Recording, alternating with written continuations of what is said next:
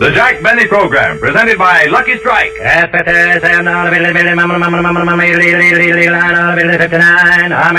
LSMFT. Lucky Strike means fine tobacco. Listen. Season after season, I've seen the makers of Lucky Strike buy fine, mild, ripe tobacco. Henry L. Smell, tobacco warehouseman, said that. At auctions for over 19 years, I've seen the makers of Lucky Strike buy fine, good-tasting tobacco. John L. Cummins, tobacco auctioneer, said that. Yes, at market after market, independent tobacco experts can see the makers of Lucky Strike consistently select and buy that fine, that light, that naturally mild tobacco. Remember, LSMFT. Lucky Strike means fine tobacco, and fine tobacco means real deep down smoking enjoyment for you. So smoke that smoke of fine tobacco, Lucky Strike. So round, so firm, so fully packed, so free and easy on the draw.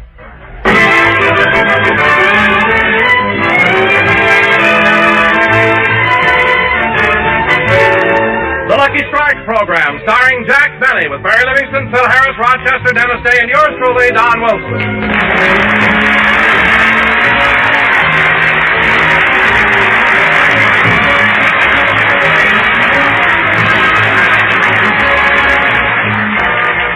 Ladies and gentlemen, over these many years that I've been introducing our scintillating star, my one regret has been that I'm not a poet. For if I were, I would paint a word picture with colorful phrases. What a beautiful thought, Don. I can just imagine you a poet. Henry Wadsworth Fastfellow.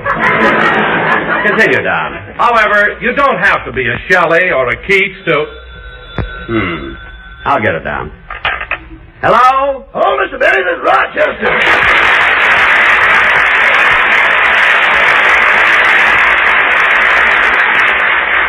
Rochester, you certainly picked a fine time to call. Why aren't you listening to the program? That's why I called, boss. There's something wrong with the radio. Oh, maybe there's a break in the electric cord. You know, the one that runs from the radio to where we've got it plugged in. I thought of that, boss, so I traced it. I started at the radio, went around the baseboard, up to the windowsill, out the window, across the driveway, through the hedge, and right to the plug on Mr. Coleman's back porch.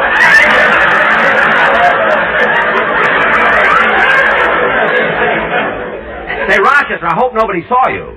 Well, just as I reached the porch, Mrs. Coleman came out, so I ducked behind the hedge and meowed like a cat. Did you fool her? I think so. She left 2 saucers of milk. 2? Yeah, one had a note on it. This one's for Mr. Benny. Good, I'll have it when I get home. Anyway, Rochester, if the cord is plugged in right, maybe there's something wrong with the radio itself. Did you check the tubes? Mm-hmm. The condenser? Mm-hmm. The transformer? Mm-hmm. The dial? Boss, I even put urine in the magic eye. No. I don't know what to do. I hate to miss your program. Well, I've got an idea, Rochester. I'll leave the receiver off the hook, and you'll be able to hear the whole show over the telephone. Yes, sir.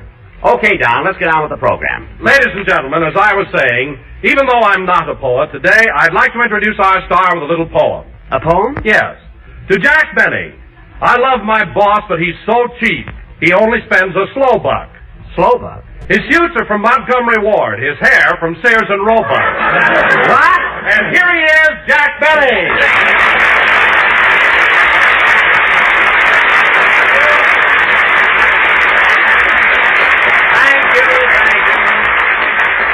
Again, this is Jack Benny talking. Hair from Sears and Roebuck. Don, I can write poetry too. As a matter of fact, I have one about you. Oh, about me? Yes. Reynolds flew around the world in a plane that was made to order. But if he tried to fly around you, he wouldn't get south of the border. Oh, Jackson, your name may not be John Greenleaf, but you're much wittier. Yes, sir. Oh, Jack, how can you compare flying around the world with me? I'm not so fast. You're not, eh? Don, there's a 3-hour difference in time between your belt buckle and back pocket. Next week it'll be 4 hours. Hey, Jackson, if you really want to... Wait a minute, Phil, wait a minute. I want to see what Rochester thought of that joke. Hello? Hello? Hello? Rochester, hello? Hello? Hello? Rochester, I just told a joke. Where were you? I had to answer the door. The man from McLean's was here. Oh, what did he want? He found a 50-cent piece on the floor, and he wondered if it came out of your suit. I told him it wasn't yours. Rochester, what makes you so sure it didn't fall out of my suit? Oh, boss, come now.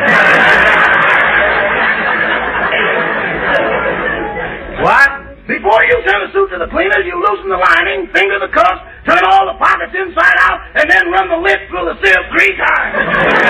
Oh, stop making things up. And if you want to hear the program, you better stay at the phone. Yes, sir. And by the way, the mailman was here and just left a package. A package? From Sears and Roebuck, you can be a blonde again. Good, good. That's the one that makes me look like Nelson Eddy. Now I've got to get on with the show, so don't hang up. Now, Phil, what were you talking about? Well, I was just going to say, Jackson, if you want to get some class on the program, how about doing something different, something entertaining like, well, like letting Livy and me sing a song together. Hey, that sounds like a pretty good idea. You'll sing with Phil, won't you, Mary? No, thanks. I sang with Phil before. What about it? I didn't mind him singing about turnip greens, but he kept time by hitting me on the head with a ham hock. Oh. All right, Livy, all right. So if that's the way you want to feel about it, don't sing with me. I just thought it would be nice to have a trio. Trio? You and Mary would make a nice trio? Yeah. Look, Phil, let me explain something to you. 1 is a solo, 2 is a duet. Now, if you add a 3rd person, you've got a trio. Oh. And if you add a 4th person, you have a quartet. Uh-huh. Now, Phil, if you had 4 people and you found a 5th, what would you have? Throw me that lead again, will you?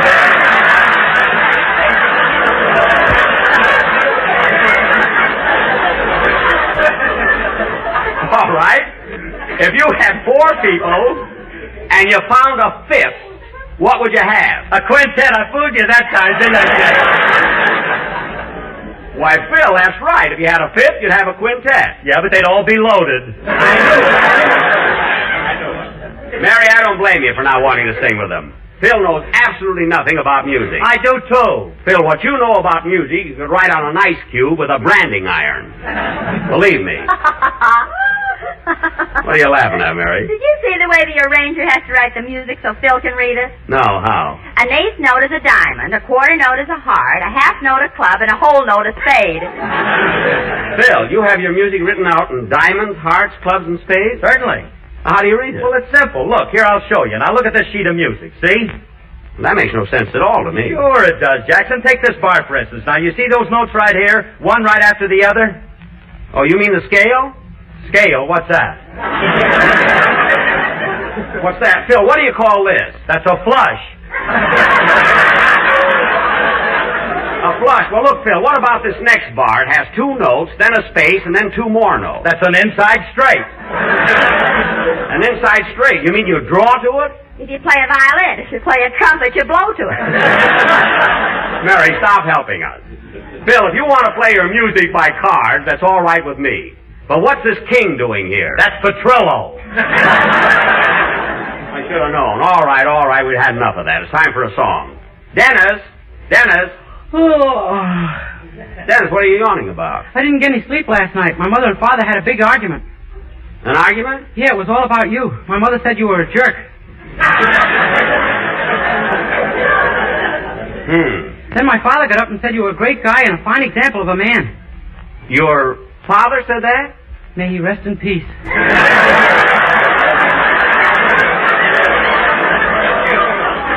Now stop being silly. Your father's sitting right out here in the audience. Yeah, doesn't he look awful? Cut that out. Dennis, why does your mother dislike Jack so much? Well, she used to go with Mr. Benny before she met my father.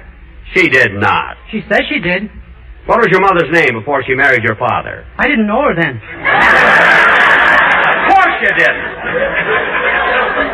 Now, come on, kid, let's have your song. Okay. And face the telephone so Rochester can hear it, will you?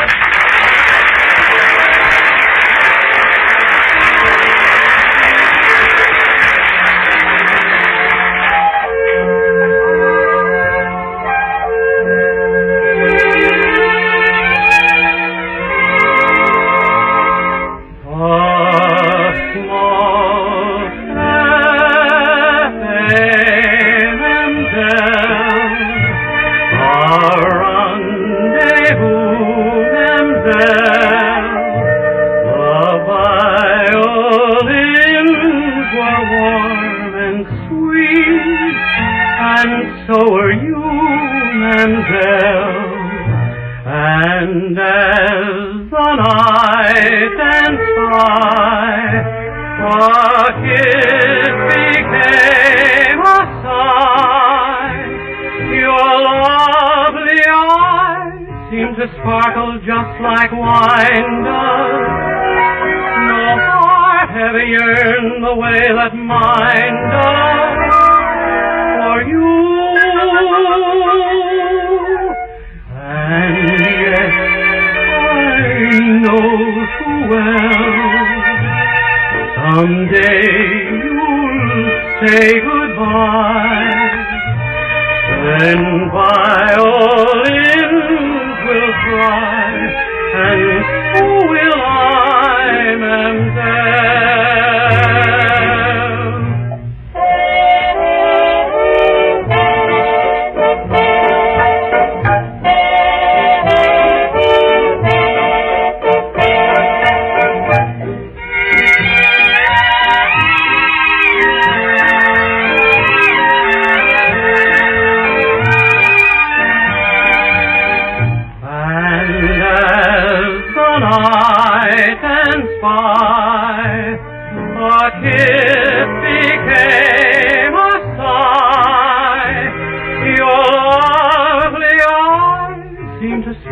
Just like wine does, no heart ever yearned the way that mine does for you. And yet I know too well someday you'll say goodbye. Then by all ends will cry. And so will I, Mamselle.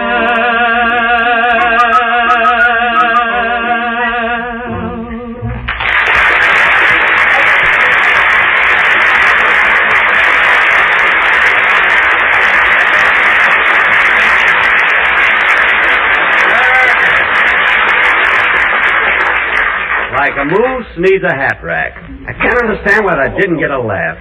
Norman Krasner liked it. And that was Dennis Day singing his latest Victor recording.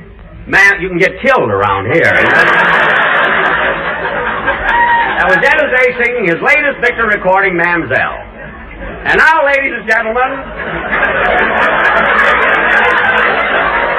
everything falls down on us. No rehearsals. Anything happens. Ladies and gentlemen, for our feature attraction tonight, we're going to present our version of the Universal International picture based on Betty McDonald's bestseller, The Egg and I. In our Jack, you can't do The Egg and I. Fred Allen did it last week.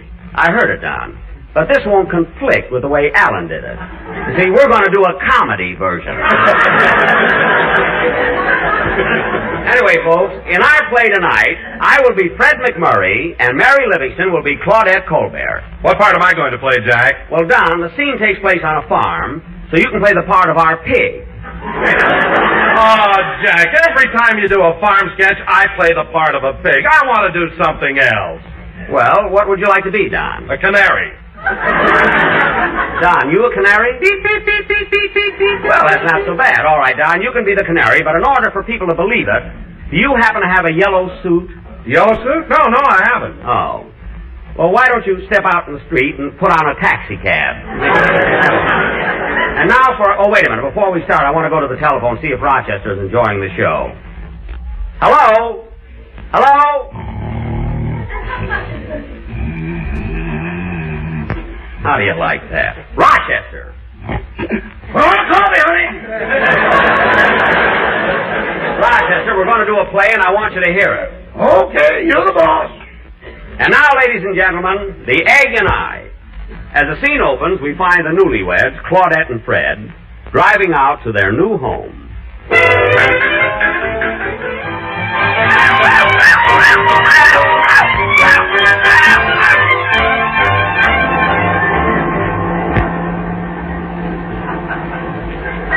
Gee, Claudette, I hope you like the new farmhouse I bought. Oh, I know I will, Mr. McMurray. Oh, you can call me Fred. We've been married a week now. Remember after the preacher said I pronounce you man and wife, we turned to each other and shook hands? Oh, yes. Gee, you were nervous. I was not nervous. You were, too. You put the ring on the preacher's finger and gave me $10. $10. Gee, I was nervous. Anyway, it sure was a wonderful wedding. All our friends were there, the music played softly, and we made a lovely-looking couple as we marched down the aisle. Yes, but don't you think it would look nicer if I had carried the flowers? They were bluebells. They went so well with my eyes. But, darling, wasn't it exciting as we drove away from the church with those shoes tied in the back of the car? Yeah. I wonder what made them bounce like that. My mother was still in them. Oh, yes. I cut her loose when we went through Anaheim. They can always use another smudge pot there. Well, here we are. Look, darling, there's our new home. Gee, it sure looks run down. Yeah, but we'll fix it up. There's the man from the real estate office. Oh, Mister. Yes. I just bought this house. You're the man from the real estate office, aren't you? Yes, Nelson's the name. I'm here to show you around. Gee, what a peculiar style of architecture this house has. It's not French Normandy. Is it early American? No, crummy colonial. Well, let's go inside. Come on, honey. All right. I'm talking to my wife. Oh, now follow me. Here's the front door.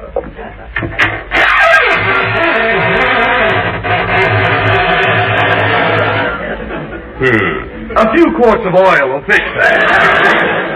Come on, Fred, let's go in. Just follow me, folks. I'll show you through the house. This is the living room. This is the dining room. And this is the bedroom. Gee. Mr. Nelson, does the bathroom have a tile floor? Shall we go out and see?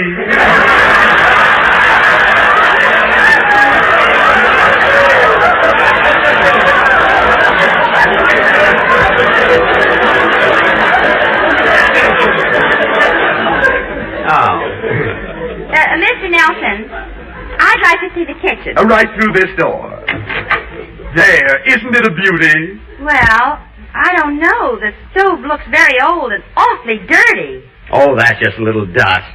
I'll blow it off.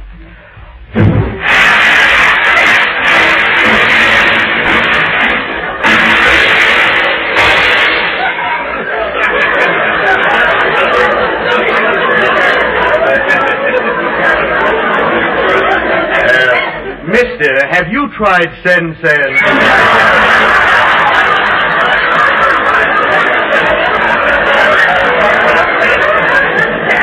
Never mind that. Gee, this place does look run down. Yes, but with a little work, you can make it look like $1 million. Whoops.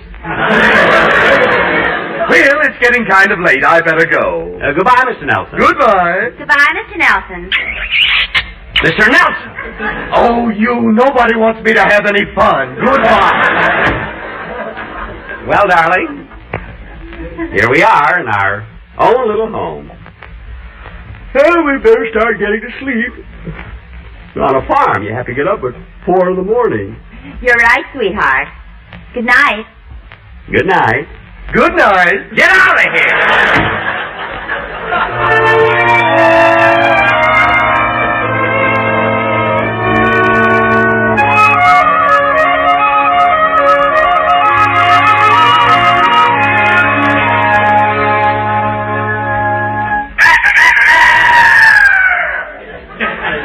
Darling. Darling. Darling, you're snoring. No, that's the rooster. It's morning. Oh. Well, you hurry and get breakfast ready. I'll go out and milk the cows. Good thing I slept in my clothes.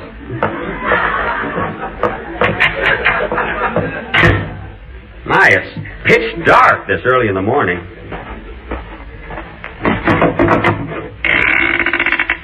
Now, where's that milking pail? Ah, here it is. Easy, bossy, easy. That's a good girl, bossy. Easy, bossy, easy.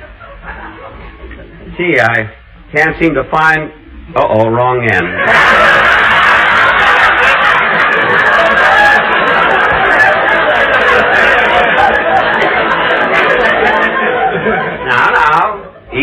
bossy. Easy.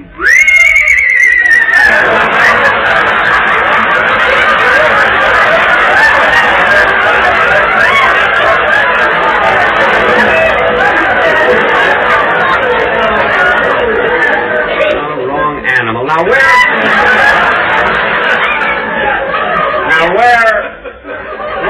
where's that cow? Ah, there you are, bossy. Now hold still while I fix the pail and stool. There. That's a good girl. Oh, la, la, la, la.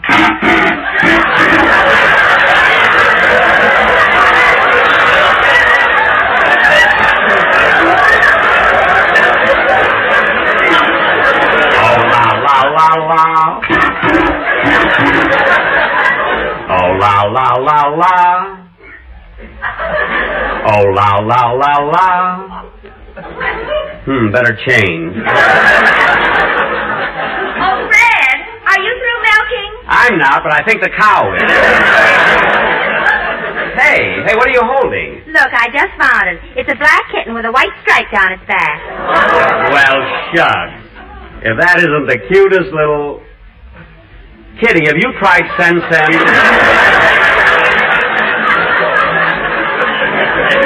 Now, Claudette, don't stand around. We've got to feed the animals. Okay. Beep, beep, beep, beep, beep, beep. Oh, look, Fred, isn't it cute the way our canary follows us around? Yeah. Now, shoo, canary, shoo, shoo. We got to feed the chickens.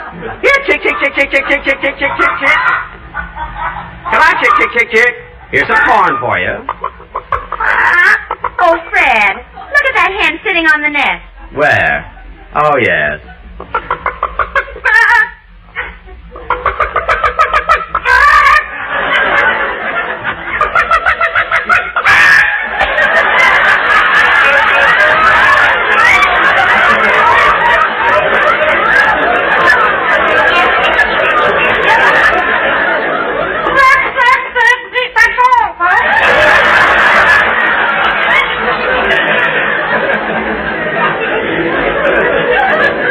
Darling, now we've got breakfast. Well, I better get some oats for the horse, hay for the cow, and...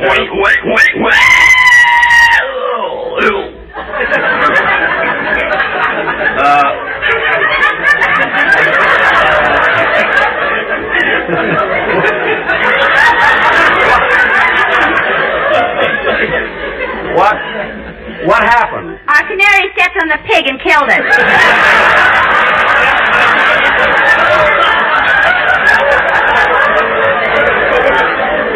Gee, that's too bad. He killed it. What a canary. I should have gotten suspicious when he bent the bars in his cage. Claudette, maybe the canary is hungry. He can't be. A little while ago, I gave him a side of beef. Well, give him the other side. Now, let's get on with the... Oh, look, here comes someone. Hello? Howdy, neighbors, howdy. Zeke Harris is my name. Live right over the hill from you. Well, you have a farm over there? Yep, I raise a little of this, a little of that, mostly corn. For your pig? No, from a still. Oh, you have a still? Yes, sir. She'll make 20 gallons a day. 20 gallons a day. That isn't much. Ain't bad, my old lady don't drink.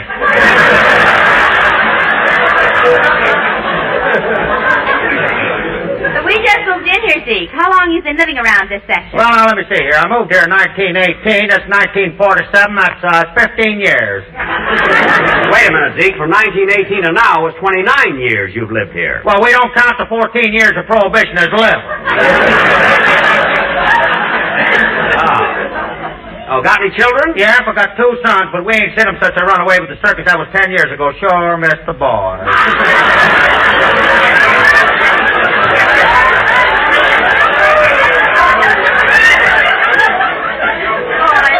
It's a shame both of them left. Maybe one of them will come back. Ain't likely. They're Siamese twins. Oh, Siamese twins, eh? Yep, they're pretty attached to each other. Oh, Zeke, if you just had a partner, you'd be another one of them Lum and Abners. By the way, Zeke, is that field over there part of your farm? Yep, that's the place where I raise the tobacco. That's my hired hands out there picking it. Where? Right over there.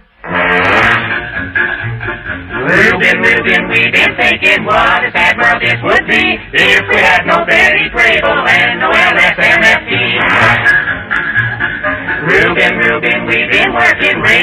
tobacco spray to make a pack of Lucky Strike for Effie, Boom, and Speedy Ring.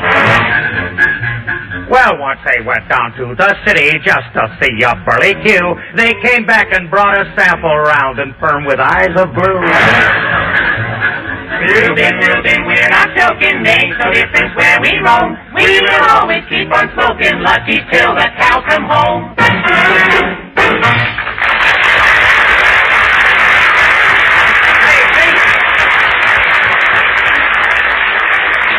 Zeke, your farm hands are pretty good. Yes, sir, they sing all the time. Hiya, neighbors. Howdy, Zeke. Good to see you all. Well, hello. Mall Kettle is the name. Live right down the road.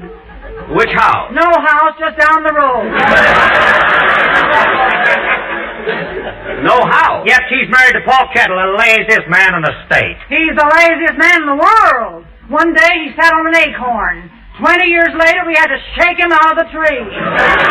No kidding. Well, what do you know? Here comes Paul Kettle, the lazy critter now. Name is Dennis, but folks call him Paul. Howdy, Paul. Hi, Zeke. Hi, folks. Ma, put your arms around me and squeeze me. I feel like exhaling. There, that feels better.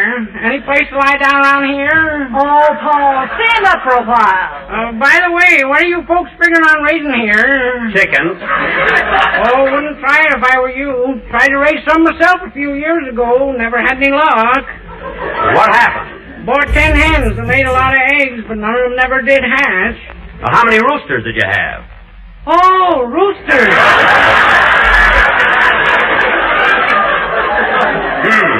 Well, I guess I better be going along now. Gotta go home and help my pig write a letter. Your pig writes a letter? Yeah, I just tell him how to spell, and he already has the pen and ink. Oh, Pa Kettle, you may be a hick, but Why don't you finish? too lazy. Well, look, my wife and I are just going in to have breakfast. Why don't you folks come in and join us? That's okay with me. Me too. Pick me up, Ma. Well, come on, let's all go in and... Hey, wait a minute. What happened to Zeke? Where's Zeke Harris? Oh, he had to run along. He's got his own show. What? I can stay till Wednesday.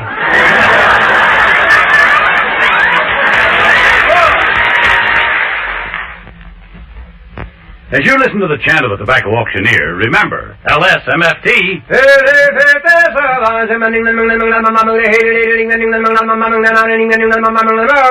Lucky Strike means fine tobacco. And in a cigarette, it's the tobacco that counts. Mr. Porter G. Wall, Sr. of Pilot Mountain, North Carolina, has been an independent tobacco buyer for 29 years, and he said, I've seen plenty of good fine tobacco bought by the makers of Lucky Strike at auction after auction.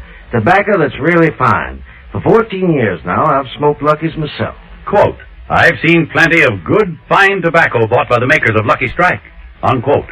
Remember, independent tobacco experts like Mr. Wall can see the makers of Lucky Strike consistently select and buy that fine, that light, that naturally mild tobacco. Fine, light, naturally mild tobacco. LSMFT. Lucky Strike means fine tobacco. Yes. LSMFT. Lucky Strike means fine tobacco. And fine tobacco means real deep down smoking enjoyment for you. So smoke that smoke of fine tobacco, Lucky Strike. So round, so firm, so fully packed, so free and easy on the draw. This is NBC, the national broadcasting company. The Grapes, Nuts, Flakes program coming to you from New York City, where we're playing to an audience of men on leave from the armed services and starring Jack Benny, with Mary Livingston, Dennis Day Rochester, yours truly, Don Wilson, and our guest conductor, Abe Lyman.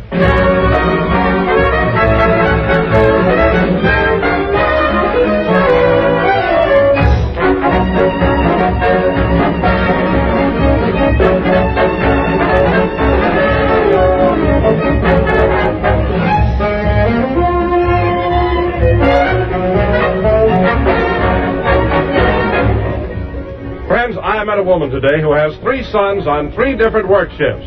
Boy, does that big 12-ounce package of delicious toasty brown grape nuts flakes get to work out at her house, with breakfast time rolling around 3 times a day. Yes, these days, breakfast may come at odd hours, but whenever it comes time for breakfast, it means time for crisp, toasty grape nuts flakes. A breakfast of malty-rich grape nuts flakes is a breakfast of swell-tasting all-around nourishment, because Grape Nuts Flakes are a whole-grain cereal. Now, whole-grain cereals are not only health builders, They're thrifty and plentiful, and they're whole grain because they bring you the important food essentials you find in the natural whole wheat. Vital food factors you need, including iron and 2 of the health-building B vitamins, niacin and B1. So get set for the breakfast shift with delicious, nourishing Grape Nuts Flakes.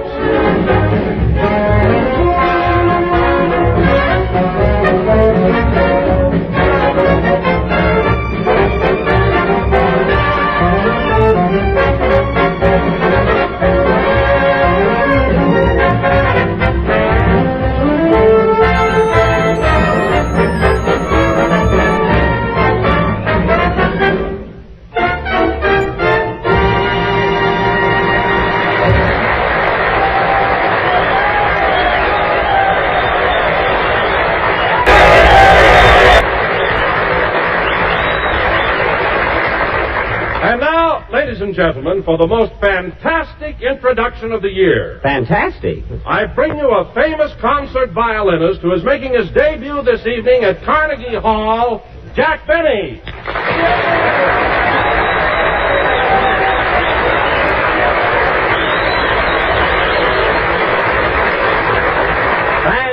Thank you. Hello again. This is Jack Yasha Benny talking.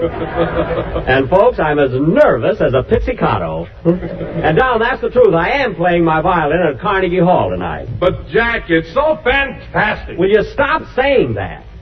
This is a benefit for the Infantile Paralysis Fund, and I'm appearing as a soloist on the same program with Gladys Swarthout, Isaac Stern, Marjorie Lawrence, John Charles, and Thomas. And, that's John Charles Thomas. It's one man. It is? Gosh, I sent all 3 of them Christmas cards. Anyway, there are going to be a lot more prominent artists there, including Oscar Levant. He's going to be my accompanist. I expect him to drop by and pick me up. Well, Jack, aren't you just a bit nervous appearing with so many musical celebrities? No, why should I be nervous? We all get along fine. I'm very nice to them, and they don't speak to me. That is all but Gladys. Gladys, she thinks my playing is marvelous. Gladys Swarthout? No, Gladys Jones, her maid. She's a cousin of Rochester's. Oh, hello, Mary. Hello, Jack. Why don't you grow up?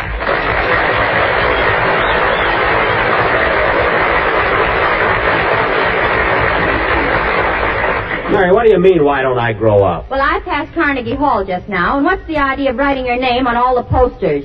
I didn't write my name, it's printed. You know, I'm making my debut there tonight. Gee whiz. Just think, my first appearance on the concert stage. Gosh. Too bad my old violin teacher can't be there. Too bad he shot himself during your 5th lesson. Yeah, I'll never forget that afternoon. I was right in the middle of da-da-da-da-dee-da-dee-da-dee-da-da-da-dee-da, and bang. And I had 5 more lessons coming. By the way, Mary, you're attending the concert tonight, aren't you? Who else is appearing? Well, there's Gladys Swarthout, Isaac Stern, John Charles Thomas. John Charles Thomas. Yeah. You know, Jack, that always sounds funny to me, a man with 3 first names. Yep, John Charles Thomas. Incidentally, it's not commonly known, but I have 3 first names, too. That's right, Jack Jerk Benny.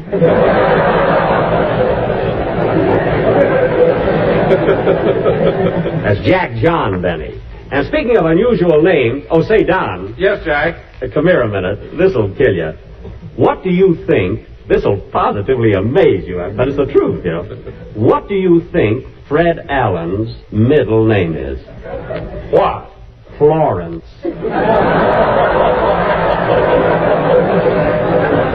Fred Florence Allen, imagine. Well, why in the world did his parents ever name him Florence? Well, I'll give you a hint, Don. Allen didn't shave until he was 33 years old.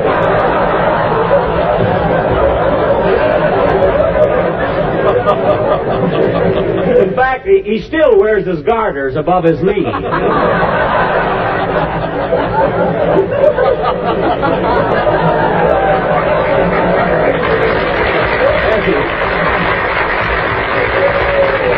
Hey, Mervyn Dorse is in the audience. No kidding, huh?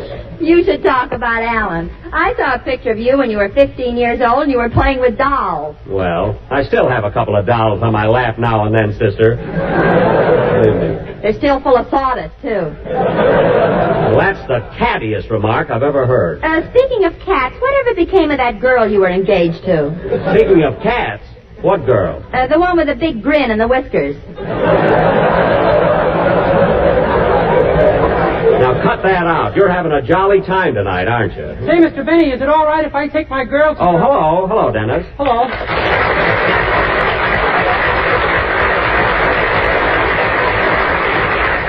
What did you want, kid? I said, is it all right if I take my girl to your concert at Carnegie Hall? Well, sure, Dennis. Is she a music lover? Is she? She's got a short thumb from pushing nickels in jukeboxes.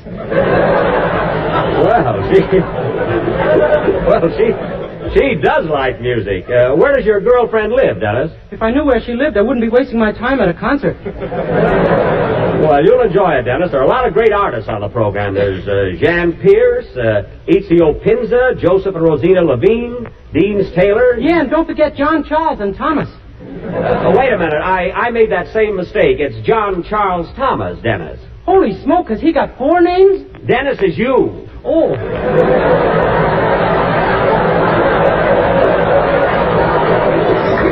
In the blue suit here. What? In the blue suit here. Yes.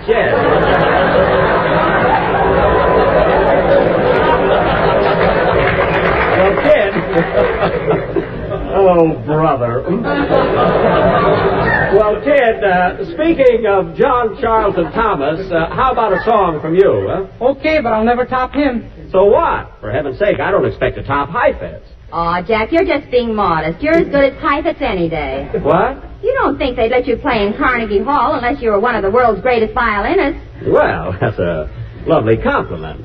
Thanks, Mary. You're welcome, it also says here.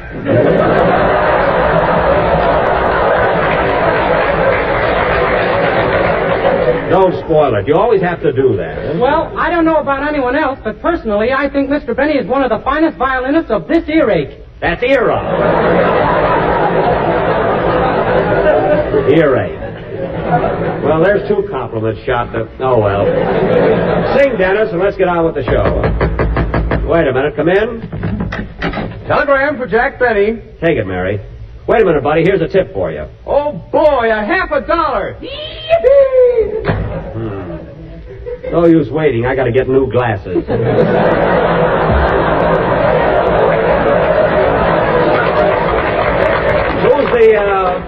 Who's the wire from, Mary? It's from your father. Oh, good old Dad. What does he say? Dear son, congratulations on your appearance in Carnegie Hall tonight. Please let me know how your full dress suit goes over. He made me a beauty, folks. The tails change color like a peacock. Sing, Dennis. Well, I'll probably get slugged for this, but I got a cold. All right, do the best you can. What do you say?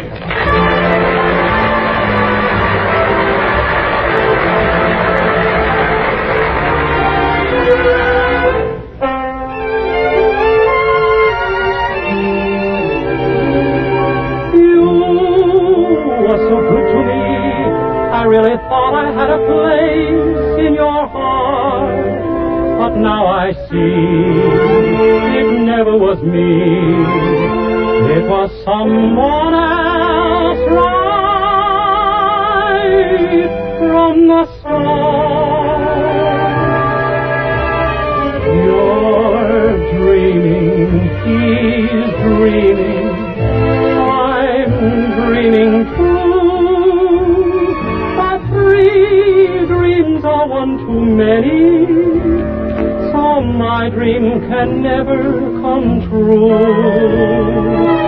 You love him, he loves you, I love you too. But 3 dreams are one too many, so my dream can never come true. My hoping that you would love me was only a madcap scheme that left me in the middle of this crazy little grief on a dream. You're happy, he's happy. I know I'm through. dreams are one too many, so I'll give my dream to you.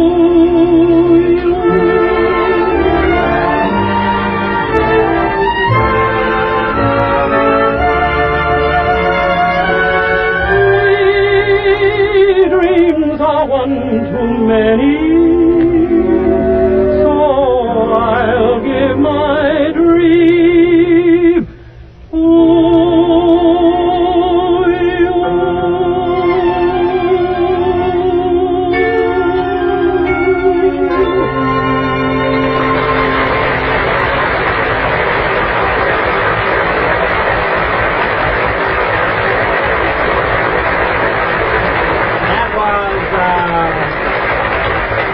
That was Three Dreams from the picture Powers Girl, sung by Dennis Day. And Dennis, that's one of the numbers you sing in the picture, isn't it? Yes, sir. You ought to see it, Mr. Benny. I play the part of a fellow who has more money than brains. Oh. It's sure hard to act like you got money, by golly. Well, I imagine it is. Oh, hello, Abe. Hiya, Jack. Abe Lyman, fellas.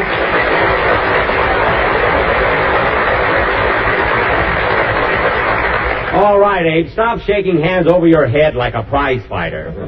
What a character. Hey, before I forget it, Jack, congratulations. I hear you're going to play at Canarsie Hall tonight.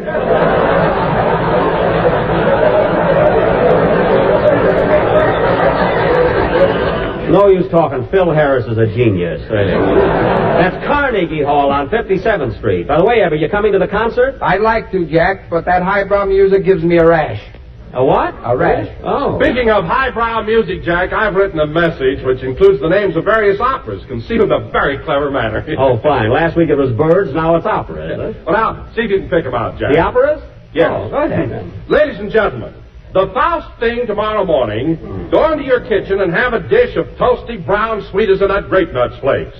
I know they're good because I eat of them every day. Well, there's Faust and Aida. Whether you live in a White House, a Red House, or a Tannhauser... Tannhauser?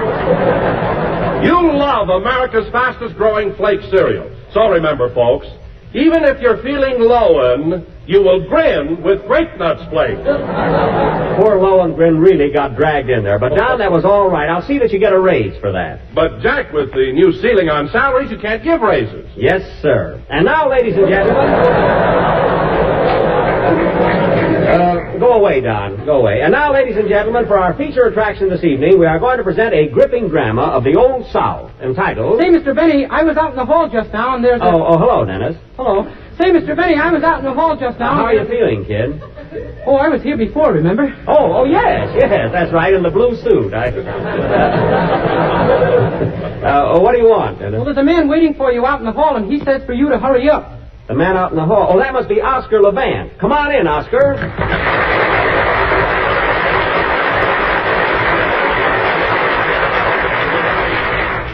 Hello, Jack. Are you all ready? Yes, I'm ready to go. Well, Oscar, I see you're prepared to accompany me on the piano tonight. Do you always wear those white gloves? These are my hands. I just came from the blood bank. Oh. Very good. I'll have to watch out for this guy. He's sharper than a buck-tooth. I'll be through here in a few minutes, Oscar. Then we'll hop in a cab and go over to Carnegie Hall. Just think, Benny and Levant playing a duet. Let's walk. Maybe we'll get run over before we get there.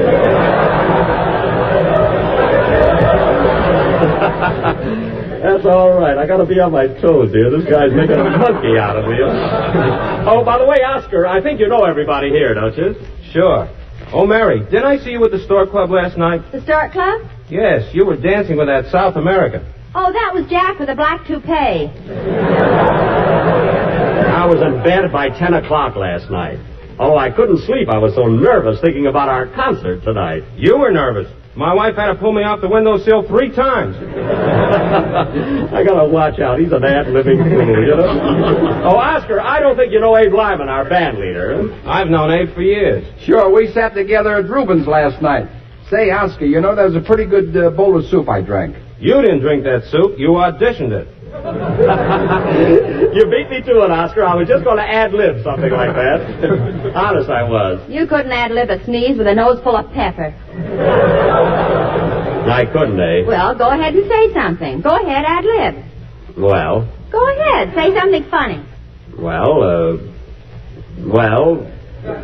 this seems to be a good time to say hello to my mother. Hello, Mom.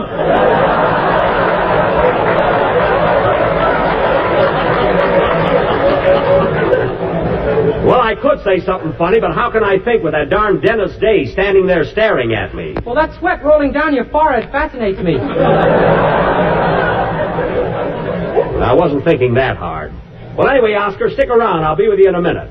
And now, ladies and gentlemen, as I start to announce, we're going to do a satire on one of radio's most intelligent and popular programs, Information Please. Wait a minute. You said we were going to do... Never mind. And we have prevailed upon Mr. Oscar Levant to come over here this evening and be our guest expert. I come over here to pick you up and take you to Carnegie Hall. Well, for heaven's sake, Oscar, as long as you're here, let's have some fun.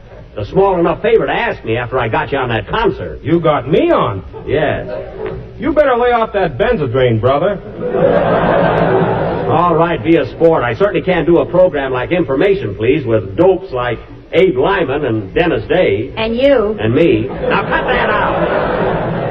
Anyway, ladies and gentlemen, right after a number by Abe Lyman and his orchestra, we'll present our own version of the... I'll take it. That must be Rochester. I told him to bring my full-dress suit over here. Hello? Hello, Mr. Benny. This is Rochester.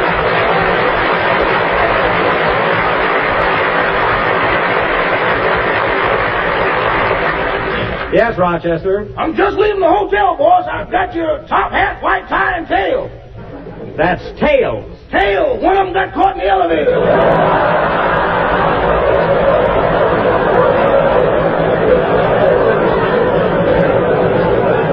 Oh, my goodness. Well, I'll certainly look funny playing my violin in Carnegie Hall with one tail. You might as well face it, boss. You're going to look funny anyway. Well, that's one of the most careless things I ever heard. I guess I'll have to wear my tuxedo. Your tuxedo? Yes. Did you press it like I told you to? Well, I pressed the coat all right, but I had a long phone call during the pants. Oh, so you left the hot iron on my pants. Where'd you burn them? I think the French word is derriere.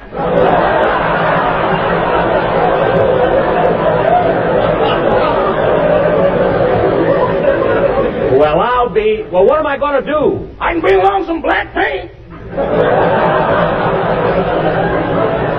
Never mind that. I'll just have to be careful how I take my bow.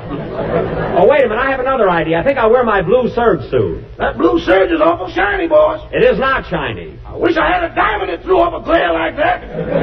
Look, Rochester, no excuses. You get over here right away with my blue serge suit. Goodbye. Goodbye, boss. Sorry, Oscar. I'll have to wear a blue serge suit tonight. Will that be all right? Sure. I'm wearing a leopard skin myself. Very good. What a guy. He's really on the beam. Play, Lyman.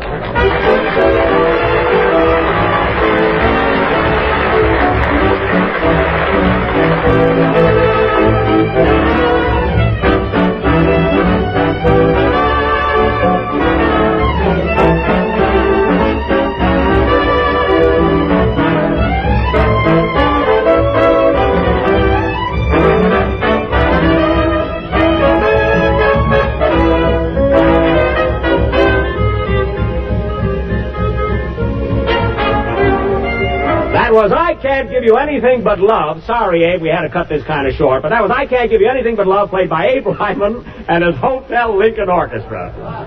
Hey, that's a good one. Abe at the Lincoln. I don't get it. Who asked you to? Be thankful you got a plug. And now, Don, I think it's about time for, Now, who's that? Come in. Yes, sir? Is this the Jack Benny program? I'm supposed to be in your play tonight. Oh, yes, you were going to be the villain. What's your name? Joe Besser. Messer? No, Besser!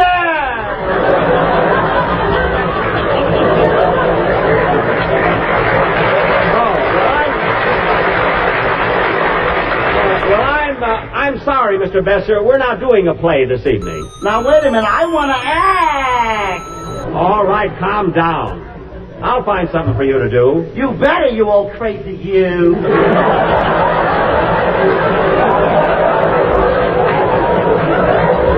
Now, sit down, please. All right, Don, let's get started.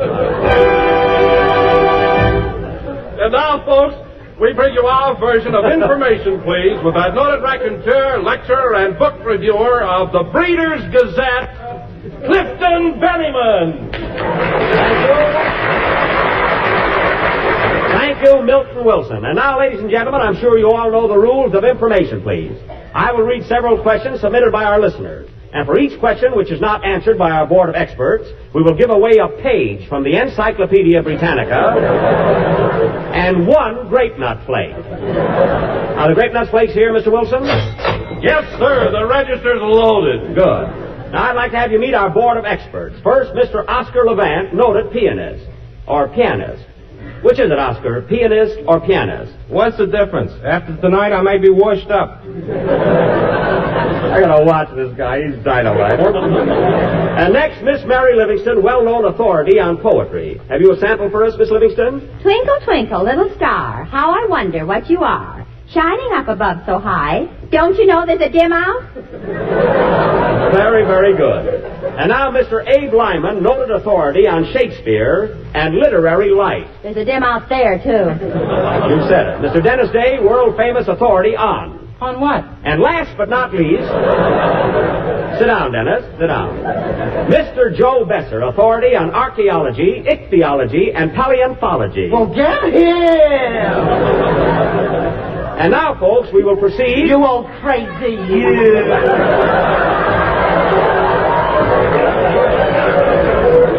Mr. Besser. We will proceed with information, please.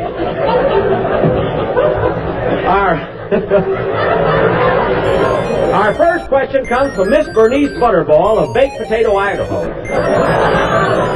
Miss Butterball wants to know if you can name 3 presidents of the United States whose names begin with W. Well, I see you have your hand raised, Mr. Day. That's nerves. It just blew up.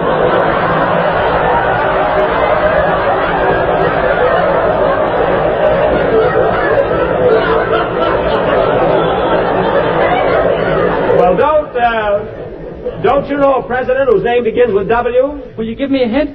Yes. So who was the Washington Monument named after? George Monument. That's right, George Monument, Washington. And now let's have another president beginning with W. Wendell Willkie. Willkie didn't win, Mr. Levant. Well, he's working, that I know. I gotta watch that boy. He's making a straight man out of me. And now, second, a president whose name begins with W. I'm waiting. Ah, Mr. Besser, I see you have your hand up. Oh, it's not for that!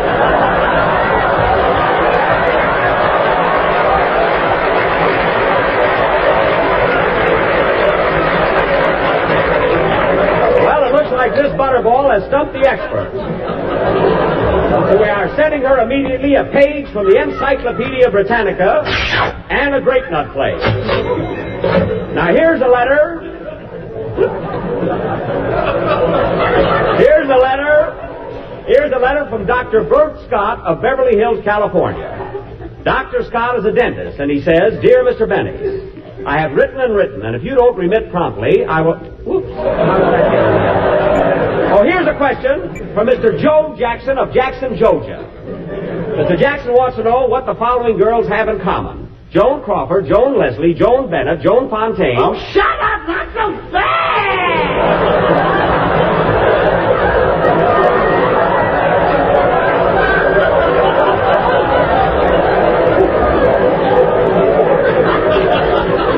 Pardon me. You should know this, Miss Livingston. What have the following movie stars in common? Joan Crawford, Joan Leslie, Joan Bennett, and Joan Fontaine. None of them will work with you. That's so. Well, thanks to your levity, Miss Livingstone, we have lost another page from the Encyclopedia and a grape nut plate. Now, here's a question in your field, Mr. Levant. Incidentally, you haven't gotten anything tonight. You're referring to money, of course. I'm referring to answers. Now, I'm going to play a musical selection, and I want you to identify the number. Just a second.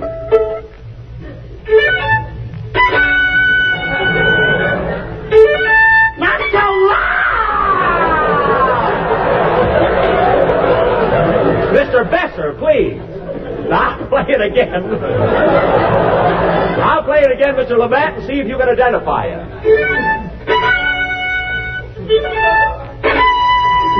Now, what's the name of that number? Its name is Mud. It used to be Souvenir. It's still Souvenir. Now, I'll give you one more chance. Boss! Fine, what do you want, Rochester? Look what time it is. You gotta get over to that concert. That's right, it's getting late. Did you bring my blue serge suit? Here it is. Wait a minute, that's my green suit. It was blue when you bought it. Well, it's too late to change it now. Come on, Oscar, let's walk over to Carnegie Hall. Yep, the last mile. Oh, don't be so pessimistic. Play, Lyman. Come on.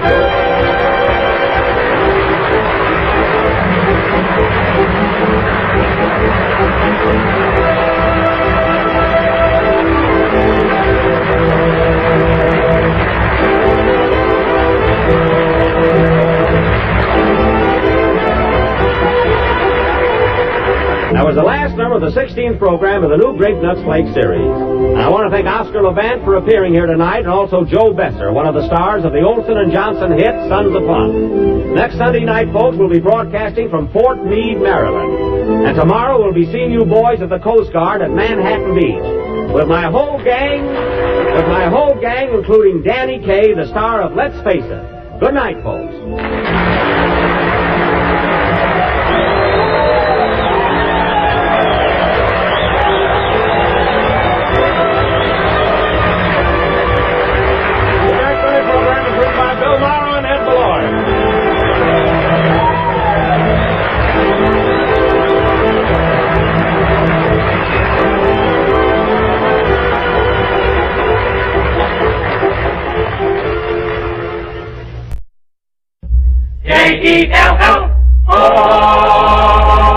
The Jell-O program, coming to you from Waukegan, Illinois, starring Jack Benny, with Mary Livingston, Phil Harris, and yours truly, Don Wilson.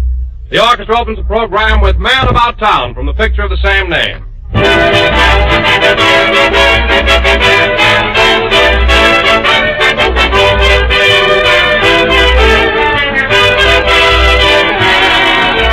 The other day, walking along the street, I stopped to look in the windows of a grocery store. And I was thinking how attractive the cool, fresh fruit looked piled up in heaps. Well, you know one of the best ways to serve fresh fruits is to combine them with Jell-O. Jell-O is delicious, served with fresh strawberries, with circles of orange, or with sliced bananas. And it makes an ideal hot weather dessert, cool, inviting, and satisfying. For Jell-O brings you that delicious, extra-rich flavor.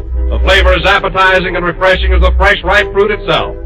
Strawberry, raspberry, cherry, orange, lemon, and lime. All 6 flavors are extra rich, and all 6 colors are extra gay and summery. Just be sure of one thing. Be sure to get genuine Jell-O when you buy, and don't accept any substitutes. Look for those big red letters on the box. They spell Jell-O, and Jell-O spells a treat.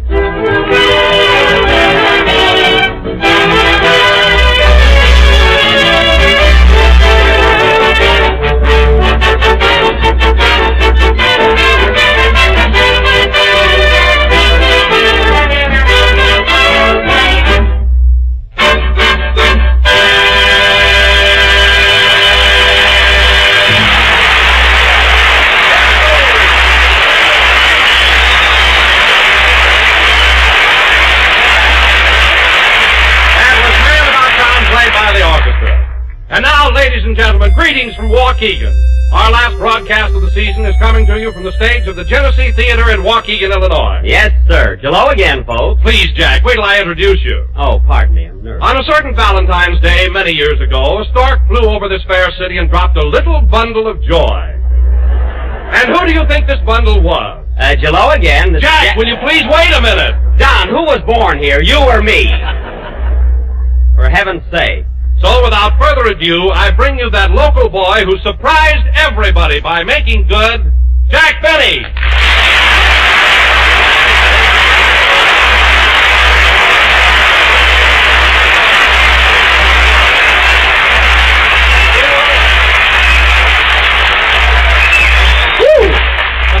Thank you. Hello again. This is Bundle Benny talking.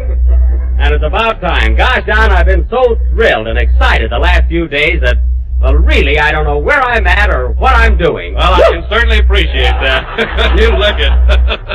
Well, you know, Don, I spent the last 4 days just renewing old acquaintances and visiting all my old hangouts. What a time I've been having. Well, who'd you see, Jack? Oh, everybody. Ollie Eimerman, Stub Wilbur, Cliff Gordon. And yesterday I dropped into Bobby O'Farrell's pool room. I haven't seen Bobby in 15 years. Hey, I'll bet he was thrilled to death. Was he? Why, the minute I walked in, he said to me, Jack, will you ever forget the day you were showing off and you ripped a hole in the cloth on the billiard table? I said, I sure do, Bob, and he said, that'll be $3.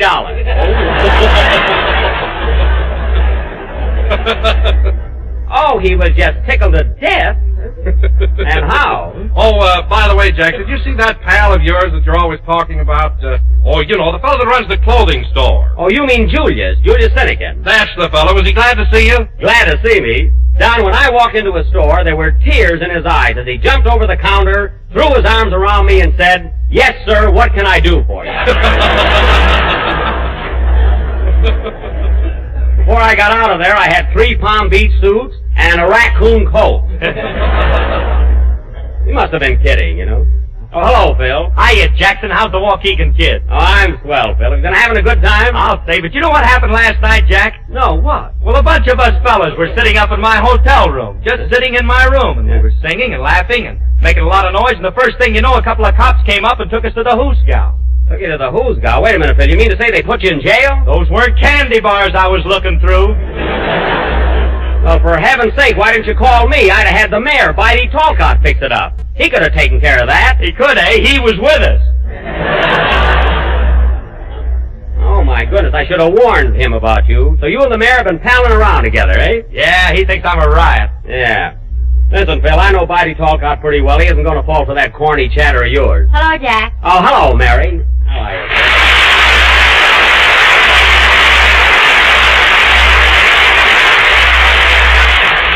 Well, Mary, here we are in my hometown. Are you enjoying yourself? Am I?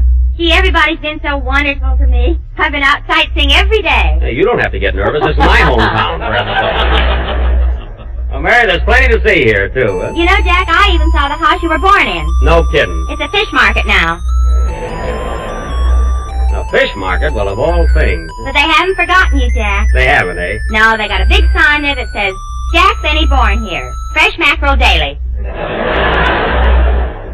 Well, naturally, they have to advertise what they're selling. What else did you do, Mary? Well, I went over to the City Hall Park to see that elm tree they planted in your honor. Oh, yes. Did you see that elm tree? I'll say. What are you laughing at? There was a squirrel in it signing autographs. That was my uncle, Tarzan Benny. But say, fellas, you ever notice, for a town this size, how many pretty girls there are here? You're right, Jack. The girls are beautiful. How they go for me? Oh, sure. Why, they're always staring at me. Well, Phil, marcelled hair for men is a novelty around here. You know, so stop taking bows. Say, Jack, you told me that you used to be quite a ladies' man in this town. Have you seen any of your old girlfriends? Have I? Why, Don, only this morning I was walking down Washington Street, and who did I run into but Vivian Thompson? You know, when we were kids, she and I were kind of stuck on each other. You know, I used to write her notes, and we used to give each other presents. In fact, I still have a lock of her hair. You ought to paste it on, brother. Never mind that. Vivian and I had quite a romance. Was she thrilled seeing you again? Well, Don, Did she kiss you? I didn't put this lipstick on my forehead myself. You know, to tell you the truth, I think she's still crazy about me. Well, if she's so crazy about you, why did she kiss you on the forehead? Because she's taller than I am. That's why. What do you want me to do, carry a box to stand on? Anyway, let's not get into an argument here. I'm feeling too good. Me too. And I'm so grateful the way people here have treated me that I wrote a poem all about Waukegan. Well, that's a fine way to pay him back. Now, go ahead. Let's hear it. Well, Jack, I'm going out in the hall for a glass of water. I'm going with you, and I never touch it. Come back here, both of you. If I can take it, you can. Now, go ahead with your poem, Mary. What's the title of it?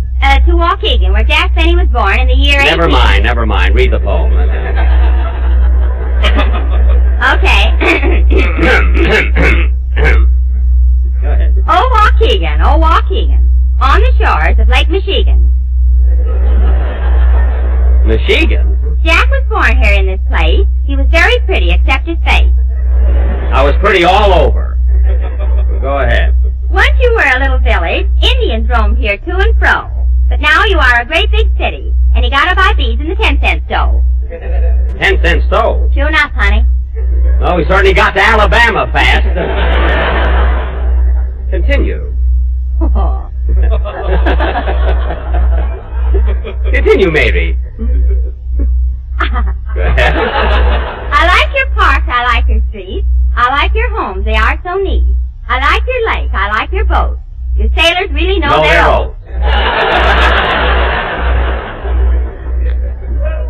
So, oh, Waukegan, we'll be sad when we are leaving. But before I go, this kiss I give to one and all from Mary Liv. The end. Well, it's about time.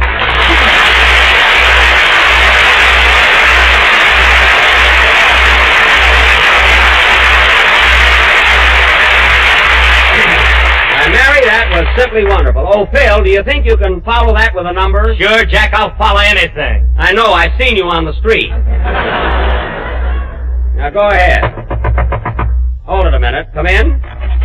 Miss Benny? Yes? Oh, Waukegan, here am I. Did I walk or did I fly? Is this just a dream perchance? Oh, gee whiz, I forgot my pants. Woo! I'm going to shoot him during the quail season, folks. Play, Phil.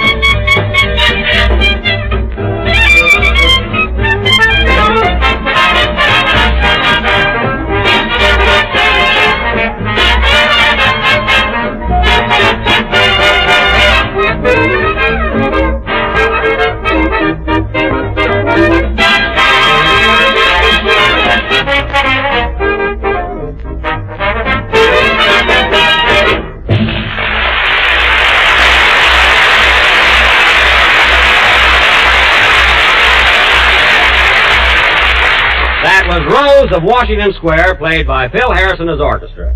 And I'm not saying this because it's our last program of the season, Phil, but on the level, that number was really swell. Thanks, Jack. Now, if your boys played like that every week, I'd be proud that I was a member of the Musicians' Union. I thought they threw you out. They did not. I'll show you my membership card. I got it right here in my wallet. Oh, don't take off the barbed wire just for that.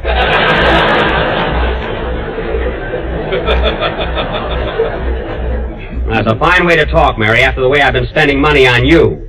I took you to Nolan's restaurant every single night this week for dinner. Yes, and I know why we always went to Nolan's. Never mind. Why, Mary? 15 years ago, Jack bought a meal ticket there, and he had 8 punches left. Well, I can't carry it around with me forever. I'd like to take one of those punches and give it right to you, right in the nose. Smart on the last program. And now, ladies and gentlemen, I have a special announcement to make this evening. As you all know, tonight, immediately after our broadcast, we are having the world premiere of Paramount's new picture, Man About Town. And there are a lot of Hollywood celebrities here in our audience. Mark Sandridge, the director, Dorothy Lamour, Hedda Hopper, myself. Phil Harris? Yes, we know you're here, Phil. And incidentally, when your face appears on the screen, just applaud. Don't stamp and whistle. You know, you're not the only one in the picture. I'm the only one with sex appeal. Well, if that isn't the hammiest remark. Listen, brother, I got more appeal than you any day, and I'll leave it to Mary. You better not. Well, then you'll just have to take my word for it, Phil. Now, let's see, where were we? Oh, yes, in addition to our Hollywood celebrities, we also have with us several distinguished guests from Waukegan. And I'd like to present to you now an old school chum of mine who, through hard work and diligent perseverance, has gone far in the field of politics. Here he is, folks, the Honorable Mansell Bidey Talcott, Mayor of Waukegan.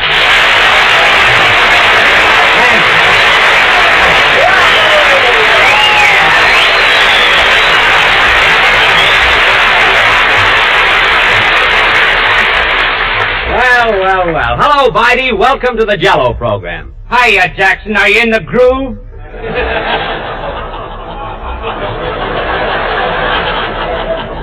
What? What's that? Are you jiving, kid? Oh, you've been around with Harris, all right. Well, anyway, Bitey, it's sure good to see you again, and you're certainly looking fine. How do you feel? Swell, Jack. I'm right on the boom. That's on the beam. On the beam, Bitey. Well, this stuff is new to me. Oh.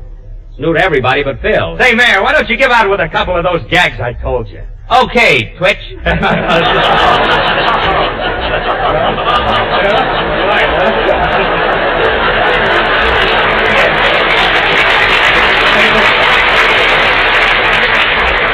The fine mayor. I couldn't even be alderman in this town. Let's see, where am I? Huh? Oh, here. Now, wait a minute, Bitey. I'm afraid we haven't time for any of Phil's gags, but I do want to tell you how much I appreciate your coming up here tonight to take a bow. And for the hospitality you've shown the gang and myself all week. I'll never forget it. You're welcome, Jack, and believe me, that goes for the whole town. See you later. Okay, Bitey. Oh, just a minute, Your Honor. Before you leave, I'd like to ask you just one question. What is it, Don? Do the people in Waukegan eat a lot of Jell-O? Oh, just oodles of it. Oodles? And why do all these charming people in Waukegan eat Jell-O? Well, because it's economical, easy to make, and comes in 6 delicious flavors. That's right, buddy. And what are those flavors, Your Honor? Well, there's strawberry, raspberry, cherry, orange, lemon, and lime. Thank you very much, Your Honor. Thank you.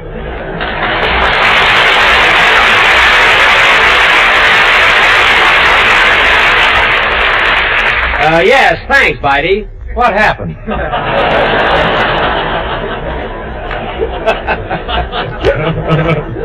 I tell you, Bitey, the plug is quicker than the eye, so be careful. Well, so long, Bitey.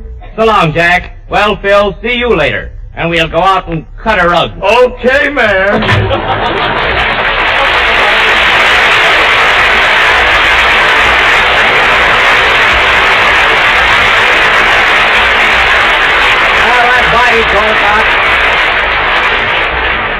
He sure is a nice guy. He gave me 9 keys to the city already. He carries them around like lifesavers.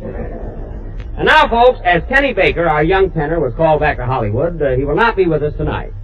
So for the vocal highlight of the evening, Mr. Phil Harris, the Nightingale of the South, and Miss Mary Livingston, the Plainfield Thrush, will blend their voices in a popular little number called, that must be Bitey again. Is that you, Mayor? It sure is, Buck. Open up. Well, the Mayor of Van Nuys.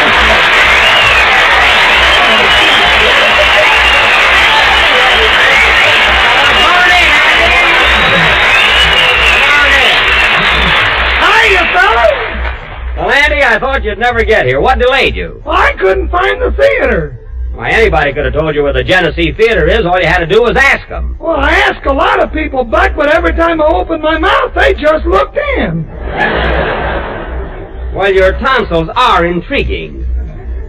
You know, Andy, you should have been here a few minutes ago. You being the mayor of Van Nuys, I could have introduced you to the mayor of Waukegan. Oh, I know, Bitey. I was over at the city hall with them all morning. Yeah, what were you doing? Oh, we just sat around and hammered with our gavels.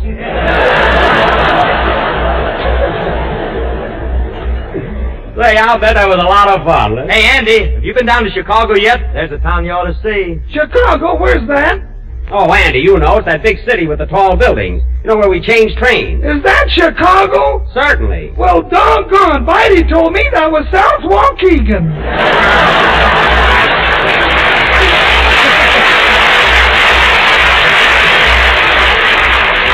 Well, he would. You better be careful, Andy. The first thing you know, he'll try and sell it to you. It's too late now, Buck. I bought it.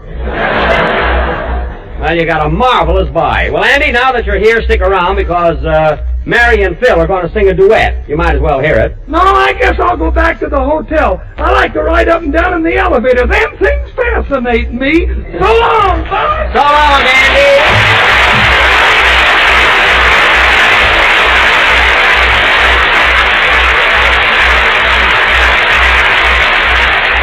You know, folks, Andy's getting a terrific kick out of this trip. He's never been east before. He's never even been in a hotel before. How do you know, Phil? I walked in his room this morning and he was making the bed. Oh, he'll get by all right. Well, how about that number, kids? Are you ready? I am. Me too. Then swing it and be good now. I want to be proud of you tonight.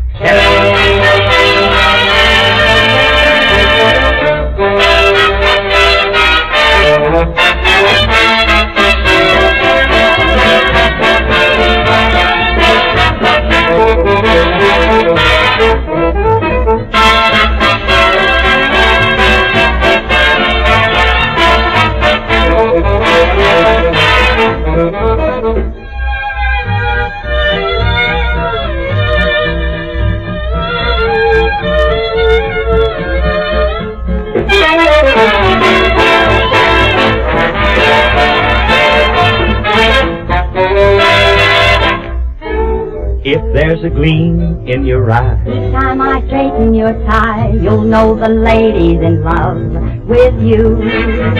If I can dress for a day without that waiting I hate, it means the lady's in love with you. and when my friends ask me over to join their table, but I pick that faraway booth for two. Well, sir, here's just how it stands. I got romance on my hands. Because the lady's in love with you. If I go deaf, dumb, and blind, And you got things on your mind. you'll know the lady's in love with you. If I have met your old flame, And you remember their name. it means the lady's in love with you. And Sunday night when I take you to see that movie, And I say the balcony seat will do. Well, sir, here's just how it stands. I got romance on my hands. Because the lady's in love with me.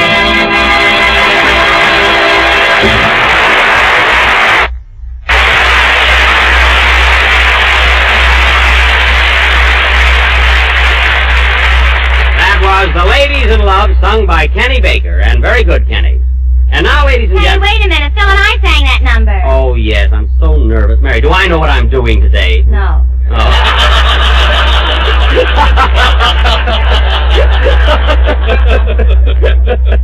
That no wasn't in the script, folks. And now, ladies and gentlemen, in a few more minutes, our little gang will bid you all adieu until next October. Say, Don. Oh, yes, Jack. Just imagine we'll all have 14 whole weeks of rest. 14 weeks of nice, carefree relaxation. And 14 weeks without getting paid. Yikes! Well, I never thought of that. Say, Jack, I'm getting a little bit jumpy, are you? You mean on account of the premiere of the picture? No, Phil, I'm sure it'll go over big. Why, look at all my friends sitting out in the audience. Sid Block, Ward Just, Mr. and Mrs. Pritchard. And there's my dad and sister. John, look at that big smile on my father's face. Yeah, he's sure thrilled. He certainly is. I don't see him. Which one is your dad? The one in Jack's blue suit. That's him. I wish he couldn't put on both pair of pants, though. It's warm here. Say, Don, you know what I ought to do tonight as long as we're here in Waukegan? What's that, Jack? Well, after all, this is where I started on my musical career, and I think it's no more than right that I play a violin solo. You know.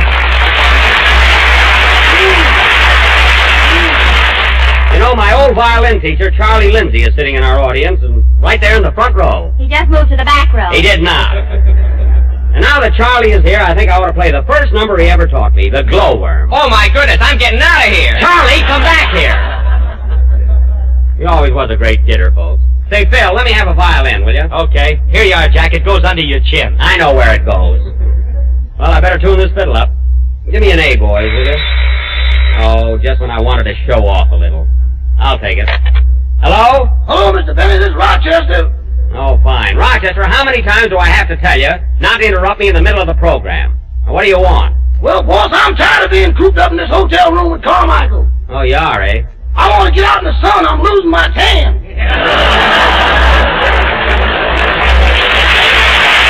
Listen, Rochester.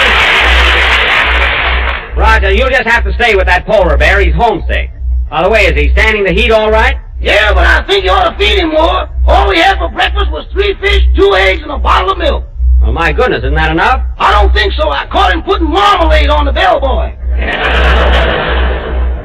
Oh, he was just clowning. He was drooling, too. Never mind. Now, Rochester, before I forget it, I want you to pack my bags because we're leaving for New York tomorrow. I'm going to see the Louis Galento fight. You won't get shiny pants watching that. Oh, so you're still bragging about Joe Louis, eh? Well, let me tell you something, Rochester. They don't call Galento the Iron Man for nothing. Why, he's got a chin like an anvil. An anvil? Yes. Well, Brother Louis is going to play the chorus on it.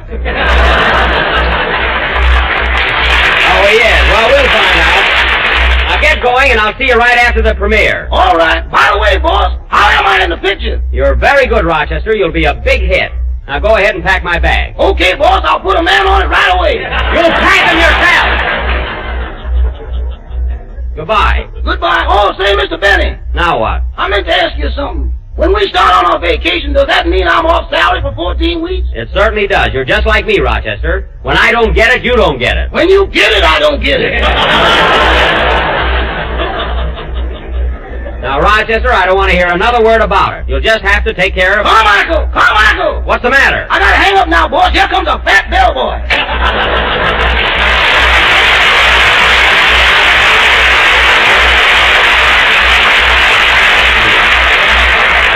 Between Rochester and Carmichael, I sure have my hands full. Now, let's see. Where was I? You were just about to play a violin solo, Jack. You traitor, why'd you tell him? Mary. All right, boys, the glowworm. You know, I haven't had much time to rehearse it, folks, but I hope all my Waukegan friends will remember and recognize it. Well, I just tune up a little here.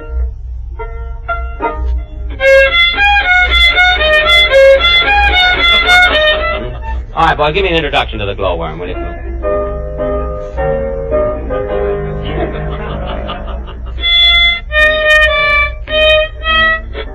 Clink, clink. Clink, clink.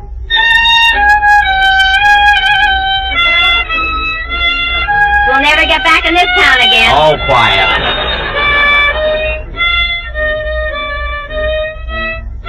Clink, clink.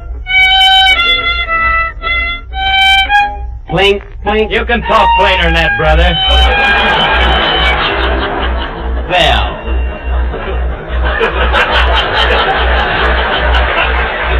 Isn't that awful?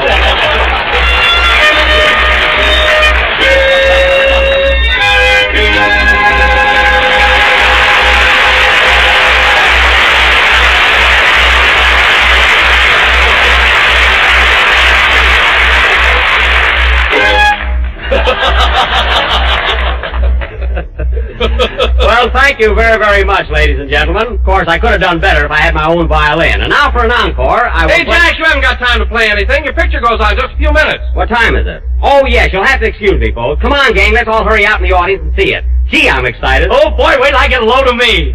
You, that's all you think of. Oh, stop arguing. Hurry up or we'll miss the picture. Don't worry, they won't start it without me. Where are we going to sit, Jack? Don, where do you generally sit? Come on, kids, let's go, will you? All right.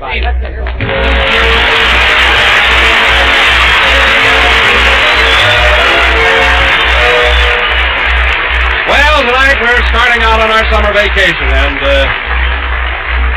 it makes us want to leave you with a suggestion that's just swell for these hot days to come. It's crisp summer salad, a dish to spruce up the tiredest appetite. You can make it with cool golden lemon jello or tangy sea green lime, and here's what you do. Dissolve 1 package of your jello in 1 pint of hot water, add 1 tablespoon of vinegar and a dash of salt, and chill until slightly thickened. Now, fold in 1 cup each of diced cucumber, sliced radishes, and sliced young onions. Mold until firm and serve on crisp lettuce. Ah, there's a cool, invigorating salad that's bound to make you hungry. Shimmering jello, lemon or lime, with that wonderful extra-rich fruit flavor and the fresh summery color. And crisp, fresh vegetables molded firmly inside. So ask your grocer tomorrow for some lemon or lime jello and try this delicious summer salad.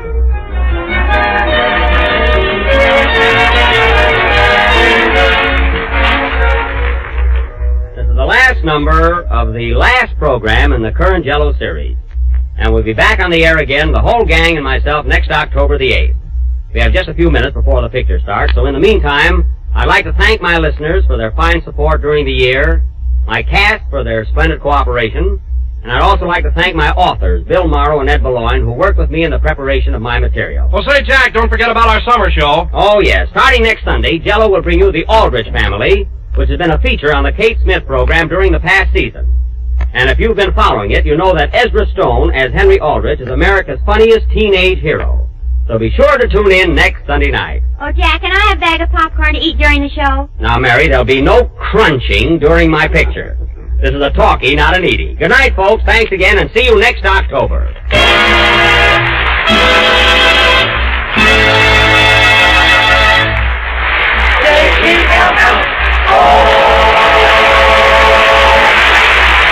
The tune rolls of Washington Square is the title tune of the picture of the same name. This program has come to you from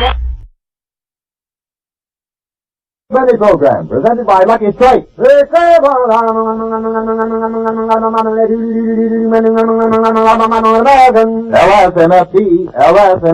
Lucky Strike means fine tobacco. Yes, at auction after auction, market after market, the makers of Lucky Strike consistently select and buy that fine, that light, that naturally mild tobacco. Listen to the words of Mr. Tom Jones, 18 years, an independent auctioneer of Mount Airy, North Carolina. He recently said, "In my 18 years of auctioneering at market after market, I've seen the makers of Lucky Strike buy fine tobacco, fine, ripe cigarette tobacco that makes a smooth, mild smoke. I've smoked Lucky's myself for 15 years. For your own, real, deep-down smoking enjoyment, take a tip from the experts. Light up a Lucky. Light up a really finer cigarette. And puff by puff, you'll see LSMFT, Lucky Strike means fine tobacco. That's why there's no question. Lucky Strike is a finer, smoother, milder smoke. So smoke the smoke of fine tobacco, Lucky Strike. So round, so firm, so fully packed, so free and easy on the draw. No doubt about it. In all the world, there's no finer cigarette than Lucky Strike.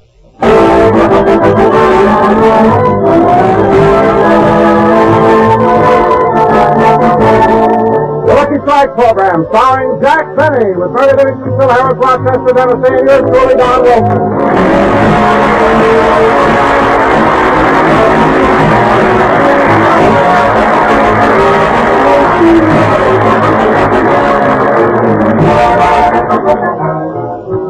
Ladies and gentlemen, this is our final broadcast of the season, and as you know, farewells are always sad. And doing the final program is always sad. So, without further ado, we bring you radio's saddest comedian, Jack Benny!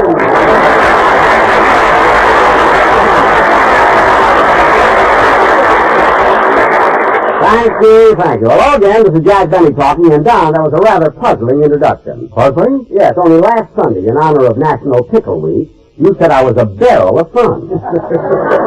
Now, how in one short week did I deteriorate from a barrel of fun to radio's saddest comedian? How could that be? Well, it's really very simple, Jack. A pickle is something sour. Now, according to Webster's dictionary, sour means morose. Morose means gloomy. Gloomy means sad. So it's very logical for you to go from National Pickle Week to radio's saddest comedian. See? Well, Don, I've looked at Webster's dictionary myself, and I found out that when you pickle a thing, it's submerged in brine. When it's submerged in brine, it's preserved. When it's preserved, it's canned, and that's exactly what you are.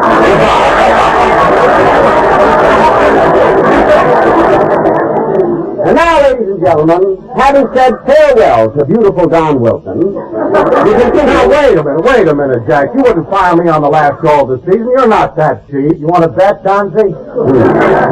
Speaking of things pickled, here's Phil Harris.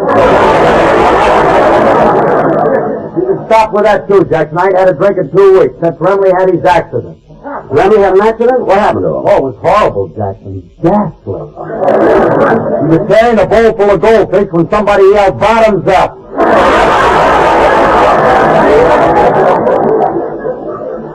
You mean? Yep, drained it, sand and all.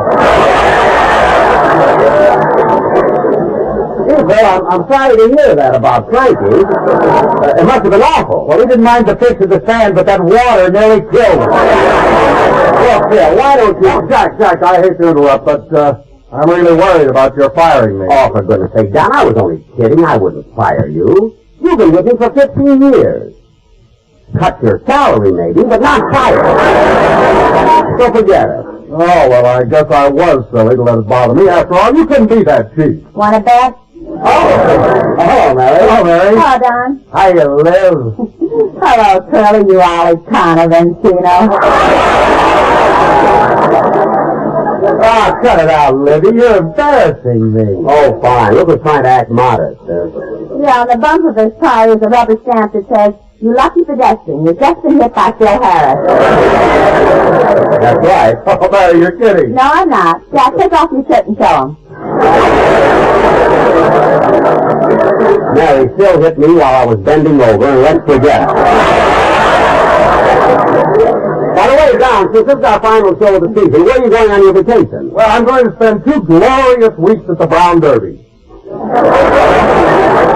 That's nice. What are you going to do, Mary? Well, my sister Babe is coming to visit me, and we're going hunting. Hunting? Isn't that more of a sport for a man? That's what Babe's hunting for. Well, it's a shame nature gave her such bad ammunition. I'm still a barrel of fun.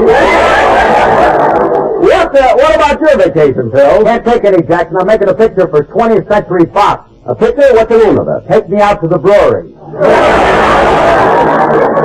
Good. That's a nice title there. Say, Jack, before we went on the air, you said you were going to do something special on the program today. What is it? Well, Mary, I thought it'd be nice on this last show to introduce all the people connected with the program.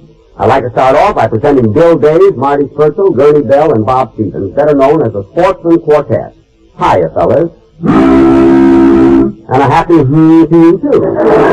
John, have the boys prepared numbers? Oh, yes, Jack. They're going to offer their version of Frank Lester's new song hit, Baby It's Cold Outside. But, Don, that number needs a girl singer, too. Well, I know, and we're fortunate to have with us the girl who made the popular recording of that song with Johnny Mercer. None other than Margaret Whiting. Margaret Whiting, is she here? Yes, Jack. Hi, everybody.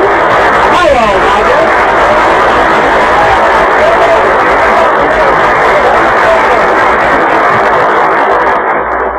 Well, now I see where nature sent all the good ammunition. But Margaret, it's swell having you here with us. This is really a surprise.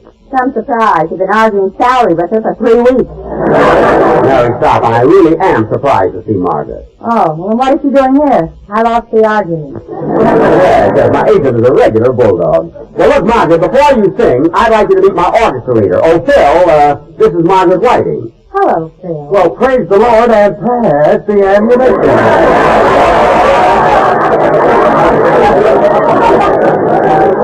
Well, Margaret, what a delivery. I understand this record you made with Johnny Mercer is a sensational hit. They're selling like hotcakes. Oh, yes, Jack, and I'm very happy about it. Well, by the way, did you buy one of the records? No, I didn't. I figured that as long as you're a guest on my program, you'd bring me one. But, Jack, they're only 75 cents. I know, but... Well, I'll tell you what. I'll give you the 75 cents on one condition. What's that? You let me go in the store with you and watch you spend it. Well... you can't get too close to Margaret. The newsreels won't let you. Newsreels. One little camera when I bought my new suit and she makes a big thing out of it. Now, Margaret, are you ready to do your song with the quartet? Yes, Jack. Who's going to accompany us? My orchestra, honey. Well, praise the Lord and pass the bromo seltzer. Well, look, Margaret, if you don't want Phil's music, perhaps I can accompany you on my violin. Well... Well, what? That puts me between the devil and the deep blue eyes. Thank you. And now, ladies and gentlemen, Margaret Whiting and the Sportsman Quartet present their version of Frank Lester's new song hit, Baby It's Cold Outside.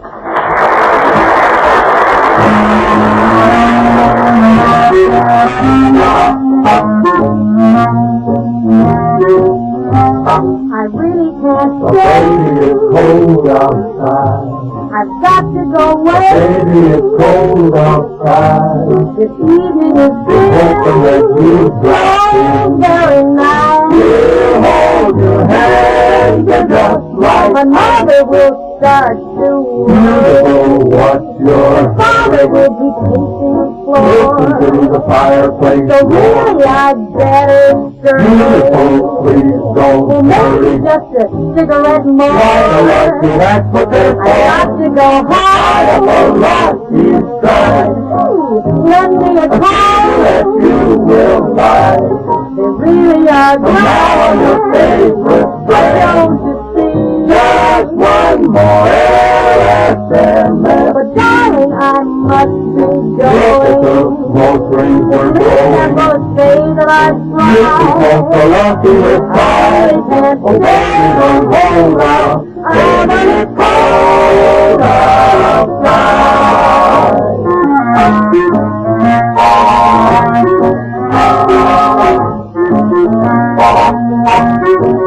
I simply must go. I hate you to know. I'll leave with regret. And that's a fact. Darling, if you get lonesome, remember all those luckies by your side. Oh, what I like. Let's smoke a lucky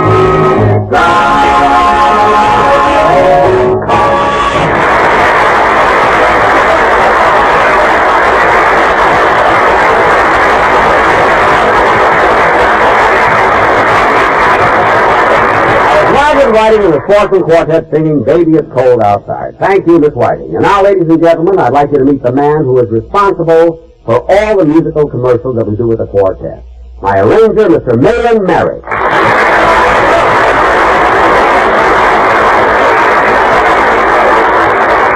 Thank you, Jack. Malin, how long have you studied music? Oh, I've never studied music, Jack. Never studied music? Well, then how come you're qualified to make arrangements for Phil Harris's orchestra? Well, I used to work in a boiler factory.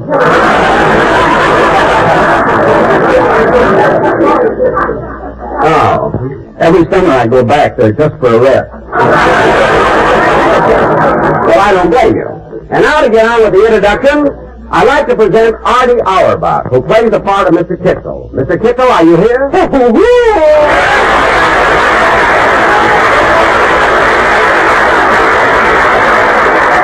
Mr. Kitzel, I haven't seen you for a few days. Where have you been? Yeah, I went to the Rita Hayworth Silicon wedding.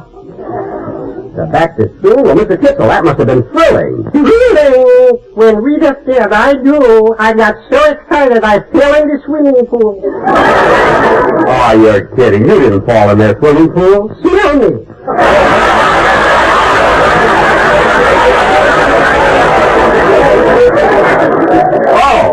Well, Mr. Kitzel, I want to thank you for all the laughs you brought to the show, and I'm glad you're going to be with us again next fall. Oh, thank you, Mr. Benny. And while you're on your vacation, would you drop me a postal card now and then? Sure. What's your address, Mr. Kitzel? 4270 Riverton Avenue, D8.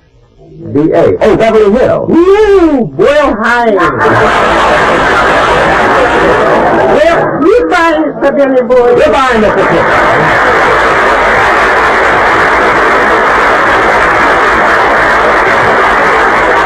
Now, ladies and gentlemen, I'd like to introduce another talented actor named Joe Kern. You know him as Ed, the man who guards my underground vault. He's been there for years, and whenever I go down to get money, he always says, "Oh, who goes there? Friend or foe?" Friend. What's the password? A penny saved is a... Oh, it's you, Mr. Ben. Yes, Ed, I'd like to get some money out of the vault for my summer vacation. I'm going to drive to New York. Where? New York. Where? New Amsterdam. Oh. Well, that takes care of everything while I'm gone. I'll see you again. Goodbye, Ed. Bye, Mr. Benny.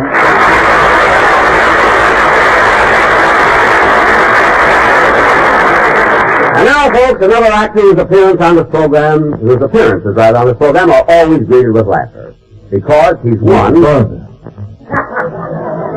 Bud. Who, me? Yeah. Come here a minute.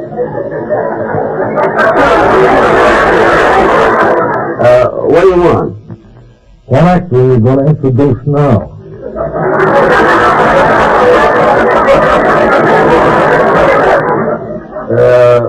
Frank Nelson. What? Introduce Sheldon Leonard. Well, why should I introduce Sheldon Leonard now? Because that's me, and I just laid 6 to 5. I'd come in ahead of Nelson. All right, ladies and gentlemen, the man who plays the part of our tout, Sheldon Leonard.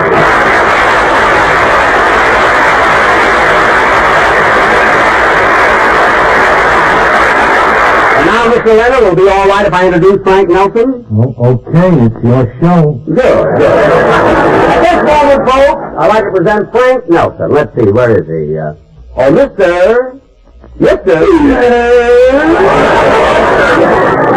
Are you Frank Nelson, the actor? What do you think I'm doing with this script in my hand? Swatting flies? All right, I just want people to meet you. But you know, Frank, it's funny. Whenever I run into you on the program, you're always so antagonistic toward me. Yes. Well, look, Frank.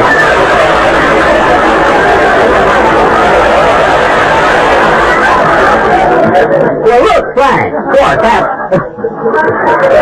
I can't wait for this next one. Look, Frank. That's just on the program. But in real life, do you really hate me? Oh, do I?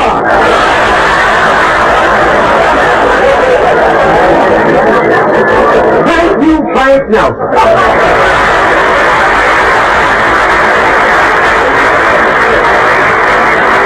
Ladies and gentlemen, a radio program is only as funny as the writers make it. And I happen to be fortunate enough to have 4 of the greatest, most talented, most original, most versatile writers in the entire industry. Mary, introduce my writers. Why don't you introduce them? Every time I look at them, I get sick. All right, I'll do it. My writers are Sam Perrin, Milt Josephsberg, George Balzer, and John Packaberry.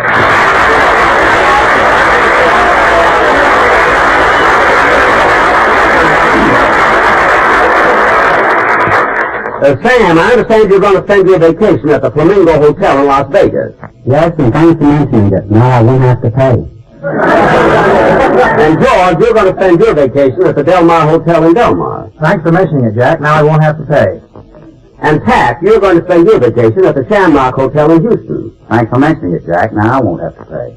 And Milt, you're going to spend your vacation at your brother's house in Brooklyn. Thanks for mentioning it, Jack. But he's still going to charge me.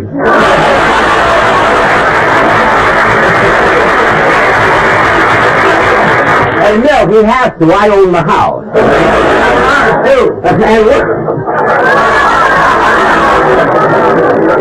And working in close cooperation with me and the writers is our little script girl, Jeanette Iman. Hello, Blue Eyes. I haven't missed you this summer. She can't type, but she's a good secretary. You know, folks, all the people I introduced here tonight will be with us again next season, as well as my regular cast. You too, Mr. Benny? Yes, you too, Dennis. And don't do anything silly right now, because I was just going to talk about you. You were? Yeah. I was going to say, Dennis, that you're talented, clever, versatile, and you're looked up to as one of the most promising personalities in radio. And you know what that means, coming from me. Yeah, when you're all washed up, you want me to give you a job.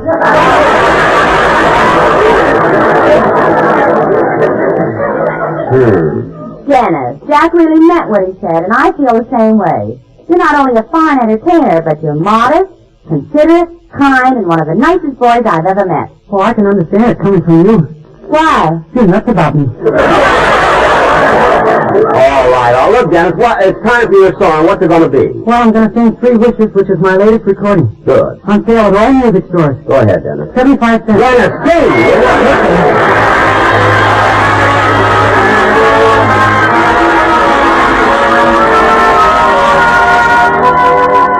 If I only had 3 wishes, here is just what I would do.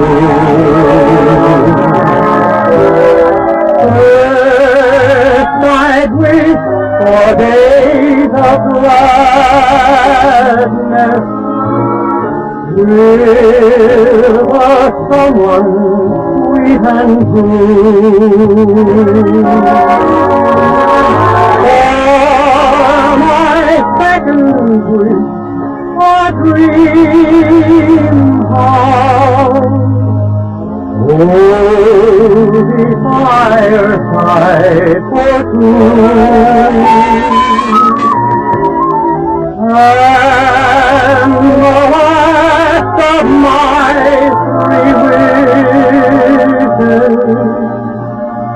please love me as I love you.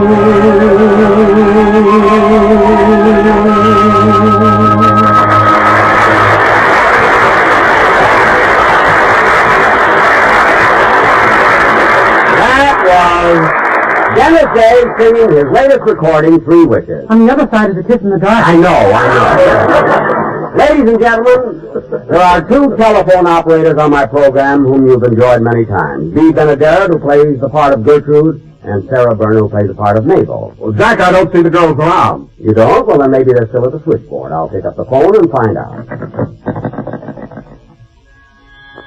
Oh, Mabel, what is the date says?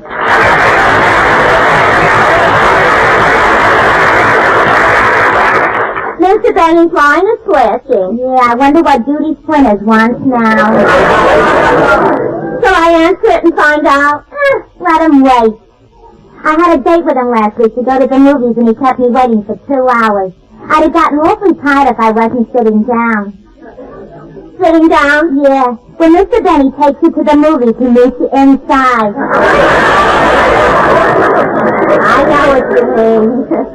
He's a slick one. Once he took me up on Mulholland Drive, shut off the motor, and then he said, "You know, honey, my back itches. Would you mind rubbing it for me?" So, then he said, "I want to take my shirt off. Would you mind closing your eyes?" All right, so you closed your eyes and rubbed his back. Rubbed his back, nothing. When I got through, I found out I Simonized his car.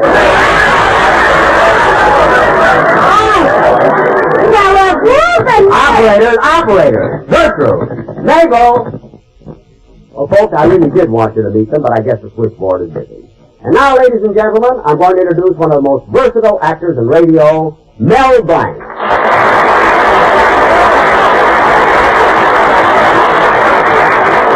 As you may or may not know, Mel plays several parts on my program. For instance, when I come downstairs in the morning and walk into my den, Mel looks at me and says, "Oh, hello, Polly." "Hello." And many times, the Polly had to listen to me take my violin lessons. But Polly never complained because she knew my French violin teacher was also Mel Blanc. No, Mr. Benny. How many times must I tell you it is not? Oh, what's the use? Mr. Benny, my money, please. Every once in a while on my travels, I have to take a train. And at the railroad station, again, you hear Mel Blanc. Train meeting on track 5 for Anaheim, Azusa, and Coop. Then sometimes I decide... Then sometimes I decide not to take the train and go by automobile. And when I get in my car and step on the starter, does the motor start? No. Again, it's Mel Blanc.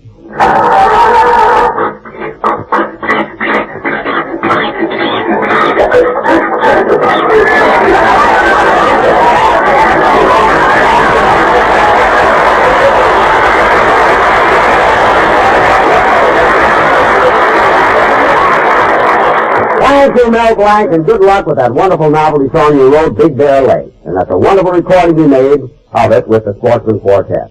Well, folks, the program is almost over, and it looks as though we've brought on everybody except... There he is now. Hello? Hello, Mr. Perry. This is Rochester.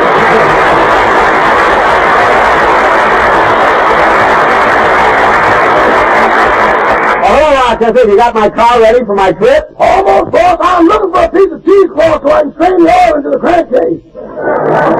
But, Rochester, last time you poured the oil right out of the can. You didn't bother to strain it. I know, and when you drove away, the exhaust pipe kept spitting sardines.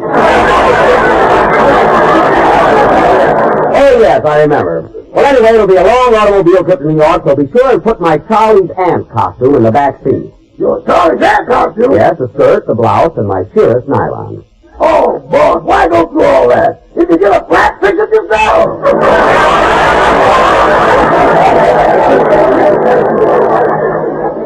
I know what I'm doing. Anyway, I'll be home right after the broadcast, so I'll have everything ready. Okay, goodbye. Goodbye. Oh, say, boss. What is it? I happened to glance at the road map, and I noticed that you're driving east the same way you always do. That's right. I'm going straight to the Mississippi River, then I turn north, go up to Canada, through Toronto, across to Quebec, and then down the East Coast. You don't have to do that this year, boss. When you get to the Mississippi River, you can go right across now. I can? Yeah, they took the toll off that bridge. Good, good. Well, so long, Rochester. Bye-bye.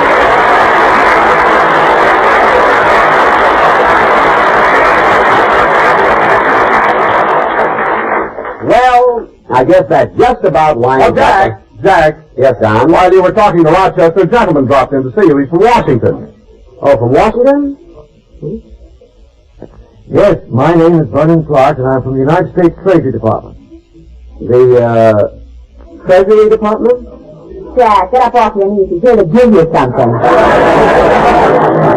Oh, I'm sorry. I mean, I'm happy. What is it, Mr. Clark? Huh? Well, Jack, I'm here to thank you on behalf of the Treasury Department for the motion picture short you made to spur on the Opportunity Drive. Well, thank you very much. And I think the title of this picture, The Spirit of 49, is very appropriate. And when it is released in all the theaters in the country, I'm sure it'll be very successful in stimulating the sale of savings bonds. Well, I hope so, too. And by the way, Mr. Clark, I can appreciate the responsibility you have in the Treasury Department because, I happen to be the treasurer of the Beverly Hills Beavers Club. That's fine, Jack, because I'm going to present you with something that you can keep in your Beavers Clubhouse. What's that, Mr. Clark? Well, it's a citation, and Sidney Williams' replica of the covered wagon, which is symbolic of the Spirit of 49, and is a symbol of this year's Opportunity Drive. Thank you very much, Mr. Clark. It's a great honor to receive it.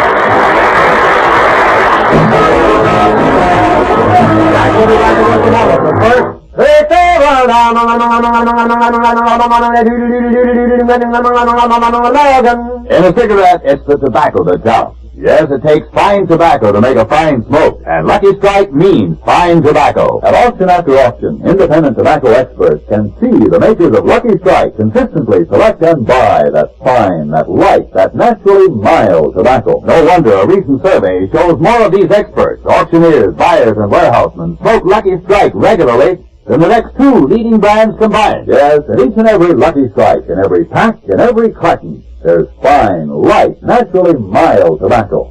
Tobacco that makes Lucky Strike a truly finer cigarette. LSMFT, Lucky Strike means fine tobacco. Tobacco that gives you all the real, deep-down smoking enjoyment you expect in your cigarette. So for a finer, smoother smoke, light up a Lucky. Light up a really finer cigarette. Lucky Strike. So round, so firm, so fully packed. So free and easy on the draw. So next time you're at the cigarette counter, ask for a carton of Luckies. In all the world, there's no finer cigarette than Lucky Strike.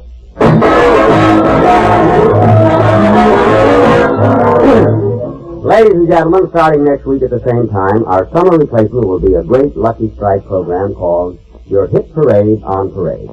Be sure to listen in as I'll be playing second violin. On today's broadcast, you met nearly everyone associated with my program. But before we leave the air, I'd like to also thank my two sound men, Jim Murphy and Gene Twombly, my engineer, George Foster, my CBS contact man, Lucian Davis, to Bert Scott, and Hillard. You better speed it up. We're running late. Oh, yes, that's my producer. I was just going to introduce him. Hillard Moss. Thank you for mentioning it, Jack, but you'll still have to pay me. I know. And now my entire cast joins me in wishing each and every one of you a very pleasant summer. Good night.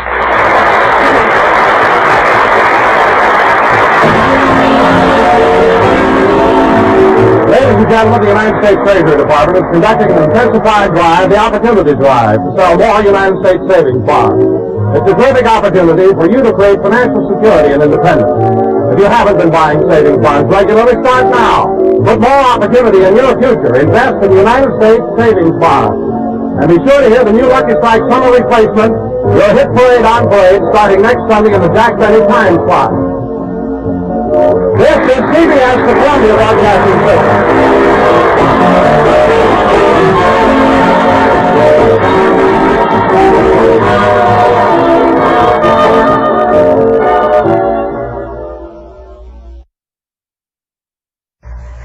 J-E-L-L.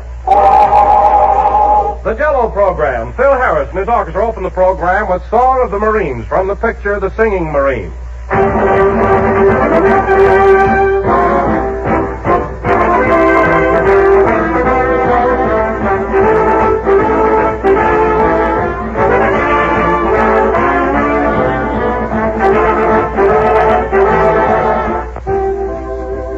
Week after week I've been saying to you good people, get genuine Jello, accept no substitute.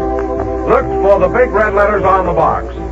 Well, there's a good reason for this, and I'll tell you just why it is so important. Those big red letters spell Jello, and the name Jello is a trademark, the property of General Foods. So when you see the name Jello on the package, you know you are getting the genuine article made by General Foods. There is only one Jello. If you hear any other flavored gelatin dessert referred to as Jello, you will know that this is incorrect. The way to be sure that you are getting Jello's extra rich fruit flavor is to insist on the real thing. And the trademark Jello is your guarantee that you are getting genuine Jello.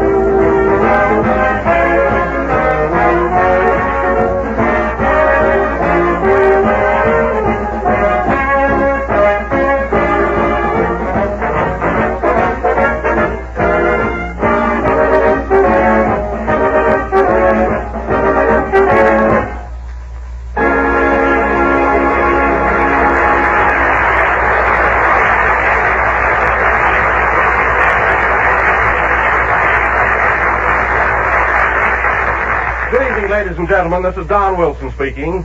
I'd like nothing better than to introduce Jack Benny at this point for a half hour of fun. But I am indeed sorry to have to tell you that Jack is confined to a bed with a severe case of flu and will not be able to appear tonight. Mary won't let anyone else act as nurse, so she's giving him expert care, and we expect to have him back with us next week as hale and hearty as ever. So Phil Harris, Kenny Baker, and I will try to carry on with the assistance of Trudy Wood, who very graciously offered to work with us in Jack's absence. So now let's get on with the show. Are you ready, Phil? I'm always ready and no crack. I see. Hello, Don. Well, hello, Kenny. I don't want to say hello again, and I don't know anything else to say, so maybe I better sing. Well, have you a good song to pep Jack up? Pep Jack up? Well, what's the matter with him? Why, he has a bad attack of the flu and he's home in bed. Oh, I'm awfully sorry. Well, we all are, Kenny, but what's the name of the song you're going to sing? You Are My Love. I wrote it all by myself with somebody else. Well, what are the names of the people who wrote it? Kenny Baker and Don Honrath. All right, ladies and gentlemen, Kenny Baker singing the song that he wrote with Don Honrath.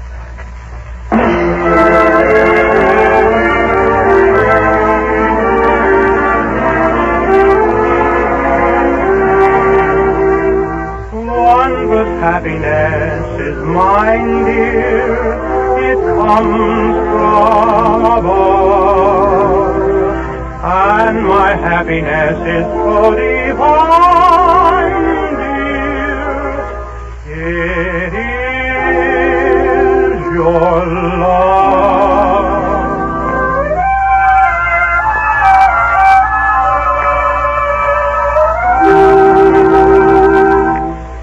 Loving you is my desire, holding you fills me with fire, and something here beating within my heart tells me that you are my love.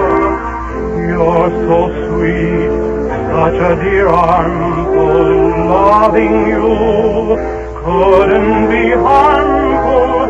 Here we are, your heart to my heart, it's part of me, you are my love.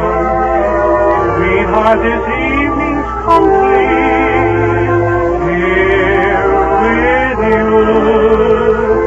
Darling, I kneel at your feet, you are my lawful and true.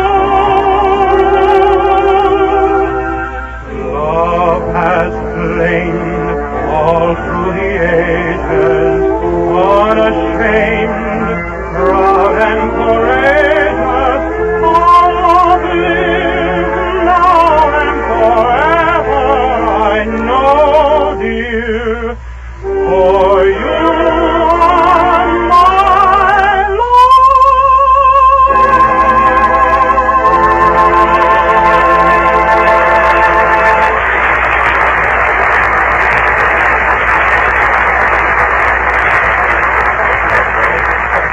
Jimmy, really, that was really swell. You think Jack liked it? I'm sure he did. I'll bet he's just itching to get back here on the program right now. Here's where I play my next tune, Don. Hey, you're pretty sure about that, Phil, aren't you? How do you know? Well, if I don't, you'll have to do a lot of ad-libbing. All right, Phil, you win. What's it going to be? 'Cause my baby says it's so. I see. That's another medley or melody, rather, from the Singing Marine, isn't it? All right.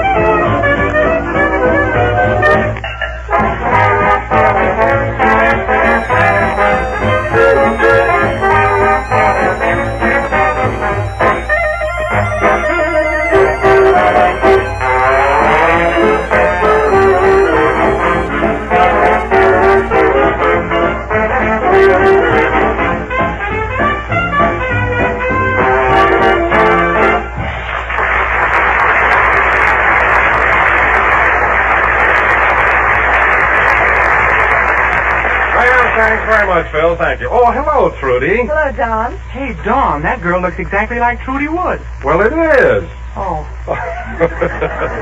Well, Trudy, I want to thank you for coming over here tonight. It's really mighty fine of you. It's a pleasure, Don, and I hope Jack Benny is back with you again next week. We all join you on that, Trudy, and we're sure that he will be. What are you going to sing for us tonight? Never in a million years. Oh, from the picture Wake Up and Live, Miss Trudy Wood.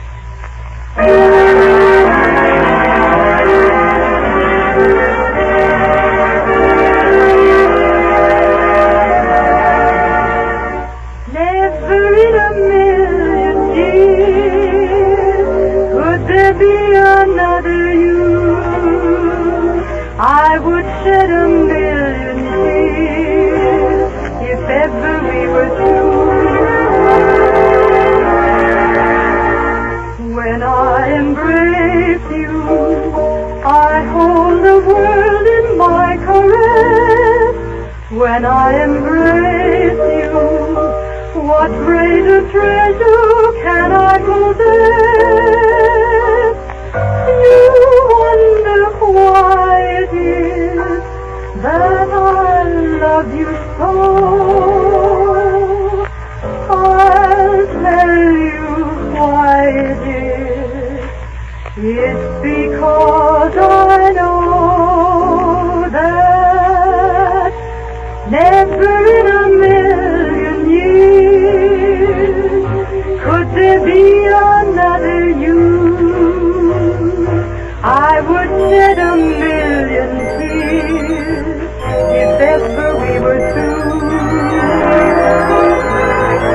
Never in a million moons could you ever be surpassed. And darling, for a million Junes, this love of ours will last.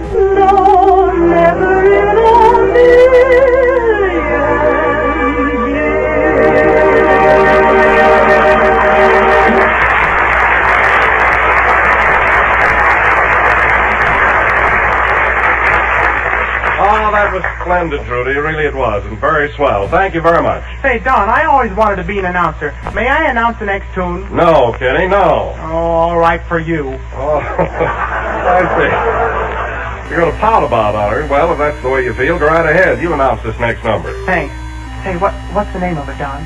Phil Harris playing a brand new tune on the Isle of Kitchimakoko. Play, Phil. Oh, boy, can I announce.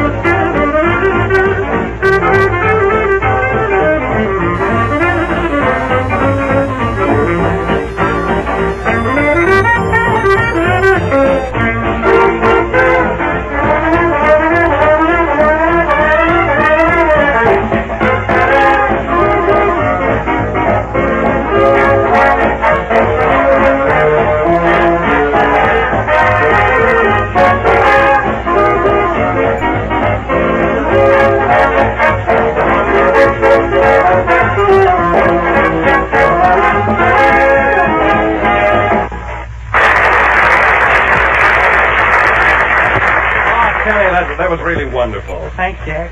Well, Jack? What do you mean, Jack? My name's Wilson. I have to give Jack a hug someplace. I see. Well, what have you for us, Al, Phil?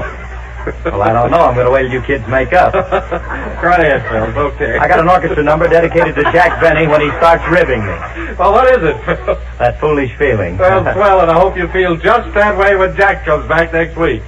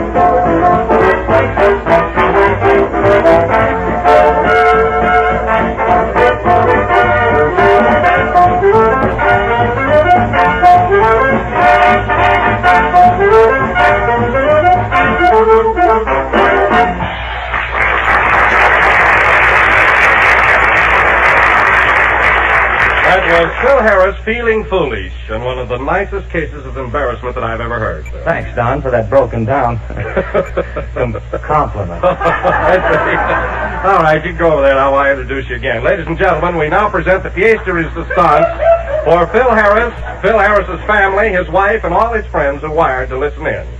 Phil himself, not an imitation, singing Nobody.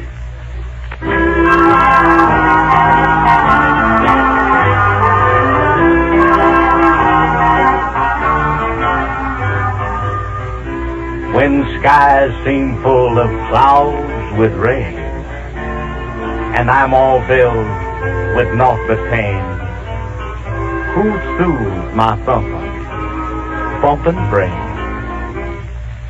Nobody. Then when that winter comes with all that snow and sleet, yeah, I am all hungry and I got cold feet. Who says, why don't you come on in here, bud? Can't you see we're fixing to eat? Nobody.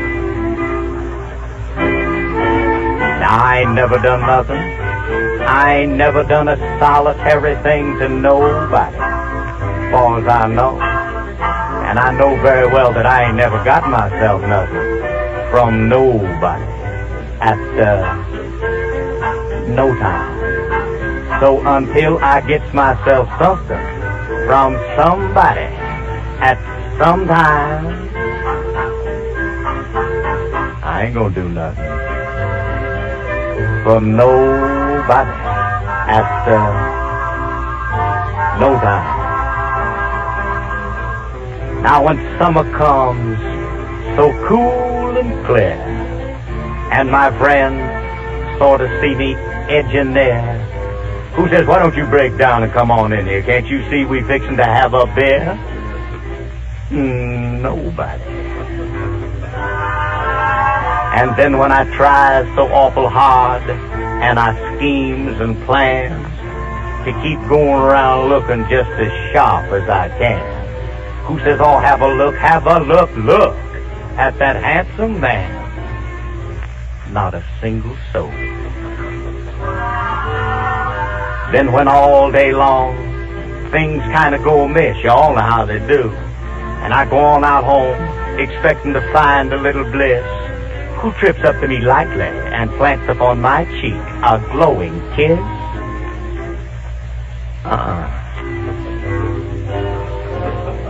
You know, folks, I had a steak, I mean a pretty, then some time ago, I took that sauce bottle and worked out on it pretty good, but who said you better look out what you're doing, boy, because that sauce is Tabasco? Nobody. Can't understand it. I ain't done nothing. Can you hear me? I ain't molested or irrigated around with no one. That's right. And you know yourself, folks, that there ain't nobody in the habit of coming up and giving you anything nowadays, kind of offhand like, is it? Well, until I get myself something from somebody at some time, hear ye, I ain't gonna do nothing for nobody at no time. Because I believes in that old saying, let us do unto the others as we would have the others do unto us. Yeah.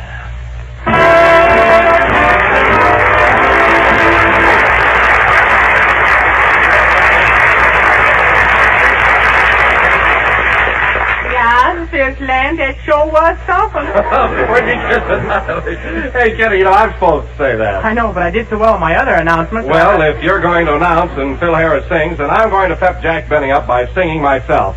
Ladies and gentlemen, I will now sing... Phil Harris and his orchestra playing Southern Hospitality song and still saying the stick to turn off the moon, period. Oh, nice going, Kenny. You saved Jack from a relapse.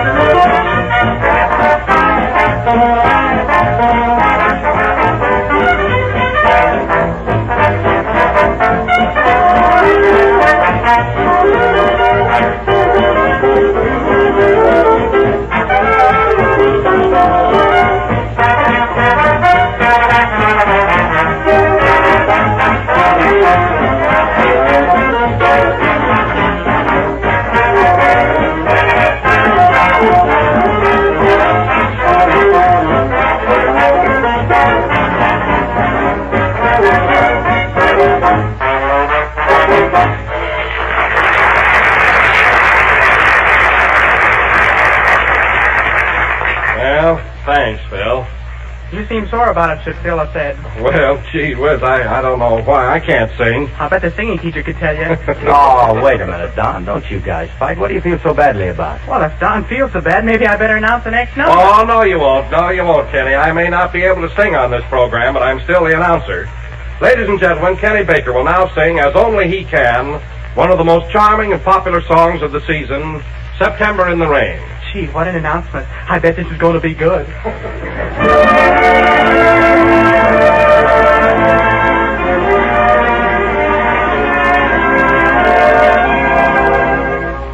My daydreams lie buried in autumn leaves. They're covered with autumn rain. The time is sweet September. The place a shady lane. I'm riding the wings of an autumn breeze back to my memories.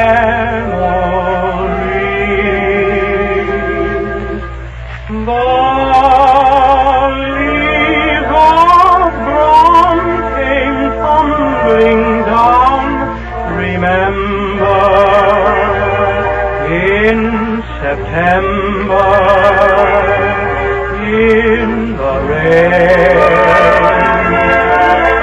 The sun went out just like a dying ember.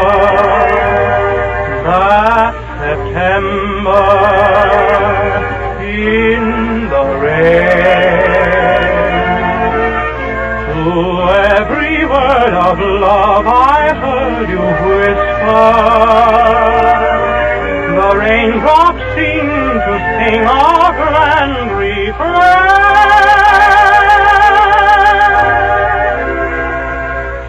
The spring is here, to me it's still September.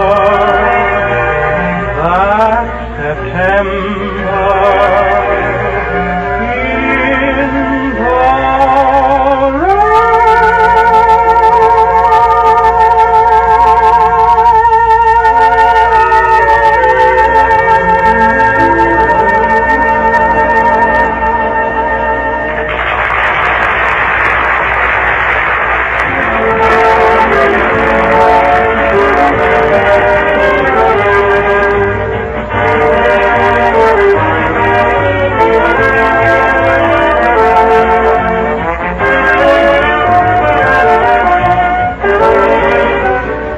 Lots of people say that one of the nicest things about a dinner is the last course, and that's certainly true when you serve this grand dessert. Ice cream, real rich ice cream made with Jell-O ice cream powder. It's the quick, modern, easy way to make delicious ice cream, and you make it right in the freezing trays of your refrigerator. Though, if you prefer, you can get the same grand results by using an ordinary hand freezer. And women all over the country are delighted with Jell-O ice cream powder. Just listen to what Mrs. N.J. MacDonald of St. Joseph, Missouri has to say. Jell-O ice cream powder produces the finest ice cream our family has ever tasted. It's so easy to make, and when company comes in, we are always prepared with a delicious dessert. I just want to thank you for this splendid product. Well, that's a mighty fine letter, and we appreciate it and all the others that are coming in. And you'll feel the same way about Jell-O ice cream powder, too, when you taste the delicious ice cream it makes. Ice cream makes and less cost. So order Jell-O tomorrow.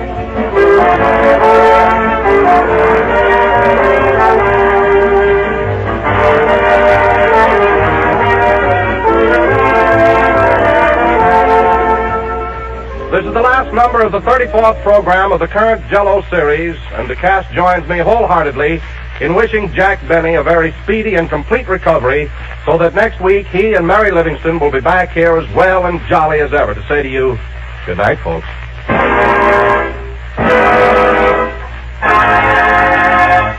K-E-L-L.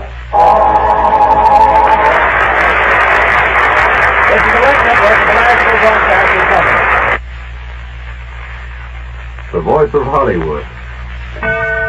20 seconds. Nuts Flakes program coming to you from Toronto, Ontario, and starring Jack Benny. With Mary Livingston, Dennis Day, Rochester, yours truly, Don Wilson, and our guest conductor, Alan McIver, and his all-Canadian orchestra.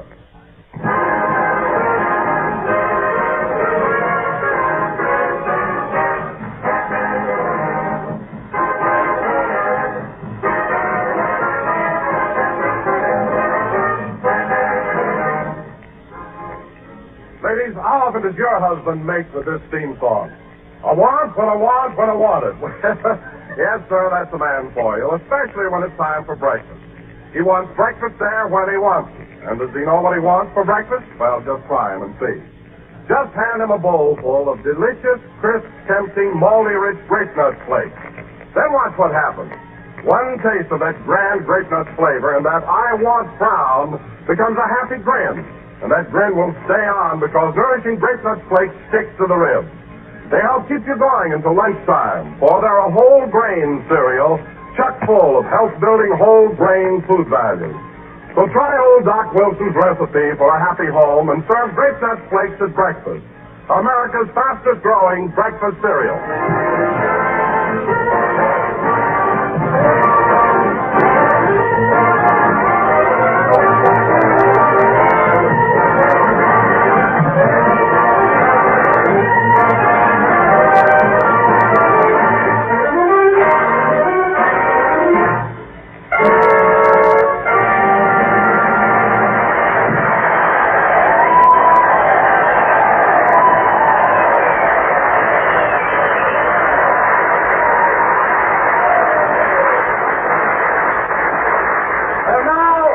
Gentlemen, for the first time in our broadcasting history, our program this evening originates outside the borders of the United States. Yes, sir, we're in Toronto, Canada. Canada, stretching 3,000 miles from Nova Scotia in the east to Vancouver Island in the distant Pacific. It's big, all right.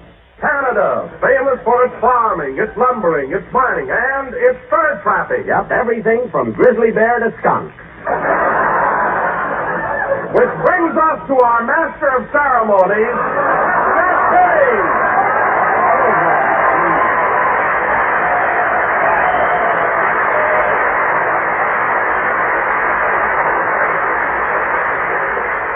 And I had to help him out on that. Oh, hello again. This is Jack Benny, the grizzly bear, talking. I've got too much hair tonic on me to be that other animal, you know. And, Don, there's a sure thrill broadcasting from the Dominion of Canada. Look at those uniforms out in the audience. Men from the Royal Canadian Navy, the Canadian Active Army, the Royal Canadian Air Force. And don't forget the Royal Norwegian Air Force. Yes, sir, they've all turned out. And I love the people up here in Toronto, Don. They're so friendly, and they go out of their way to make you comfortable. What do you mean? Well, for instance, when I arrived in town, it was snowing. So they dug an underground tunnel from the Union Station to the Royal York Hotel just for me. Now, that's real consideration. Oh, now, wait a minute, Jack. That tunnel connecting the Union Station and the Royal York Hotel has been there for years. It has? Gee. Of course, everybody knows that. Oh, my goodness. Then I better rush over there right away. What's the matter, Jack? Oh, I've got to take down that sign I put up. What sign? Jack Benny Tunnel, admission 10 cents.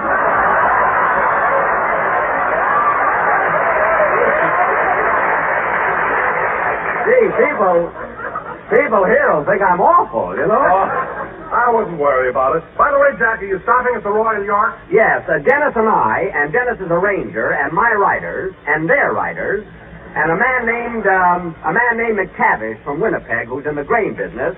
We're sharing a lovely room. It has twin beds, of course. Oh, I see. Does your room overlook Lake Ontario? I don't know. McTavish always hangs his kilt across the window.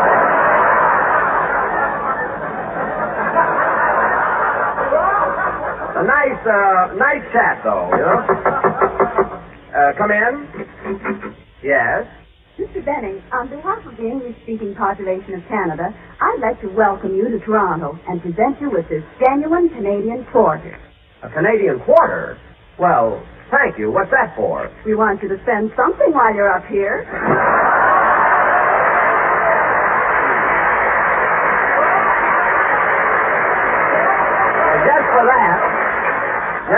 I'm going to spend that quarter, McTavish and I are going out to dinner. What's left over, we'll split a cigar. Yes, sirree. Oh, hello, Mary. Hello, Jack.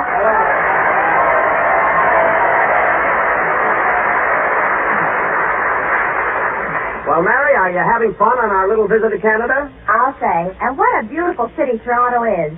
You know, Jack, yesterday I got on a streetcar and went over to visit my cousin. Oh, do you have a cousin living here in Canada? Yeah, Vancouver.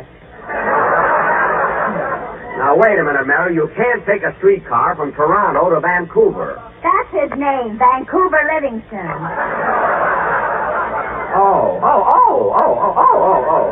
So, Mary, we've certainly covered a lot of ground in 1 week, haven't we? Toronto, Ottawa, Montreal. You said it. And say, Jack, in Montreal I stayed at the Windsor Hotel, and I slept in the same room that Mrs. Roosevelt had a few days before. The same room Mrs. Roosevelt had? How do you know? Well, in the middle of the night, the phone rang. I said, hello. Yes. And a voice said, I'm back from North Africa. Where are you?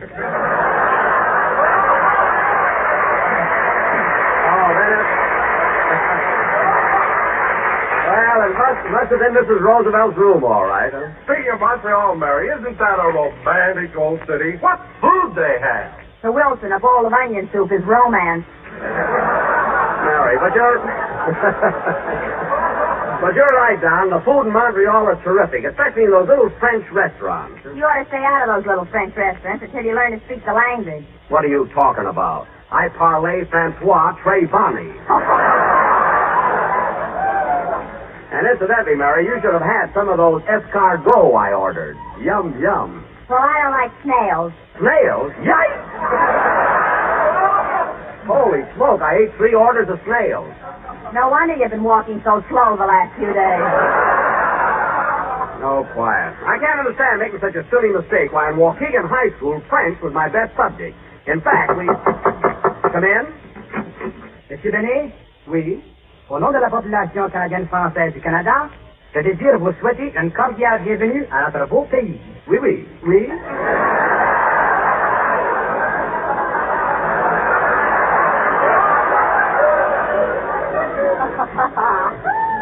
What's he saying, Jack? Well, nothing about snails has come up. That I know. Procédez-vous, Mansour. Procédez-vous. Nous pensons que vos remarques sont vraiment drôles. Oui, oui.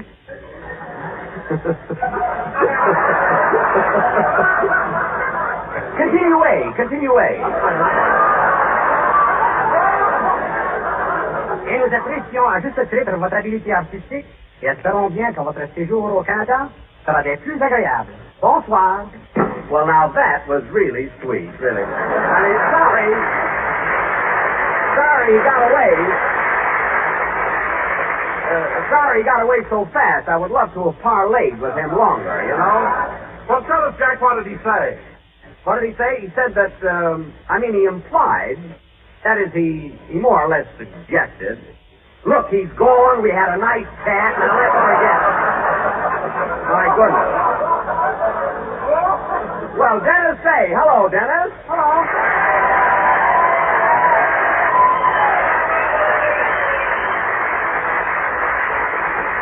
Well, Dennis, I haven't seen you since we left Ottawa. You have a good time there? Yeah, it was wonderful, and I was sure thrilled when we met the king. The king?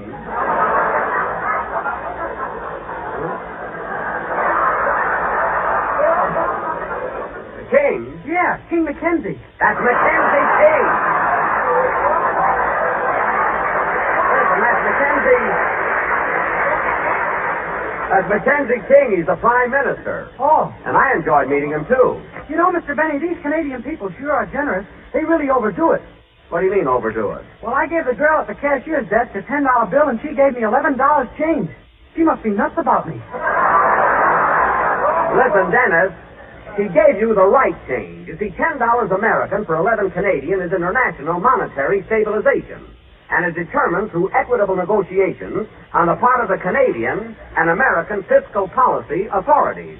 You better lay off those snails, brother. Oh, for Pete's sake.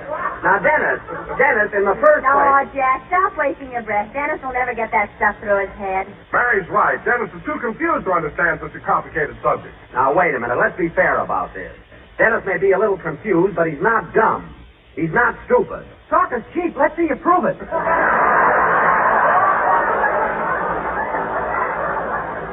Well, there's no use waiting. I'll have to keep that kid in the trunk. Never mind, Dennis. Let's have your song and do a good job. Hold it a minute. Come in. Monsieur Mr. Benny, fellow officier, then you program, Mr. David? Oui, oui, monsieur. Jack, What? Jack, he's not French. He's a Norwegian flyer. Oh, a Norwegian flyer. Oh, go ahead, sir. På vegne av alle gutta i det norske flygevåpen som trener her i Canada, og er i kamp overseas. Yes. Vi kan gjerne benytte anledningen til å si at vi synes de er meget morsomt, og at vi liker dem meget bedre enn røykalaks. Well, now, would you mind telling me what you said in English? Mr. Benny, we Norwegians think you are very funny, and we like you much better than smoked white fish. Well, that's very nice of you. Go ahead and sing then.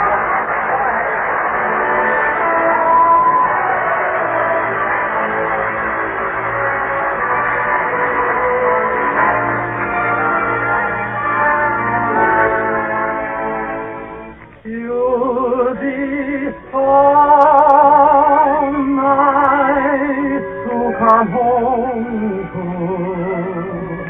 You'll be so nice by the fire, while the breeze on high sang a lullaby. You'll be all that I could desire, under stars chilled by the winter, under an August moon burning above. You'll be so nice, you'll be paradise to come home to and love. Under stars chilled by the winter, under an August moon burning above. You'll be so nice, you'll be paradise to come home to and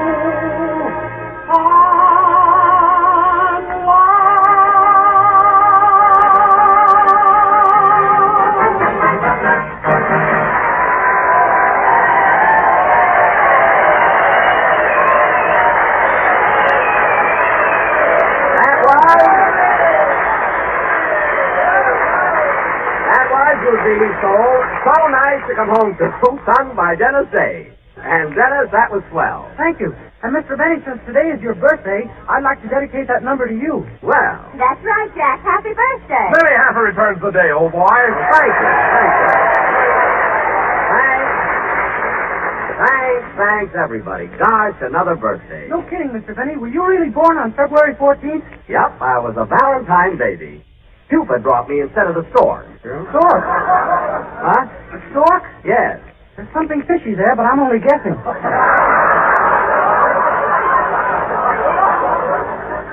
Dennis, I mean Cupid brought me because I was born on Valentine's Day. But the stork brings everybody else. Oh, you're a little wrong there, Jack. A crane brought me.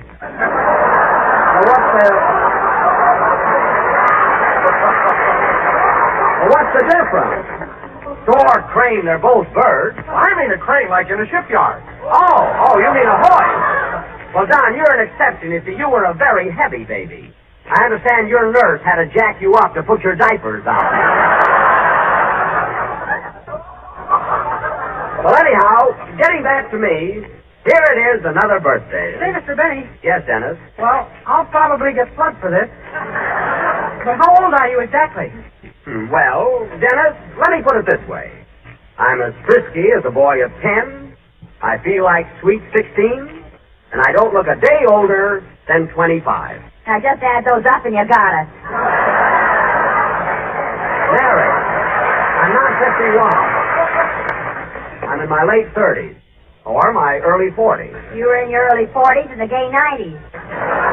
Never mind. And now, ladies and gentlemen... I wish I had a nickel for every time Lillian Russell slapped your face. I said never mind. But maybe suppose. Hello, ladies and gentlemen. I'd like to have you meet our guest conductor this week, Mr. Alan McIver from Montreal.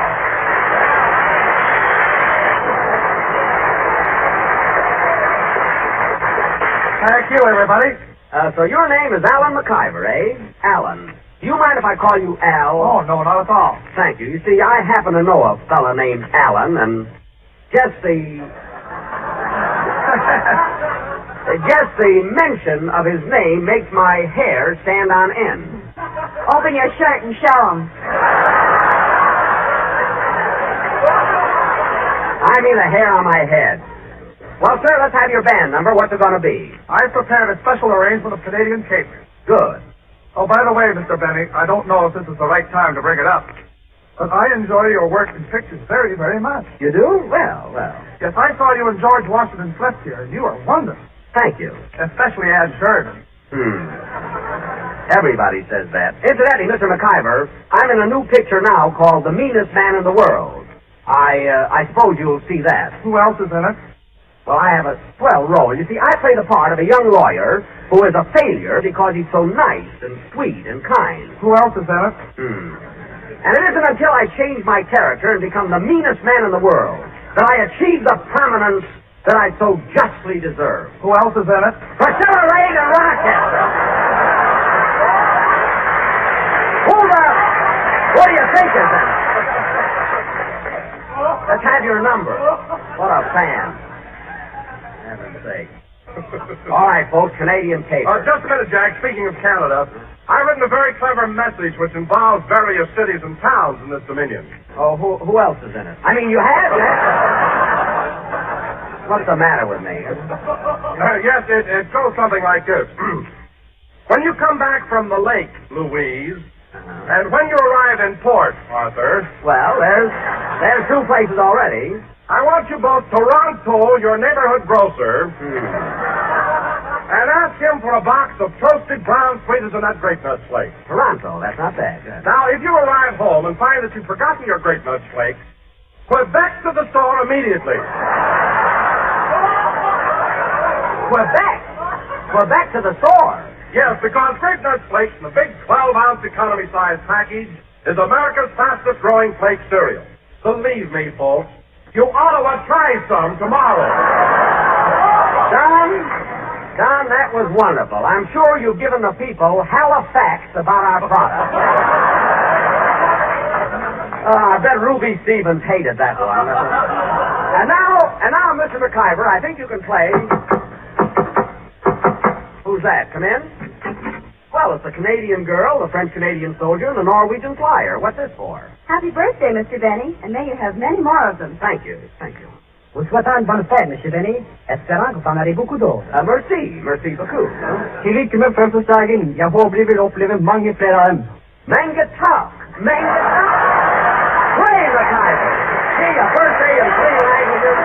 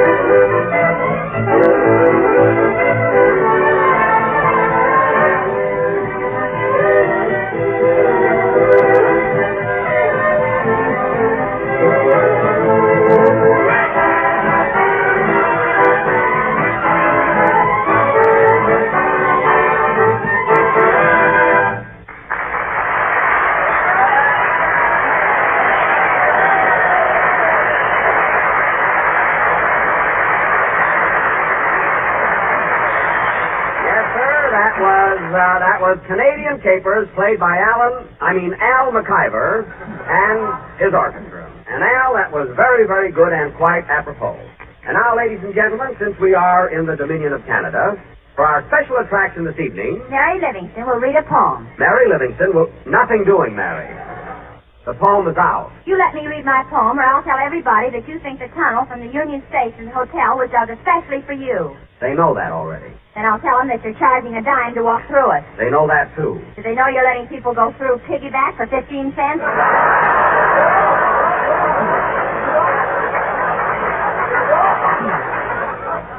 How'd you go through all of that without fluffing a line? I don't know, Jack.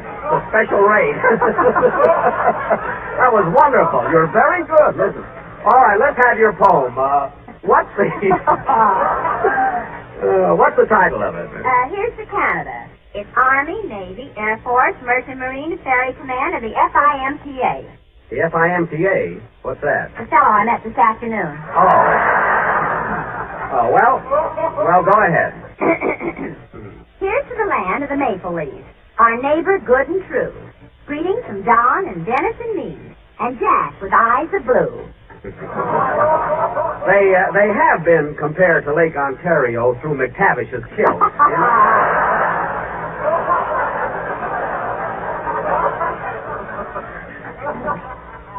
Go ahead, Miss Susan. Go ahead. Oh, Canada, you are so mighty. Your snow-capped mountains are so whitey. Whitey? Your air is cold, your wind is bitey. That's why I wear a flannel nightie. Hey. Me too. Oh, Canada, where seals do play, way up north in Hudson Bay. The Eskimos, they live in igloos and keep their pigs in little pigloos. Mary, they don't have pigs up there. They eat blubber.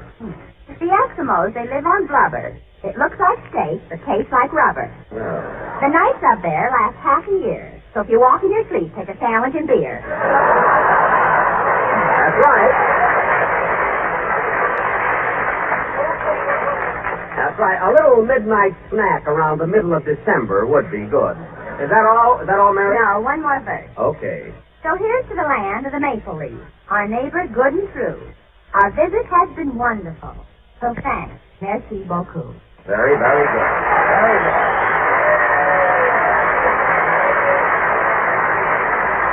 Well, Mary, that was a swell poem and a beautiful thought, and I'm sure that goes for all of us. Now, fellas, before I forget it, excuse me, Ben? Mr. Benny? Yes? I'm an Eskimo, and I have a message for you. Well, a bald-headed Eskimo.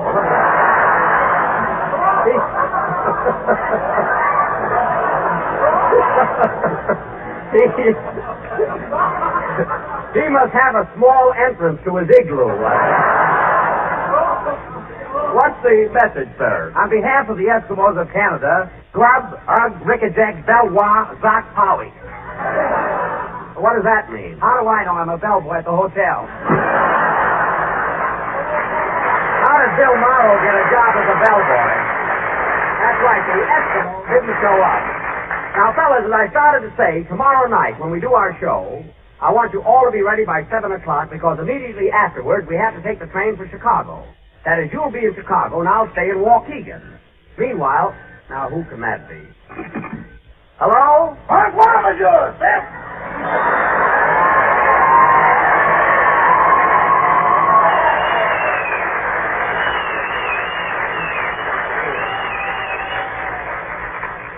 Hey, wow, that's it there.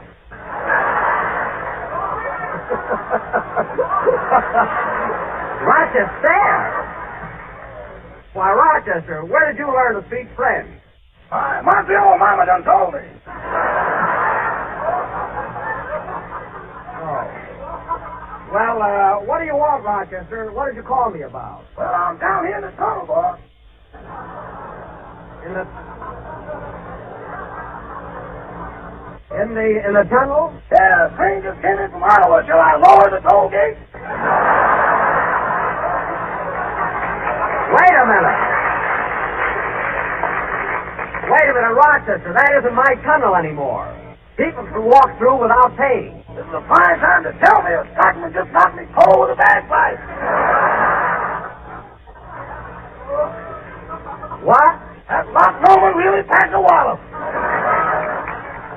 was all my fault. There's only one thing to do, and that's give the people back their money. Now, how many dimes did you collect? Only 3, boss. Only 3? 2 from a newly married couple who didn't want to stop to argue.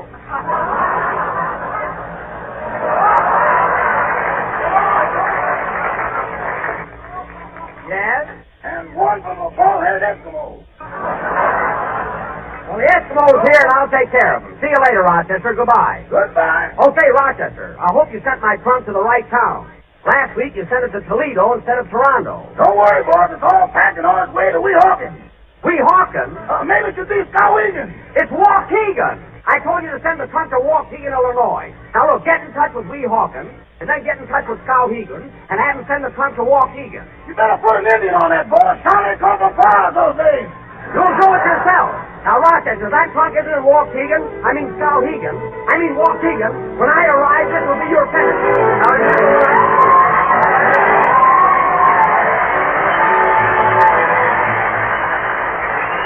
Friends, never has it been so important as it is today for you to choose the right foods in feeding your family. Because America's health and America's victory depends on your thoughtful food buying. That's why our government nutrition authorities urge you to buy more whole grain cereals and serve them oftener. Whole grain cereals are plentiful and economical, and they provide nutritional values we all need, including protective minerals and vitamins. Iron, calcium, phosphorus, proteins, niacin, vitamin B1. You get all those food values in whole grain cereal served with milk. So you see, there's a valuable and thrifty way to help balance other food shortages. Now, your choice may not be Grape Nut Flakes, but if it is, it's a wise choice and a delicious one. For in Grape Nut Flakes, you get a whole grain cereal with a distinctive malty-rich flavor and a crisp, toasty brown texture. But whether you choose Grape Nut Flakes or not, do serve your family more whole grain cereals. Remember, they're plentiful, they're nourishing, they're thrifty.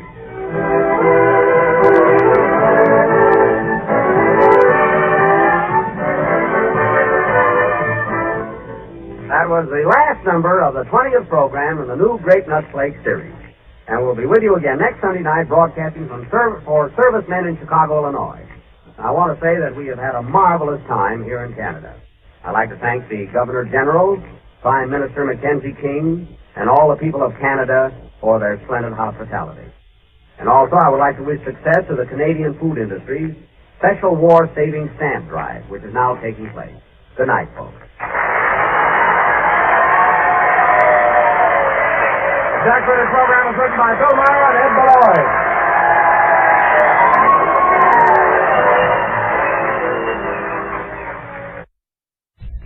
The Jack Benny program, presented by America's largest selling cigarette, Lucky Strike. American Lucky Strike. First again with tobacco men. Yes, first again with the men who really know tobacco. The independent buyers, auctioneers, and warehousemen. And a recent impartial survey reveals that more of these independent tobacco experts smoke Lucky Strike regularly than the next 2 leading brands combined. Remember, these are the experts who, year after year, can see the makers of Lucky Strike consistently select and buy that fine, that light, that naturally mild tobacco. And for their own personal smoking enjoyment, they choose Lucky Strike. So let this overwhelming preference of the tobacco experts lead you to real deep-down smoking enjoyment. Just light up with Lucky, and puff by puff, you'll see LSMFT. LSMFT. Lucky Strike means fine tobacco, and this fine Lucky Strike tobacco means a world of smoking enjoyment for you. Yes, you'll like Lucky Strike. The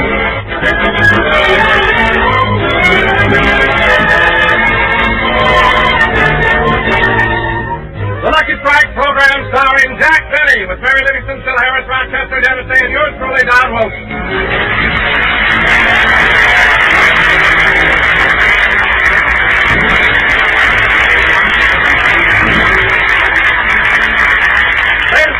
Tonight is Halloween, and in Beverly Hills, as in communities all over the country, the little goblins have already started through the neighborhood playing trick or treat. Well, this is the last house in the block. Before I go to the next street, I think we ought to put all the stuff we got in one big bag. You go first, Bobby. I'm Joy. I'll be in me change masks. Well, it doesn't make any difference. Let's all empty our pockets and see what we got. I'll go first. I got a piece of fudge, a stick of gum, and 2 lollipops. I got an apple, some popcorn, 2 cookies, and a chocolate bar. I got some lemon drops, a peppermint stick, and a donut. I got a Tootsie Roll, a package...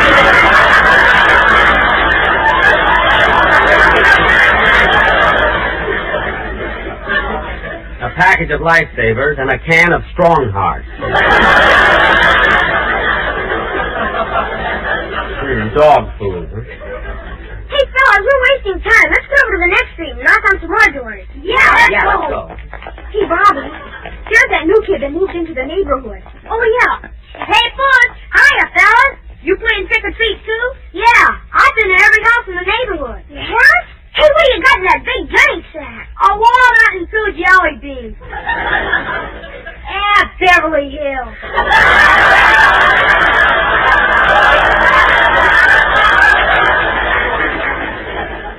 Say, Butch, I want you to meet the treasurer of our club, Mr. Jack Benny. Hiya, Mr. Benny. Hello, Butch. You can be very proud that you've met Mr. Benny. I can? Why? You've just shaken the hand that knocked out Gene Turney. Gosh! Gene Turney! Was that old right cross that kisser in the 3rd round, right, killer? Well, I know that you kids have a tendency to exaggerate. It wasn't the 7th round. That's what it was. And so much for Mr. Benny was England this year. Yeah, Mr. Benny was the most decorated athlete in the United States Olympic team. Gee, what? That was the end. Are you kidding? And the same afternoon he won the 100-meter dash, the pole vault, the distance throw, the high jump, the high hurdles, and the diving contest. Holy smoke! And then he had to run 12 miles back to the Palladium to be in time for his evening performance. Gee whiz! And it wasn't easy running with all those medals on. Oh, boy, what an athlete. Yeah, but Mr. Benny doesn't want anybody to know it.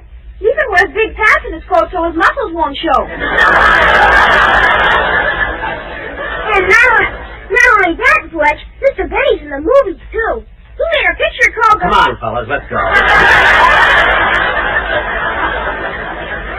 Halloween will be over before we know it. Now, let's go ring some more doorbells. Okay. Hey, kids, this is the street where Mary Livingston lives.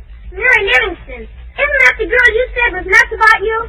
Yeah. I'm going over and call on her. Listen, I'll see you back here in a few minutes. Okay.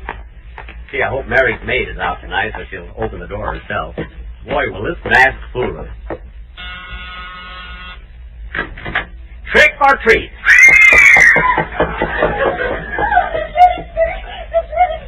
What is it, Pauline? What's the matter? There's a wolfman at the door. A wolfman? Oh, Pauline, it's probably some kid. I'll go and see. Mary, it's me. Oh, for heaven's sake. Pauline, come out from under the bed.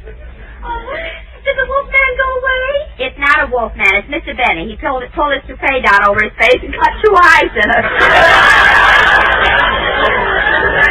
Yeah. Say, Mary, do you mind if I come in and sit down for a few minutes? I'm worn out. Worn out? Why are you so tired? I don't know. I guess I haven't gotten over the Olympics, you know? What? I mean, I walked over from Olympic Boulevard. Oh, boy. Let me get into that chair.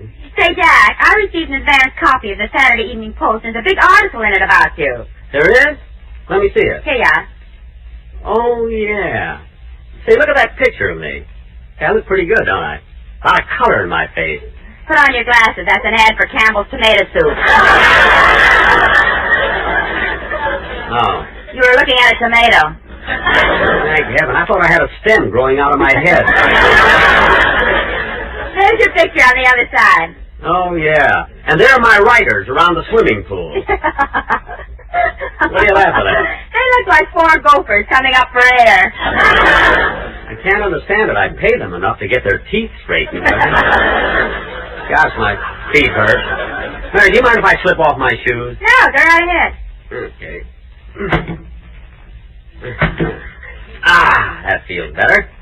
You know, Mary, we've walked all over the neighborhood. Jack, I know that's a nice bunch of kids who belong to the Beavers Club, but you're too old for them. But, Mary, it's good for kids to have a hero, you know, an idol. Someone they can worship. I know, but what kind of an excuse are you going to give them Wednesday when they find out you weren't elected president? That's what worries me. The kids won't believe it, you know. They'll demand a recount. Oh, well, I'll think of something, you know. Mr. Benny! Oh, the beavers are calling me. I gotta go. All right, Pat. I'm glad you stopped by. Yeah, good night, Mary. Good night. Gee, Miss Livingston, did Mr. Benny have to go away so soon? Don't worry, Pauline. He'll be back. Well, how do you know? He forgot his shoes. Here. Thanks.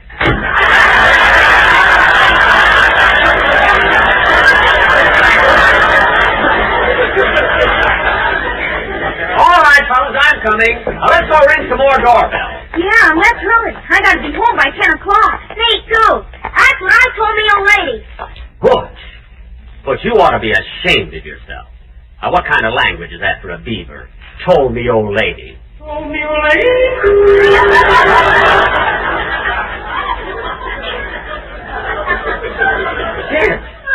It's beavers. Did you hear that? I didn't hear anything. Neither did I. But you must have heard it. There was an echo when I said, oh, no. No, I'm not going to say that again. Say what? Told me, old lady. I didn't even say it then. What's the matter with me, anyway? Oh, well, come on, kid. Come on. Let's play some more trick-or-treat. Hey, Joey, I'm new here. What goes with this jerk? Here's no jerk. He's just hired from the Olympics. Come on, Beaver. Don't lag back. Let's go.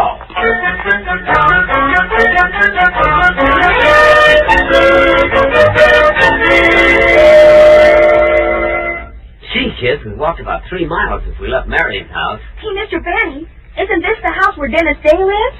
Yeah. Hey, let me go up alone. I want to scare Dennis's mother. You kids wait here. I think I'll look in the front window first, see if Mrs. Day is home.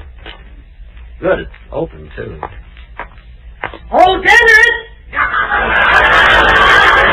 Dennis, where are you? I'm in the library, Benita. Dennis, stop imitating Ronald Coleman. Now go sit down and finish your dinner. Okay. Say, Mother, why are you carrying that baseball bat? In case some fathead comes to the door to play trick or treat. Dennis, what happened to all the mustard that was in this jar? Oh, I used it to play a Halloween trick. A Halloween trick with mustard? Yeah, I smeared it all over your new nightgown. You smeared mustard on my new nightgown? Not so loud. You're not supposed to find out till you go to bed. Oh, for heaven's sake. Hey, Mother, what are you mad about? I was a good sport last Halloween when I found my suit tied in knots and a dead mouse in my pocket. Oh, that's horrible. Who played a stupid trick like that on you? I did. Every day they're getting babies mixed up in the hospital, but I have to get the right one. Now, Dennis, you've got to rehearse your song for the program. Yes, Mother.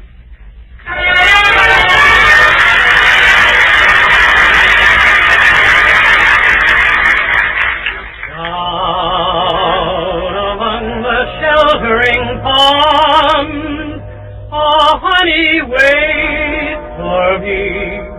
Honey, wait for me. Don't be forgetting we've got a day out where the sun goes down about 8. Oh, my love is burning, burning, burning. Oh, my heart is yearning, yearning, yearning to be down among the sheltering palms. Oh, honey, wait for me. Oh, my love is burning, burning, burning. Oh, my heart is yearning, yearning, yearning to be down among the sheltering palms. Oh, honey, wait for me.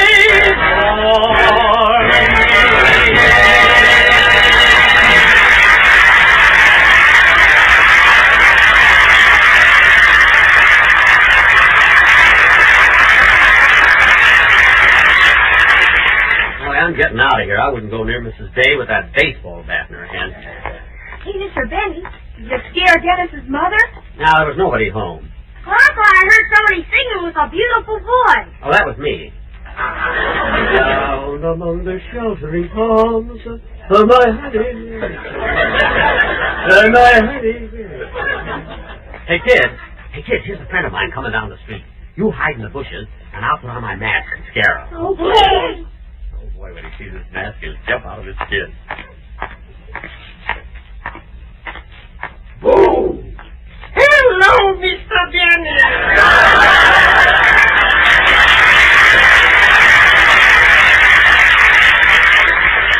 Oh, hello, Mr. Kitzel. How'd you recognize me?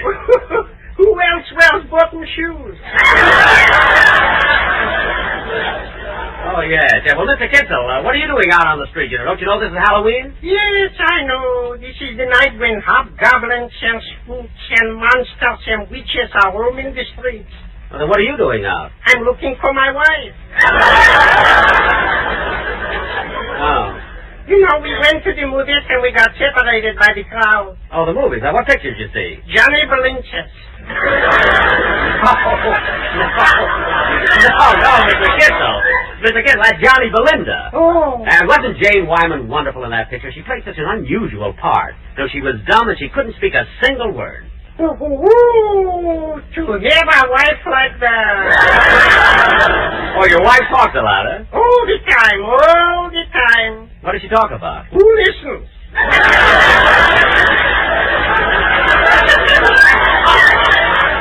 You know, I hope someday, tonight especially, that she gets home early so she can straighten up the house. Some kids kicked it over.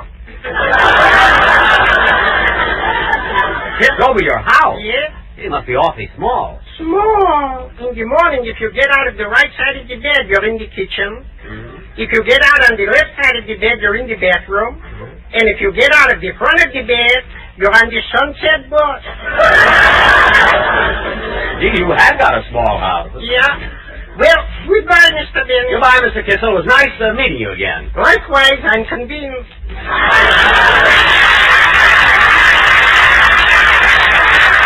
Hey, kids, Beavers.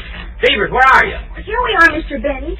When you were talking to that man, we rang some more doorbells. Yeah, we're dividing up the stuff we got. We dumped it out on the sidewalk. We got a lollipop, a stick of gum, a penny, a bottle of Coke, and a Tootsie Roll. I'll take the Coca-Cola. I'll take the Tootsie Roll. I'll take the lollipop. Now it's between you and me, Mr. Benny. Which do you want, the stick of gum or the penny?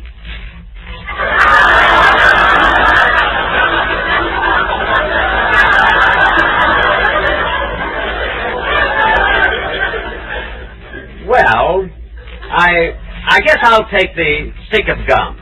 Okay, get your foot off the penny. Oh, I'm sorry. Say, kids, look, while we're in this neighborhood, let's go over to Phil Harris's house. Okay.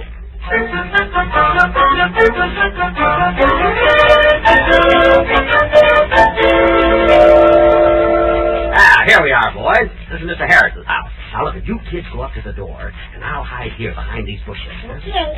No, fellas, this has been an awful tame Halloween. Yeah, let's have some fun. Let's tip over Mr. Harris's trash can. Okay, here goes.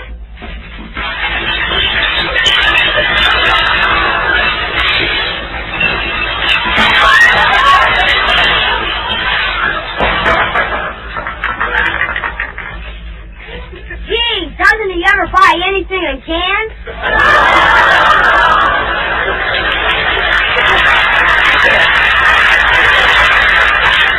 Here, go ahead and ring the bell.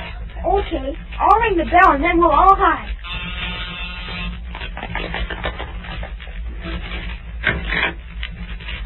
Mr. Harris is at home. His wife answers the door. Yeah, look at her standing there. Isn't she beautiful? Well, who is it? Who rang the bell? She's beautiful, all right, but she sure got a deep voice. Oh, there you are. Hey, you boys not celebrating Halloween? Uh-huh. Trick or treat. Oh, trick or treat, huh? Well, which would you kids rather have? We'd rather have the treat. Okay, here goes. Oh, would you come with feet to out of the penny? There will be my hero man. Through crying, aches, and toil and hell. That's what I like about the South Higher, Jackson. You with these boys, or are you working solo?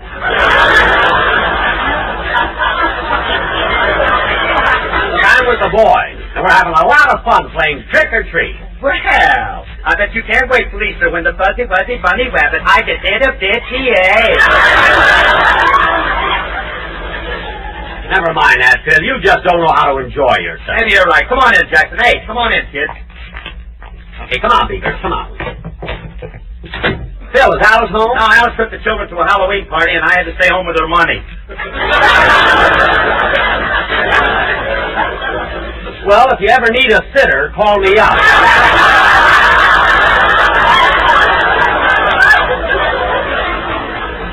So you're here all alone, huh? Yeah, but I don't mind, Jackson. I've been sitting here looking through my old picture album. You know, when I was a kid. Can we see them, Mr. Harris? Sure. Hey, look, there's a picture of me in school when I was in the first grade. See it? Gee, what a cute bunch of little kids. But the teacher looks kind of familiar. I think the teacher, that's me. Oh, yeah, you were kind of slow in school, weren't you, Phil? Yeah, the teachers didn't seem to like me either. They were always picking on me. Did they make you stand in the corner? Listen, Junior, I stood in the corner so much I was the only kid in class with a triangular forehead. Triangular forehead? Gee, how'd you get rid of it? He massaged it till the point went to the top.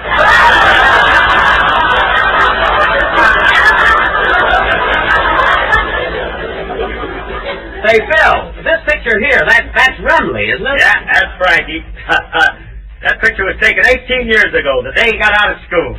Oh, on graduation day. Why isn't he wearing a cap and gown? Look, Jackson, the school Remley went to, you didn't graduate, you just had to be able to get over the wall.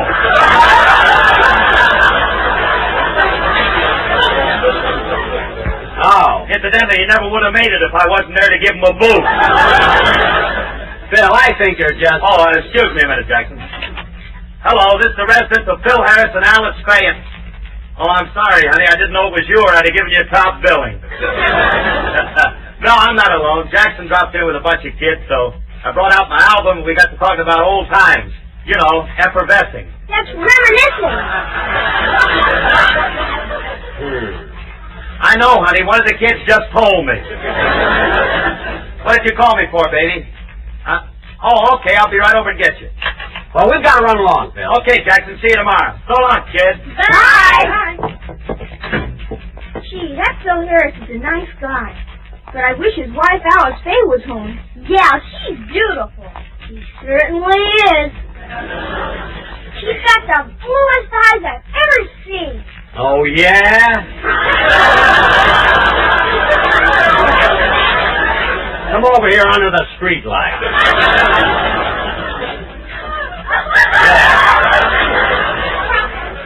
Now, come on, kid. We've got about 5 more houses. Now, look, where we go next? Hey, I know a good Halloween trick. What? Well, there are 5 of us. Let's go tip over Don Wilson. No. We mustn't do that. But I know what. Let's go over to Mr. Wilson's house anyway. Okay. Come on, Beaver. Come on. It's getting late.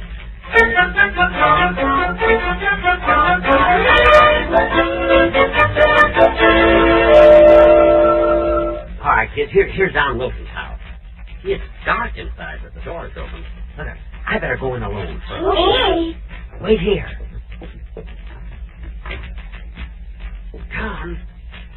Don! It's so dark in here. Don, where are you? Jack, we're in here, me and the sportsman.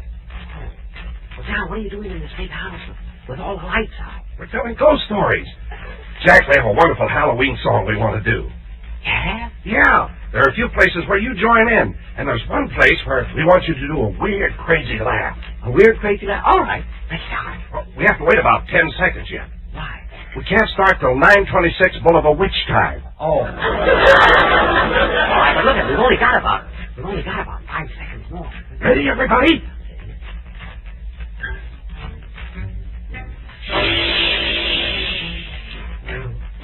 M-F-T.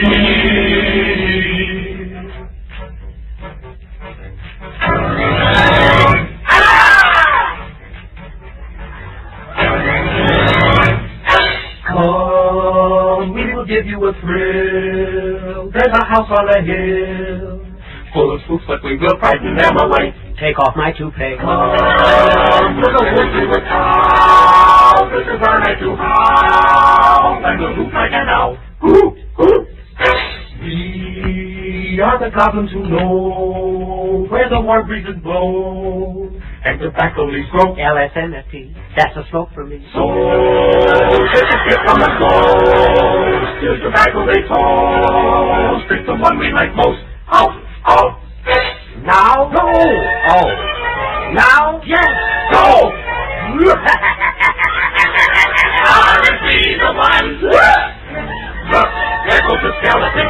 I'm shaking like jealousy. Before you get frightened, you better start lighting the lucky, and then we can go.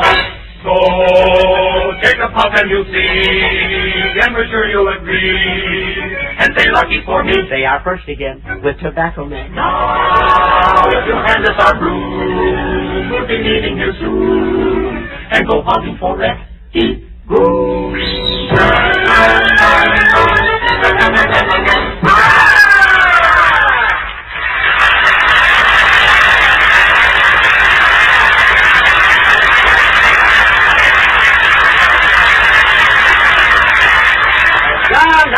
Wonderful, absolutely wonderful. Well, Jack, maybe we could use it as a commercial on the program sometime. No, and it would scare all the people. Well, I better go. The beavers are waiting for me. So long, Don. So long. Ouch. Imagine putting a mouse trap in a fruit bowl.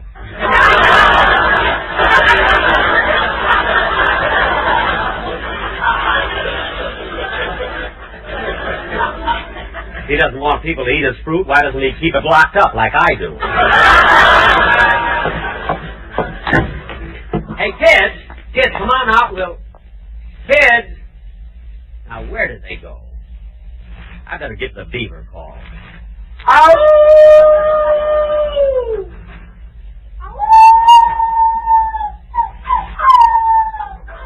Gee, that's the beaver's distress signal. I better hurry. Coming, fellas! Coming! I wonder what happened. It was nothing serious. There they are behind that fence. What happened, fellas? What happened? There's kids climbing over the fence. Yes. I want to go home. Oh, come on, Stevie. That's nothing to cry over.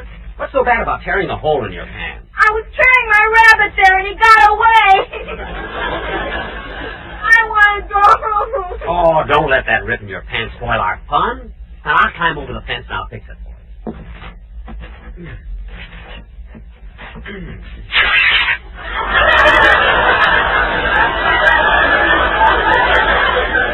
Well, so long, fellas. I better go home, too. We all better go home. Huh? Okay, Mr. Benny. But before we break up, we want to say something to you. What is it? What is it, miss? For he's a jolly good beaver, for he's a jolly good beaver, for he's a jolly good beaver. It's only 39.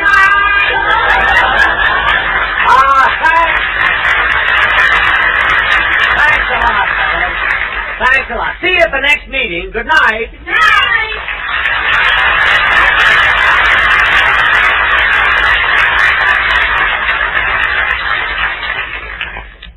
Gee, what a night. Such fun. It's great to be young. La la la la la la la la la la. Uh-oh. I wonder... Well, it won't hurt to try.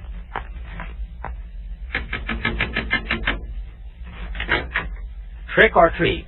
I'm sorry, but I'm only the watchman in this bank.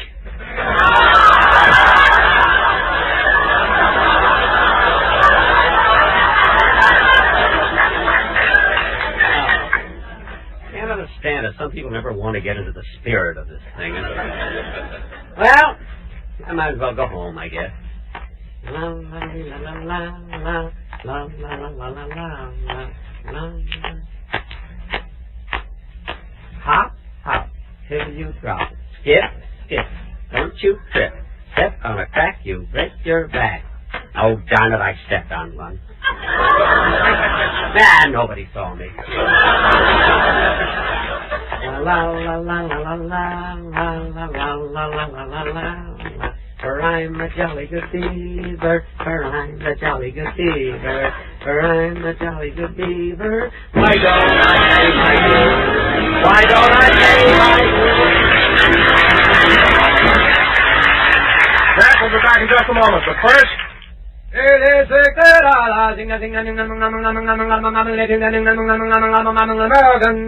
recent impartial survey covering all the southern tobacco markets reveals Lucky Strike first again with tobacco men. Yes, more independent tobacco experts smoke Lucky Strike regularly than the next two leading brands combined. Excuse me, but who are these tobacco experts? They're the independent auctioneers, buyers, and warehousemen, men with years of experience buying, selling, and handling tobacco.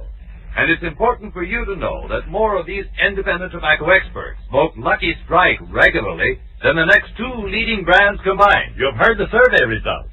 Now here's what Mr. James Alfred Walker, veteran independent tobacco buyer, who's attended more than 3,000 tobacco auctions, recently said. At market after market, I've seen the makers of Lucky Strike buy good ripe tobacco. That smooth, fragrant, fine tobacco that makes a real fine smoke. So it's only common sense for me to pick Lucky's for my own cigarettes. Smoked them for 17 years. A Lucky Strike smoker for 17 years. And remember, Mr. Walker, like you, looks to the cigarette he smokes for enjoyment. Real, deep-down, smoking enjoyment.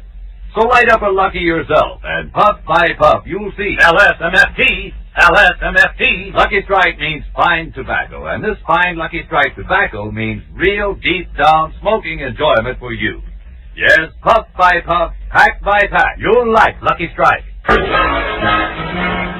Good night, everybody. This is NBC, the National Broadcasting Company.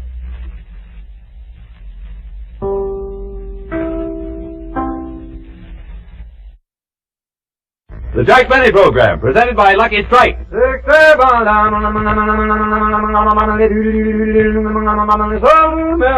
To give you more smoking enjoyment, Lucky's pay more. Yes, there's more smoking enjoyment in a Lucky because Lucky's pay more for fine tobacco. Millions of dollars more than official parity prices. LSMFT. LSMFT. Lucky Strike means fine tobacco. Fine light tobacco that the tobacco experts can see the makers of Lucky Strike consistently select and buy. Just listen to what Mr. C.B. Smith, an independent tobacco buyer from Danville, Virginia, recently said. I've been buying tobacco now for 30 years. And year after year, I've seen the makers of Lucky Strike buy fine quality leaf. Ripe, mild tobacco that gives you a real good smoke. I've smoked Lucky's myself for 29 years. And a recent survey reveals that for their own smoking enjoyment, more independent tobacco experts, auctioneers, buyers, and warehousemen smoke Lucky Strike regularly than the next two leading brands combined. So take a tip from the experts, and for your own real deep-down smoking enjoyment, light up a Lucky. Remember, Lucky's pay more. Millions of dollars more than official parity prices for fine tobacco. Make your next carton Lucky Strike. You'll agree, in all the world, there's no finer cigarette. The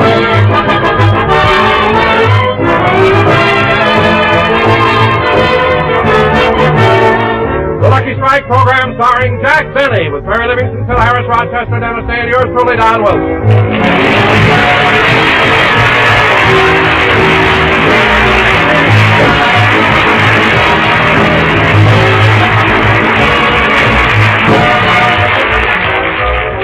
Ladies and gentlemen, last week, while temporarily deranged from a blow on the head by a can of tomato juice, Jack Benny put a $1,000 deposit on a yacht.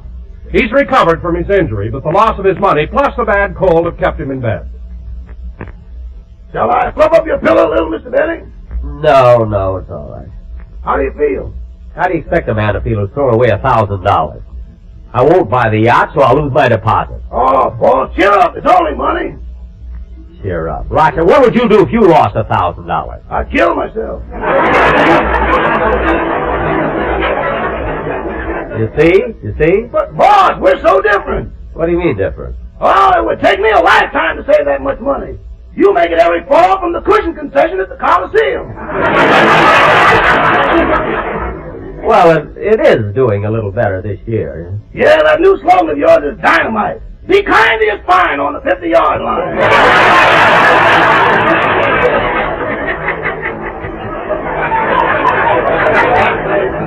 Look, Rochester, I'm in no mood to... Good night. Thank you.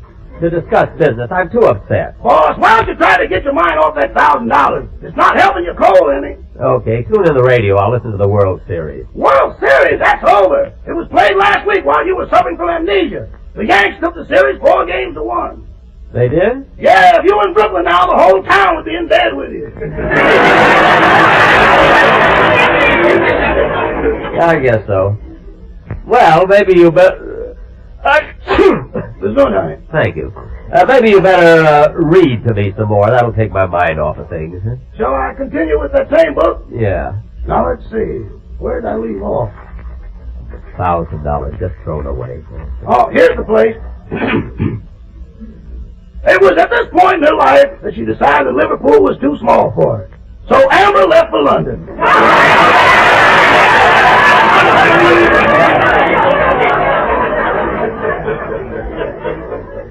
But she couldn't leave without saying goodbye to Earl of Gloucester, who was so much a part of her life. Their farewell was brief but tender. As she held him in his arms, Amber whispered and kissed him on the ear and whispered, $1,000 thrown away. Oh, boss, you're not even listening. I am too. Now go on reading. Amber kissed him on the ear.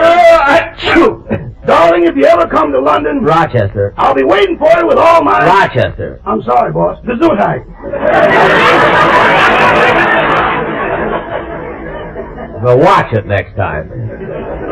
Rochester, why are you closing the book? It's time to take your medicine. I'll get the spoon. You needn't bother. I'm not going to take any more of that nasty tasting medicine. Boss, the doctor said... I don't care what the doctor said. I'm not going to take any more of that medicine. Well, I guess I'll have to do it again. Here goes. Rochester, I'm not going to take it even if you do take it first.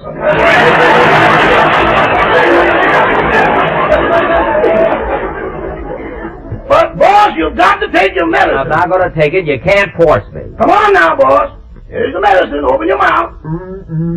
Now, come on now. Open your mouth. What's your hooper? 19 point... You tricked me!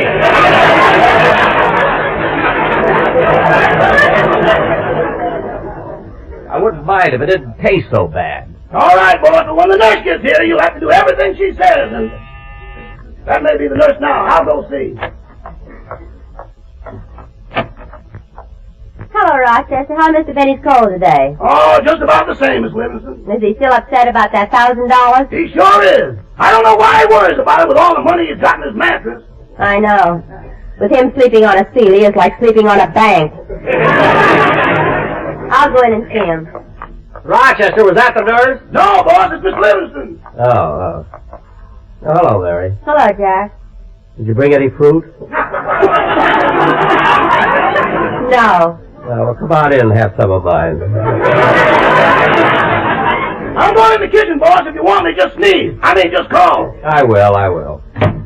Well, how do you feel, Jack? Okay, I guess, but it's boring being in bed, just listening to the radio and reading. Is this the book you've been reading? Forever Amber? Yeah.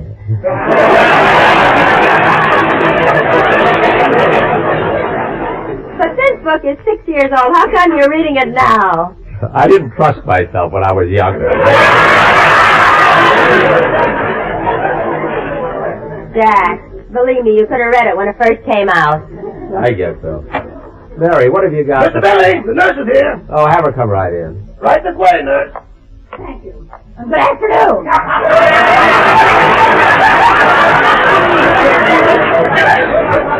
Good afternoon. You the nurse? Yes, I am. Are you the patient? Yes. Why do they always send for me at the last minute?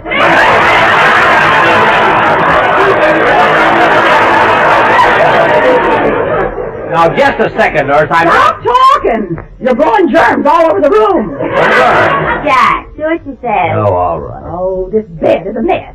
I'll straighten out the sheets. Well, of all the... Don't you know it's unsanitary to have a cat in bed with you? A cat? Jack, it slipped off. Put it back on your head.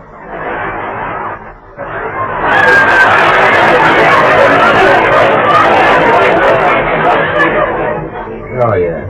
Now, take off your pajama top and turn over. I'm going to give you a sponging and massage. Look, nurse, I don't want... Don't argue, just take off your top. Oh, all right. There. Your husband? No. Your boyfriend? No. A relative? No. Well, it's certainly nice of you to visit a lonely old man.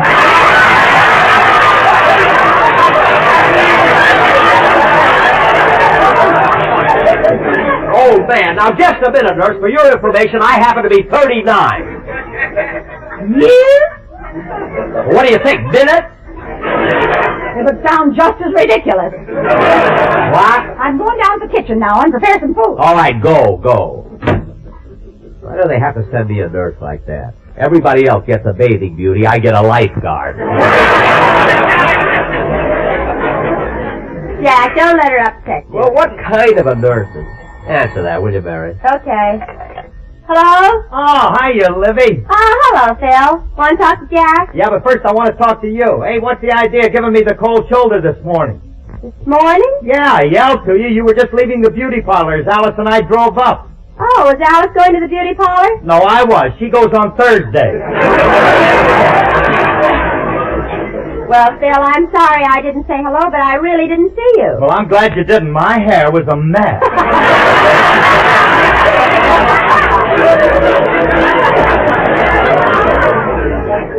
Would you like to talk to Jack? Yeah, put him on. Jack, it's Phil. Can you talk to him? I guess so. Hello, Phil. Well, how's nasal rathbone today?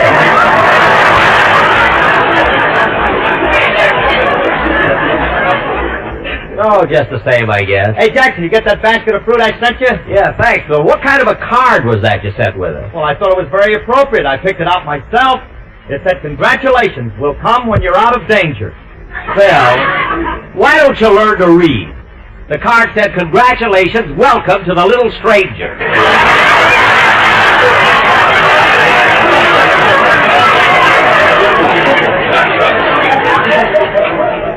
Imagine, welcome to the little stranger. Well, keep it. Some enchanted evening you may meet one. Look, Phil, I'm in bed. The phone is on the wall. My neck is hurting me. Now, what did you call for, anyway? Yeah, look, Jackson, I want to talk to you again. What? I want to talk to you again about the plans for that music on next Sunday's program. Phil, my mind is made up. Oh, wait a minute, Jackson. I know you're trying to get your $1,000 back as soon as possible, but... But what? Well, I'm going to look silly on that big stage just leading a harmonica player.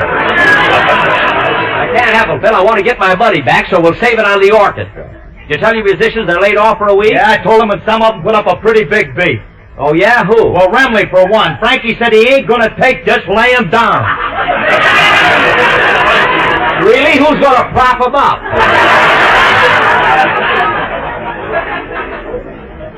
Who else objected? Sammy the drummer. You can't blame him. He suffered a terrific financial setback. How? He bet on UCLA. Well, the serves him right. He never buys one of my cushions. I gotta hang up. The nurse will be back any minute. Hey, Jackson. Hey. You got a nurse taking care of you? Yeah. Oh, you sly old dog.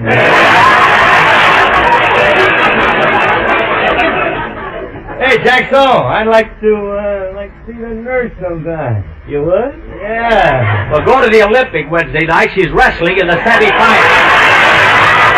Goodbye. I don't have enough trouble. Phil has to call up. I wish the doctor would get here. I feel awful. Oh, there it goes again. I can't move. Answer that, will you, Mary? Oh, all right. Don't be so grouchy. Don't be so grouchy. Hello? Hello, Mary. This is Don. How's Jack feeling? Oh, he acts like he's the only one in the world who has a cold. Like a big baby. Well, maybe he's a lot worse than you think. Gesundheit, Mary. That was Jack. Oh, well, let me speak to him. Here, Jack.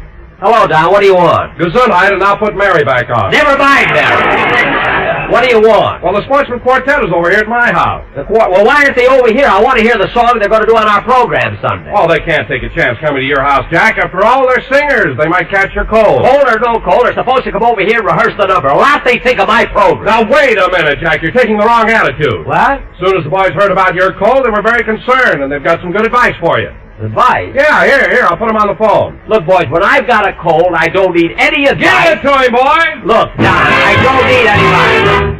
Button up your overcoat when the wind is free. Take good Carry yourself careful, Mr. B.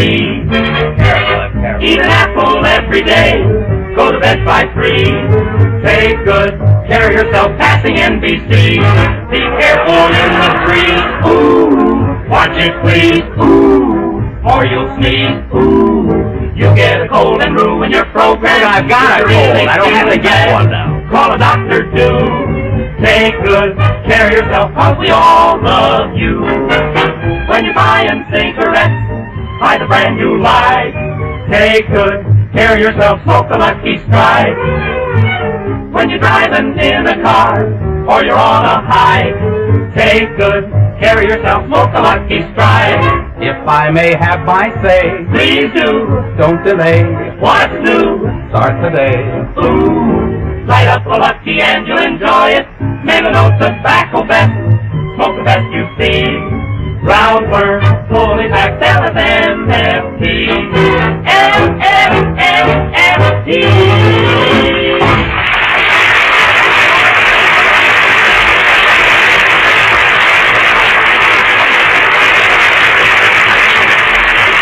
All right, boys, that was very good. When you come to the show Sunday, be sure... Come on, hang up that phone. It's time for your medicine. Look, nurse, I'm not going to take any more of that. Hang up that phone. Nurse, look, I can't stand the taste of that stuff. Never mind. Here it is. Now, open your mouth. Oh, Jack, don't be such a baby. Open your mouth. Mr. Benny, what's your Hoover? His Hoover is 6.3. It is not. It's 19... Barry, that's your fault. You don't have to be so smart. Come on, Mr. Benny, open your mouth. I took the medicine. I know. I want my ring back.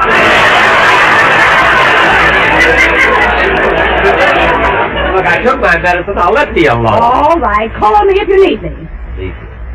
I wish I could get over this cold. Jack, it isn't the cold that's bothering you. If you got your $1,000 back, you'd be up in no time. Mary, believe me, losing $1,000 isn't what's keeping me in bed. I've reached the point where my health is more important than money.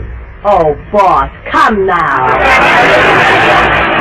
Look, Mary, you don't have to... I'm in that room. You'll find him in bed. What's the nurse yelling about? Oh, it's Dennis.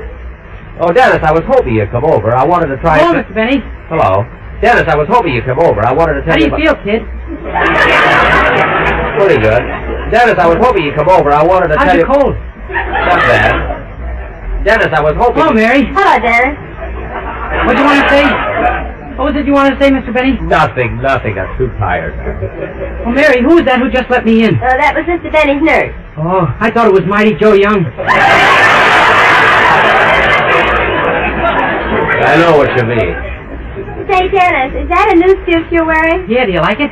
Yeah, but, Dennis, a light gray suit doesn't go with those purple socks. But, Mary, Don't argue, Dennis. Mary is right. Your light gray suit does not go with those purple socks. But I'm not wearing socks. What? We made wine yesterday.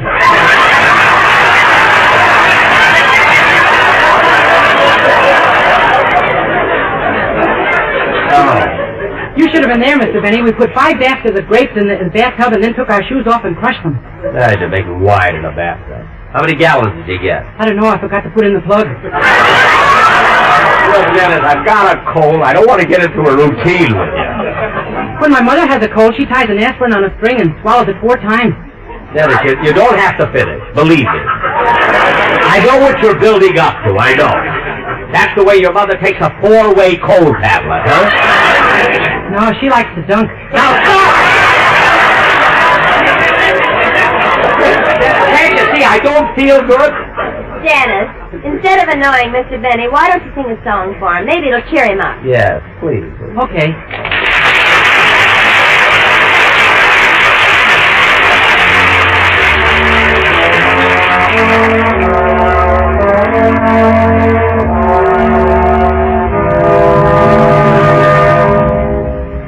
Up in the morning, out on the job, work like the devil for my pay. But that lucky old sun has nothing to do but roll around heaven all day. But with my woman, toil from a kiss, sweat till I'm wrinkled and gray. while that lucky old sun has nothing to do but roll around heaven all day. Good Lord above, can't you know I'm pining? Tears all in my eyes. Then down that cloud with a silver lining, lift me to paradise. Show me that river, take me across, and wash all my troubles away. Like that lucky old sun, give me nothing to do but run heaven all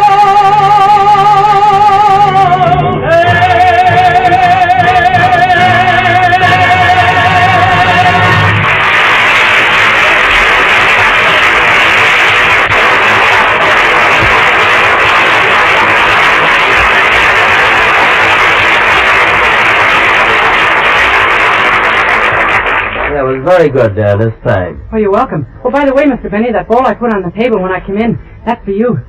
For me? What is it? Bowl of clam chowder. Oh, thanks. Did your mother make it? She made the chowder. I don't know who made the bowl.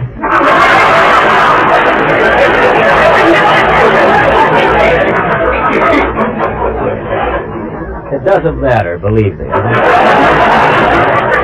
But I'm surprised that your mother likes me well enough. I can reach it, Mary. My neck is longer now. Hello? Hello, Mr. Benny. This is Mr. Kearns, the man who sold you the yacht. Mr. Kearns, I didn't buy the yacht. And I'm glad you called, because if you think that you keep my money... Now, Mr. Benny, let's not get excited.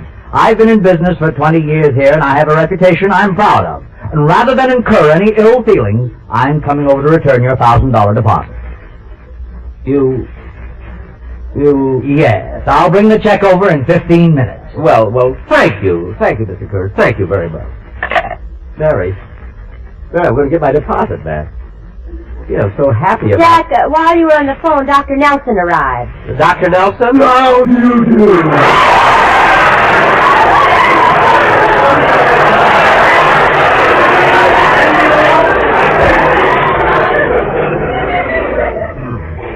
Now, don't leave everything to me. Wait a minute, you're not my regular doctor. Where's Dr. Langley? Oh, he had to go to a funeral, so he asked me to take care of it. A funeral? One of his patients? No, one of mine.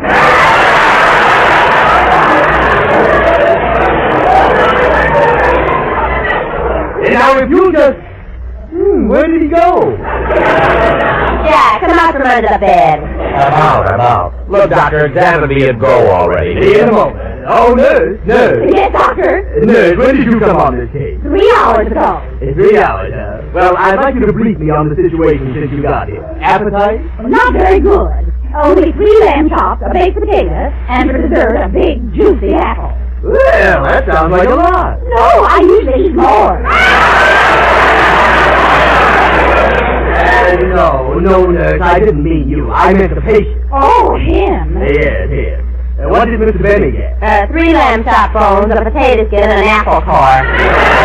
The apple core she threw at me. And perhaps he was over anxious. You know, feed a cold, starve a fever. Well, I have both. I have a cold and a fever. I have to show too. Stop being silly. And take that thermometer out of your mouth. I put it there. I thought it would keep him quiet. Oh, thanks, Mary. And now, Mr. Benny, the first thing I want to do is give you an injection. Pull up your sleeve. All right, doctor. Wait a minute, doctor. Why are you standing there in the corner tying those feathers to the hypodermic needle? Well, I can't stand the look of pain on your face, so I'll throw it from here. You're not going to throw that... Ow!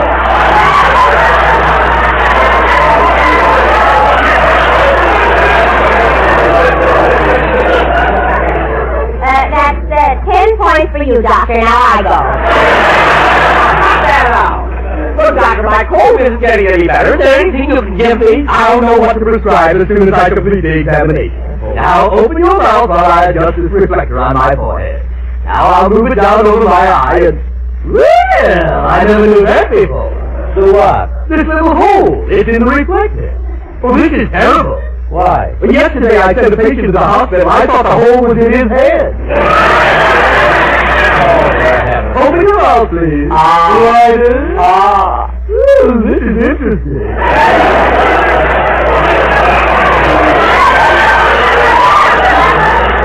I've seen tons with coats on them, but yours has a jacket. That was a baked potato. I had to eat something. Oh. Doctor, I'm sick. Will you stop fooling around? Do something, will you? I'll have you up in no time. Just swallow these little round pills. There are 15 of them. 15 pills? Yeah. Then take the water and swallow this little triangle. Wait a minute, what's that for? Well, we can't have those pills rolling all over your stomach. This triangle will rack them up.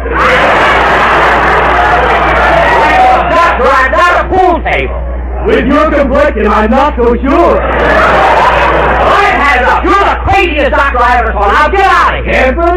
Now get out before I get... Jack, put down that bowl of soup. Are you out of my way, Mary? Jack, don't throw it. I will throw it. I am, Mr. Benny. You'll return to the deposit you will. Oh,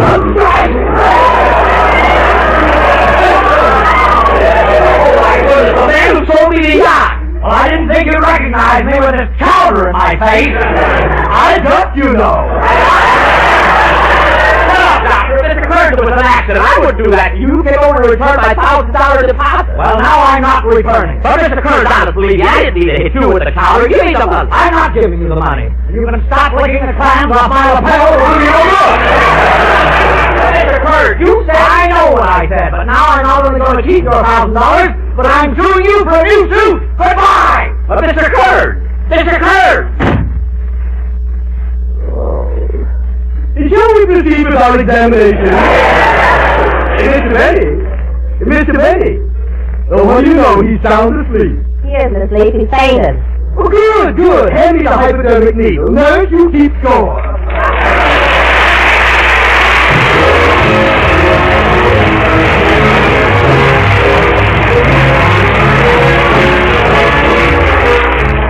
Ladies and gentlemen, carelessness is the greatest single cause of fires. Fires that claim thousands of lives and destroy property worth hundreds of millions of dollars. To prevent these shocking losses, be careful all ways with lighted matches and cigarettes and in every other way. Obey all fire regulations. Jack will be back in just a moment, but first,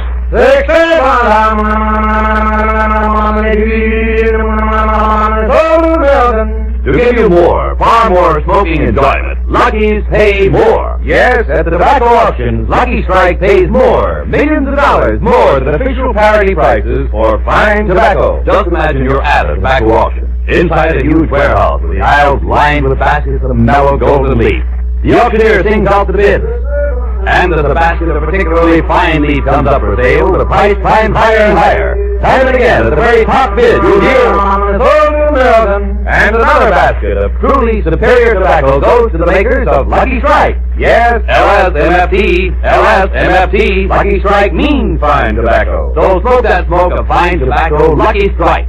With every puff, every pack, you'll get more, far more, real deep-down smoking enjoyment. Remember, to give you a finer, milder, more enjoyable cigarette, Lucky's pay more, millions of dollars more than official parity prices for fine tobacco. So light up a Lucky. You'll agree, in all the world, there's no finer cigarette than Lucky Strike.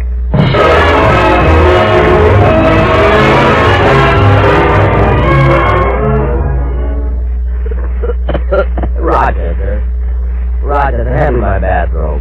Maybe I'll feel better if I sit up for a while. Carry on, boys. Jack, that's your old bathrobe. What happened to that beautiful new $250 silk embroidered one you bought last week while you had amnesia? He sold it yesterday. The boys is gone. Who sees it when I wear it, anyway? Good night, folks.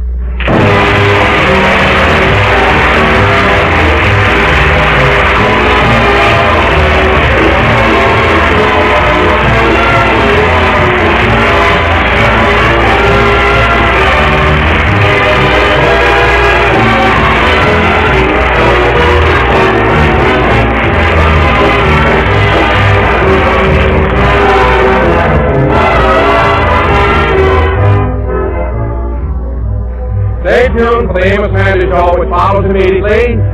Be sure to hear Dennis Day and the day in the life of Dennis Day.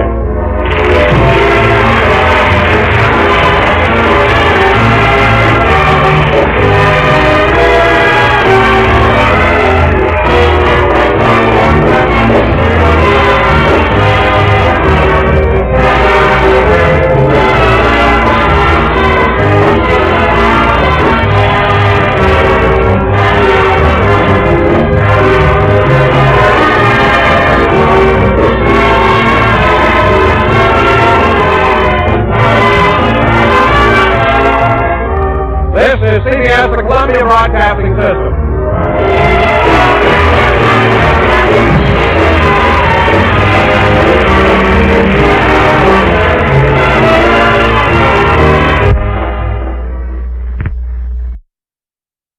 The Jack Benny Program, presented by Lucky Strike.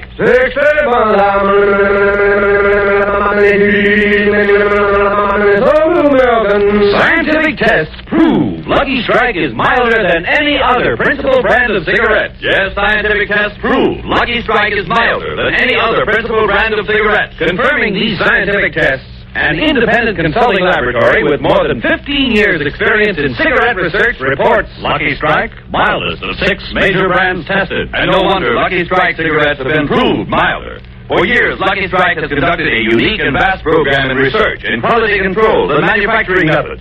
And today, tomorrow, always. LSMFT. LSMFT. Lucky Strike means fine tobacco. Fine, light, naturally mild tobacco that gives you smoothness and mildness and never a rough puff. So light up a Lucky. Prove to yourself what scientific tests prove.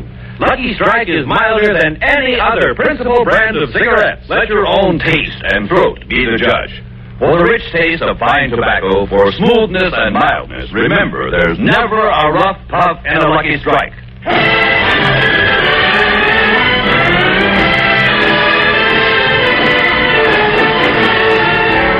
The Lucky Strike program starring Jack Benny with Mary Livingston, Harris, Rochester, Tennessee. Here's Rolly Donald.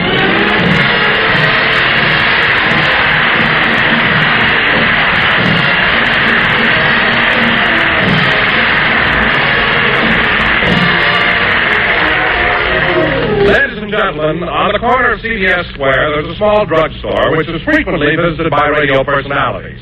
At the moment, Mervyn, the soda jerker, is talking to Flossie, the new waitress. Take it easy, Flossie. Don't be so nervous. I can't help it, Mervyn. After all, this is my first day as a waitress. It's nothing to worry about. What did you used to do? I was in the movies. You? You was in the movies? Yeah. I was head popcorn popper at the Pantages. Well, why did you quit? My boyfriend got tired of kissing my salty fingers. Gee, I hope I make good at this job. Oh, don't worry, you'll do all right. Uh-oh, get ready for business. Here comes Jack Benny and some of his cast. Oh, gee, celebrities.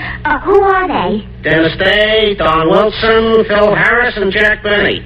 See, they're starting across the street. Oh, yeah. Which one is Jack Benny? The one that looks like he won't make it.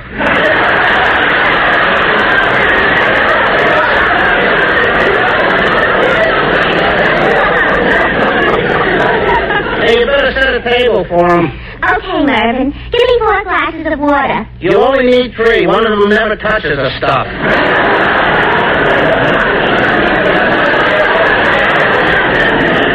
You better get busy, Flossie. Come on, fellas. There are plenty of tables. Let's sit over by the window. Okay, by me. Hiya, Mervyn. Good health to all from Rexall.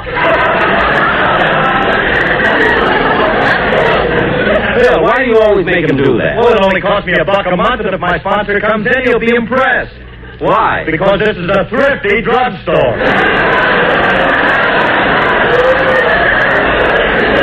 Well, sit down, fellas. Your order, please.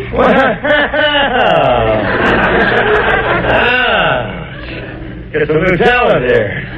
Your order, please, gentlemen. I'll take a ham sandwich on rye and a cup of coffee. Yes, sir. I'll have the same. Yes, sir. And I'll have a glass of milk and some apple pie a la mode. Yes, sir.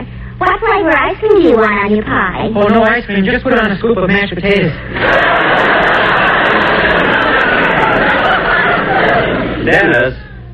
Dennis, why in the world do you order a pie with a scoop of mashed potatoes? Because I'm a slow eater. What's that got to do with it? Ice cream melts.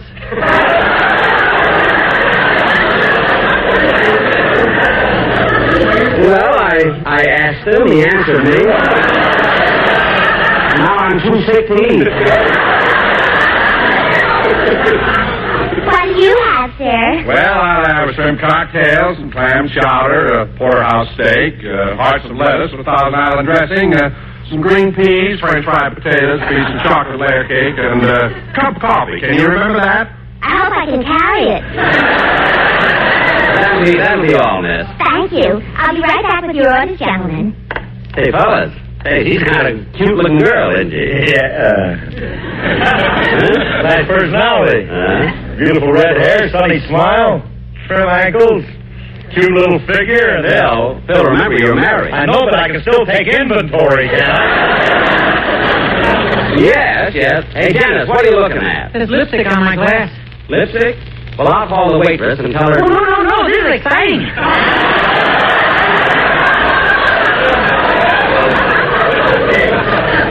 Yeah, what's exciting about lipstick on a glass? It's spring, Dad, spring. Oh, be quiet. Oh, say, Jack, there's a new record here in the jukebox called Dearie. It's sung by Dennis. By me? Oh, boy, I'm going over and play it. All right, go. Nobody touch my glass. We won't. Play the record, will you?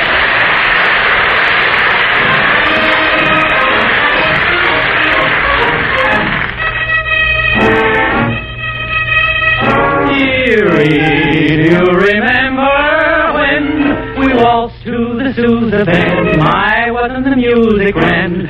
Chowder parties down by the seashore. Every 4th of July, test your memory, my dearie. Do you recall when Henry Ford couldn't even fix a running board under a chandler stick? Dearie, life was cheery in the good old days gone by. Dearie, do you remember when most gents owned a pair of hats, wing collars and derby hats? Lovely ladies swinging their buckles, may those gentlemen sigh. Test your memory, my dearie. Do you remember watching John Elwyn every fight? 'Cause nobody ducked from Sullivan's right. Dearie, life was cheery in the good old days gone by. Jackie, do you remember leaving Waukegan, Illinois? Gosh, weren't you just a boy? That was long before Love in Bloom, and maybe Brahms' Lullaby. Test your memory, my Jackie.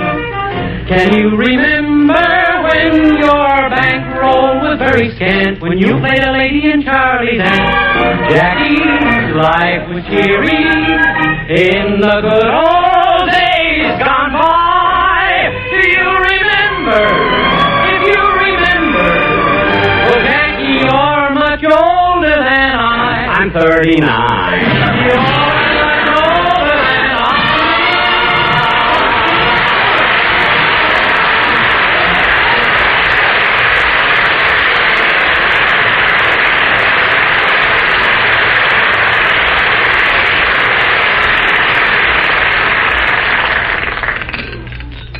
Will you gentlemen have anything else? No, not me. I've had enough. I'll bring you a check in a minute. Hey, say, Phil, how about coming over to my house for a little gin rummy? Well, I like to, Jackson, but I got to go home and wash Alice's hair.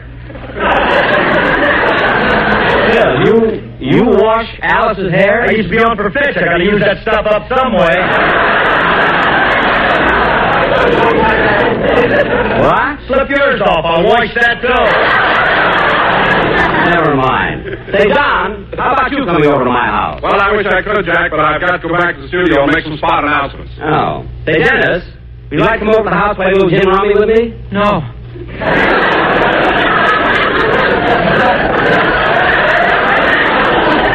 Why not? You cheat.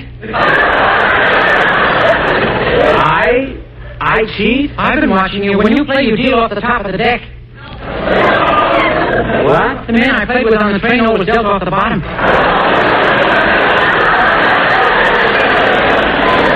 For heaven's heaven's sake, kid, when will you learn? Your check, gentlemen. Oh, I'll take it. Good, good. Well, fellas, I'm going home. Mr. Benny, you want me to drive you? No, thanks, kid. Such a nice evening, I think I'll walk. So long, boys. So long, Jack.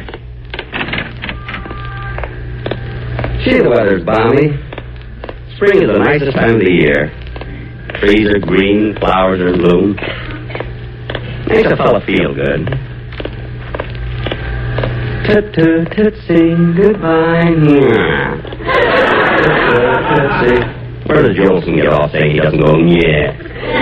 Da-da-da-dum-bum-bum-bum. Excuse me, mister. Huh? Can you spare a dime for a cup of coffee? A dime? Well, let's see. I haven't got a dime. The smallest I have is a half a dollar. I haven't eaten since yesterday. Well, look, buddy, here. Here, take the half a dollar. Gee, mister, thanks. Thanks a lot. You're welcome. Dum-dum, say goodbye. Yum-bum-bing-bum-bum-bum. Gee, that was nice of me.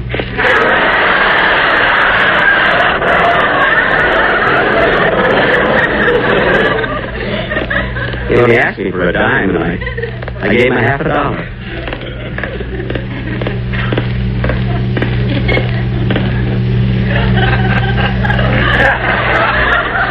I wonder if it's deductible.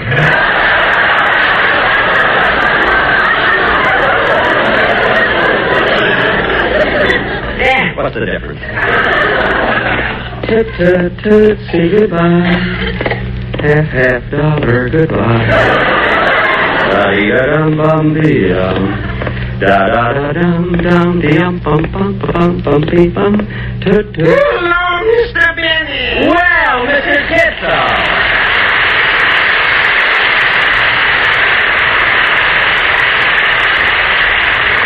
Mr. Benny, who was your friend who I just saw you talking to? My friend? Oh, that was some poor man who wanted a dime for a cup of coffee, but I gave him a half a dollar. Bless you. Thank you. By the way, Miss Kitzel, where are you going? I'm on my way to the baseball game. Oh, yes, there is a game tonight. The Angels in San Diego. I didn't know you were such a fan. Oh, my, yes. But I'll tell you one thing, Mr. Benny. The baseball players are not like they used to be. You're right. Some of those old-timers are really great. Oh, my, when I think of such players like Christy Mathewson, Ty Cobb, Rabbi Marinville.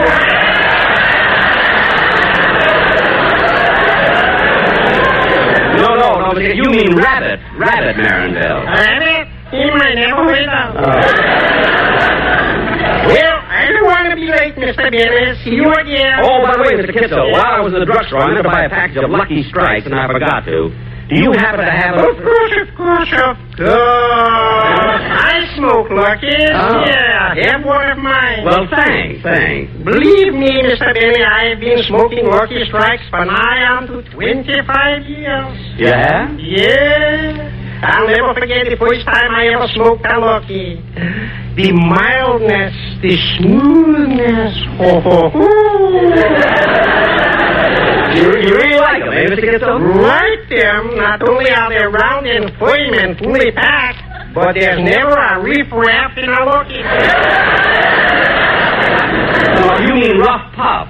Riff-raff, rough puff. Light one and enjoy. Thank you. Well, goodbye, Mr. Kitzel. Sold American.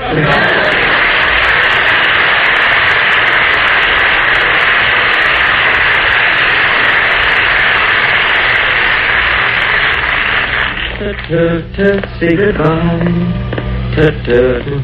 Yeah, Mr. Kitzel is a nice guy. But then I'm a nice guy, too. Yeah, so he asked me for a dime, and I gave him 50 cents. Yeah, I wish Luella had been there to see it. Maybe I'll call her when I get home.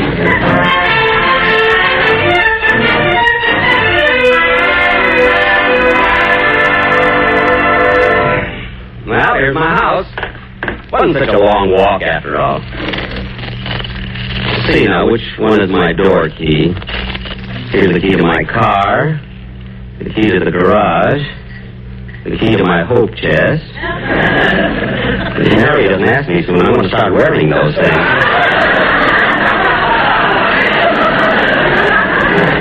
Oh, here's the key to the door. Boss, is that you? Oh, Rochester, I didn't know you were home. I'm in the kitchen. Rochester, isn't it your day off? Yeah, but I thought I'd stay home and get caught with these dishes. Well, look, you let a whole week's dishes accumulate. Why do you let them pile up like that? It isn't my fault. It's that new soap you bought. We just can't get together. What do you mean you and the soap can't get together? When time's in, I'm out.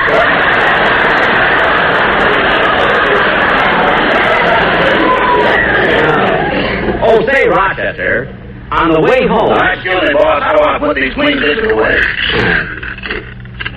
Rochester, you know, on my way home, some poor fella asked me for a dime. Uh-huh. But I gave him 50 cents.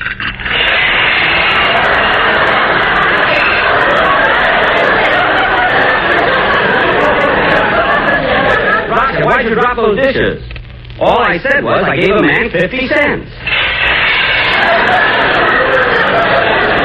Rochester, you didn't have to push that second stack off the drain board. I didn't touch them. They jumped off by themselves. What a mess. Boss, look at me. Huh? Did you really give a man 50 cents? I certainly did, Rochester. And, you know, if I had known the wonderful feeling, the warm glow I get from being generous, I would have started earlier in life. Boss, would you like to talk about my salary? Mañana. The word I picked up in Palm Springs. Rochester, I've had a long day, so I think I'll go to bed. Okay. Good night, boss. Good night. Tut, tut, tut, say goodbye. Tut, tut, tut, say don't cry. Da-da-dum, boom, boom. Da-da-da-dum. Yeah, but I'll really sleep tonight. Ah, this bed feels good. Feels good to get my shoes off, too.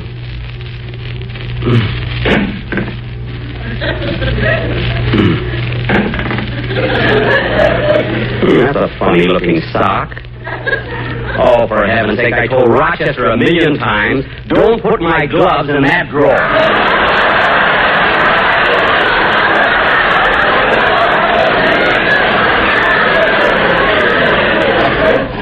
No wonder my toes were cold. They were separated.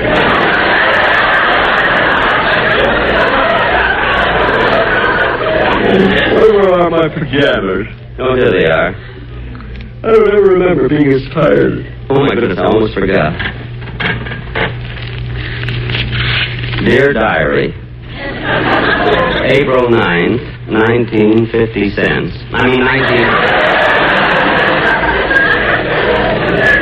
Today I did a wonderful thing.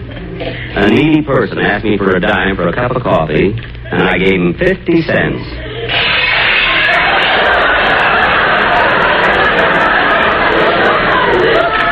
Rochester, what happened in the kitchen? I don't know. I'm in bed.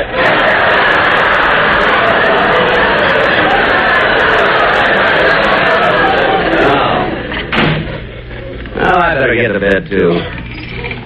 I gotta get up early tomorrow morning and play golf with Mary. Oh, yeah, I forgot to call Llewellyn and tell her about giving that man 50 cents. Yeah, but then maybe that's too hammy.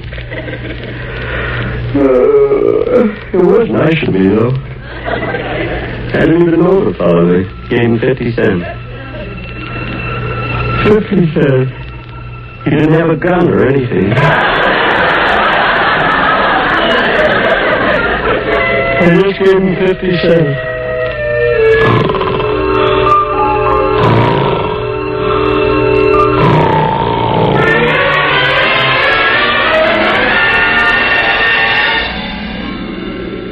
Ladies and gentlemen, this is your CBS worldwide correspondent bringing you the event you've all been waiting for. Today, dignitaries from the four corners of the earth have gathered at this banquet to pay homage to the most generous man in the world, Jack Benny. That's me. He's talking about me. to give me a banquet. Yes, ladies and gentlemen, this great event is coming to you from the banquet room of the Taj Mahal. The dais is replete with dignitaries. A hush falls over the audience as the master of ceremonies rises to his feet. He is none other than the Honorable Winston Churchill. Winston Churchill at a banquet for me. Ladies and gentlemen, it is with a deep feeling of pride that I have come here to preside on this wonderful occasion.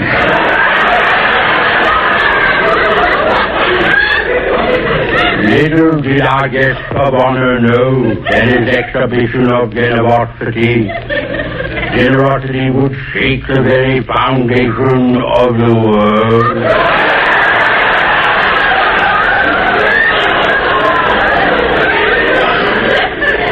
I know that most of you were as shocked as I was. When the news reached me, I was sitting on the front steps of number 10 Downing Street. As you all know, I'm not quite inside yet.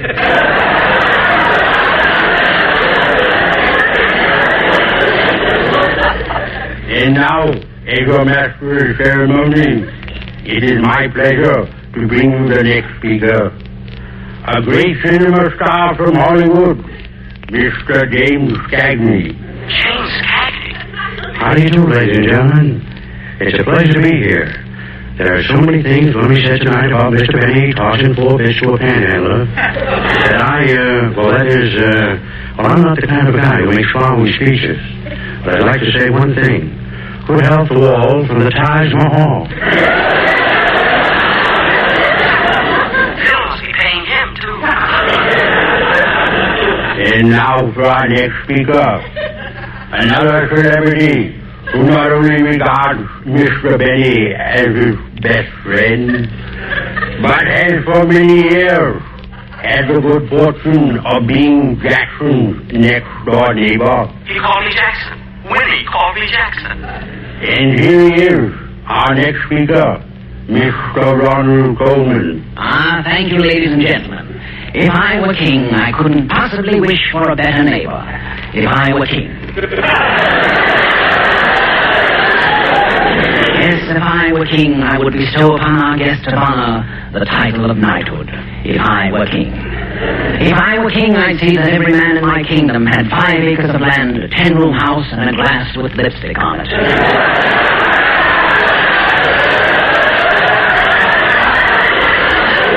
And now, before I conclude, I would like to assure Mr. Churchill that the 50 cents that Mr. Benny gave away came out of his own pocket and will not be deducted from the Marshall Plan. Of course not. Thank you, Ronnie. That's quite all right, Winnie. Ladies and gentlemen, while Mr. Churchill is introducing the next speaker, I want to take this opportunity of passing through this vast audience and pointing out some of the other celebrities who are here today. At the far end of this table, I see Princess Elizabeth. Seated next to her is Madame Shanghai Shek. Looking down the table, we see Queen Juliana of the Netherlands. And seated next to the Queen, we have a lovely lady dressed in ermine cape, star sapphire tiara, and a diamond bracelet. I beg your pardon, miss, but I've taken the liberty of describing your jewels, so now may I ask, who are you? I'm the girl who works in the drugstore. Well, who is this sitting beside you? Don Wilson, he hasn't finished eating yet. So now, once again, we take you to the dais and Winston Churchill.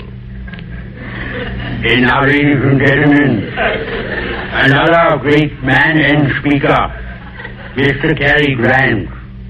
Good evening. Cary Grant is here, too. Good evening, ladies and gentlemen. I'm very happy to be here tonight at the Taj Mahal honoring this great man. I'd like to say only this. Mr. Benny may have had the experience of being Charlie's aunt, but I was a male war guide. Thank you. Thank you, Mr. Grant. And now we come to one of the highlights of the evening. A man to whom Mr. Benny gave the 50 cents. Mr. John L. C. Cerrone. That's the guy. That's the guy I gave the money to. Ladies and gentlemen, I'm very happy to have this chance to talk to you because, well, I have a confession to make. When Mr. Benny gave me the 50 cents, I don't want to buy nothing to eat. I just want to take the 50 cents and buy a sweepstake ticket. Sweepstake ticket? Well, I did. And that night I went home and I was just hanging around the house. I wasn't doing anything. Just hanging around the house. I didn't feel like doing anything. So I was hanging around the house and...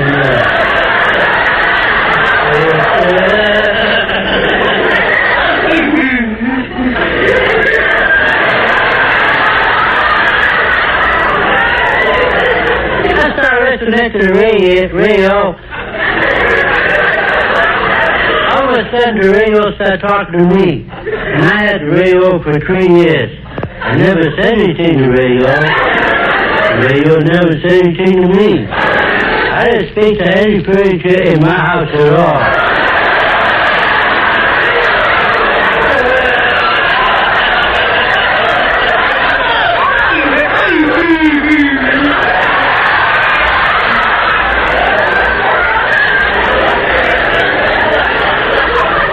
The radio says, did you notice you are the winner of $150,000? I said, who? You. Me? Yeah. I said, you know what your number is? I said, your number is 247590307-M69907. 38904. 8773 Journal C. Savorny. I said, holy smoke, that's me.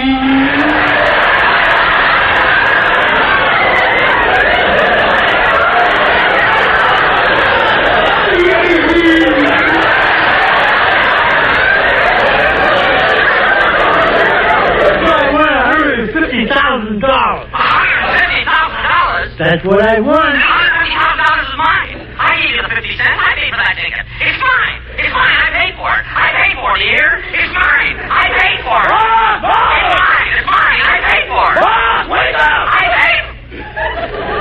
Huh? Huh? Boss, you've been yelling in your sleep. Oh. Oh, yes, I was dreaming. What were you dreaming, boss? About giving that man 50 cents. For heaven's sake, there go the rest of the bit.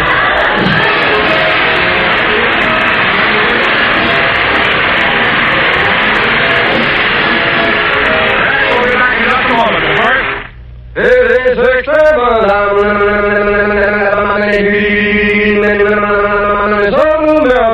Scientific tests prove Lucky Strike is milder than any other principal brand of cigarettes. Yes, scientific tests prove Lucky Strike is milder than any other principal brand of cigarettes. Confirming these scientific tests, an independent consulting laboratory with more than 15 years' experience in cigarette research reports Lucky Strike, mildest of 6 major brands tested. LSMFT. LSMFT. Lucky Strike means fine tobacco. That's why with every Lucky, you get the rich taste of fine, light, naturally mild tobacco. Yes, smoothness and mildness with never a rough puff. Just listen to the words of Mr. Raymond W. Crutchfield, for 16 years an independent tobacco warehouseman from Reedsville, North Carolina. Recently, he said, "In my experience as a warehouseman, year after year, I've seen the makers of Lucky Strike buy good smoking tobacco. Fine, ripe, mild leaf that makes one great smoke. I've smoked Luckies for 20 years. So, smoke a Lucky. Prove to yourself what scientific tests prove.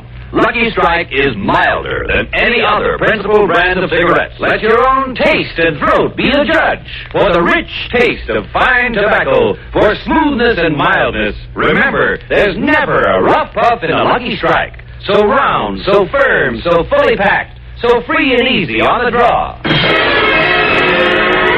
Ladies and gentlemen, the impersonations of Winston Churchill, James Cagney, Cary Grant, and Mr. Salvoni, the man I gave the 50 cents to, were done. All of these impersonations were done by Frankie Fontaine. Ronald Coleman was impersonated by Dennis Day. The impersonation of giving away 50 cents was done by Jack Benny. Thank you, Don. Thank you. Ladies and gentlemen, 9 out of 10 fires, far too careless. Be careful, fires alone. Starting up 10 to go 80 chest, and worst of all, cause much loss of life. Do your part to prevent fire. Never discard lighted matches or cigarettes. Put them out. Take every precaution you can to prevent fire. Be sure to hear another day and the name of life will demonstrate. Stay tuned to the understanding show which follows immediately. Frankie Fontaine appears with the courtesy of 20th Century Fox, produces a Technicolor production, cheaper by the dozen, starring Clifton Webb. This is CBS's Columbia Broadcasting System.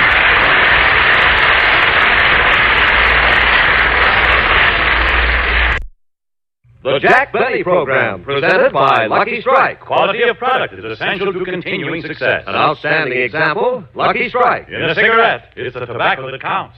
And first, last, always. Lucky Strike means fine tobacco. American. Lucky Strike presents The Man Who Knows. Mr. James Talley, independent tobacco warehouseman of Durham, North Carolina, has spent a lifetime in the tobacco business. Recently, he said, season after season, I've seen fine tobacco bought by the makers of Lucky Strike. Yes, fine tobacco, full of flavor, ripe and mild. I've smoked Lucky's myself for 18 years. And auction after auction, independent tobacco experts like Mr. Talley can see the makers of Lucky Strike consistently select and buy that fine, that light, that naturally mild tobacco. Remember, LSMFT. LSMFT. Lucky Strike means fine tobacco, and fine tobacco means real, deep-down smoking enjoyment for you. So smoke that smoke of fine tobacco, Lucky Strike. Yes, next time you buy cigarettes, ask for Lucky Strike. So round, so firm, so fully packed, so free and easy on the draw.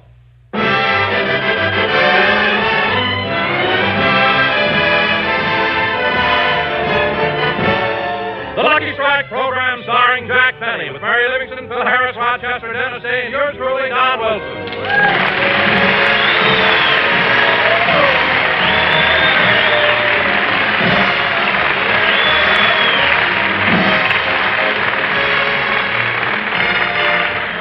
And now, ladies and gentlemen, let's go out to Jack Benny's home in Beverly Hills, where we find Rochester tidying up Jack's den. It's sure messy in here. I can't understand why the boss saves all these things. He's sure sentimental. Look at this. A program from his first vaudeville appearance.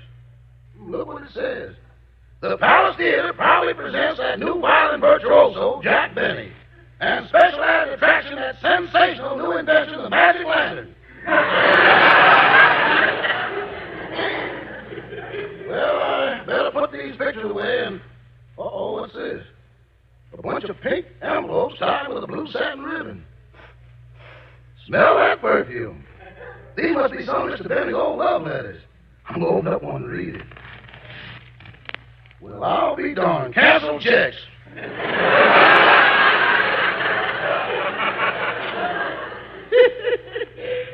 Those are love letters to him. Say, here's something the boss must have mislaid. It's a letter from the doctor who examined it, and it isn't open. I better take it to him. But John, without you, life isn't worth living. Say, Mr. Benny, I'm fine. Quiet, Rochester. I'm listening. John, how can you walk out on me after all we've been to each other? I'm sorry, Agnes, but marriage isn't for us. It just wouldn't work. It serves me right. I should have listened to my father. Your father.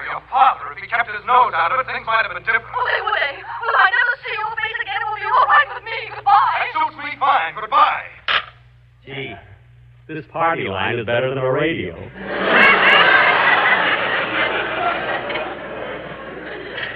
No commercials. Hey, what do you want, Rochester?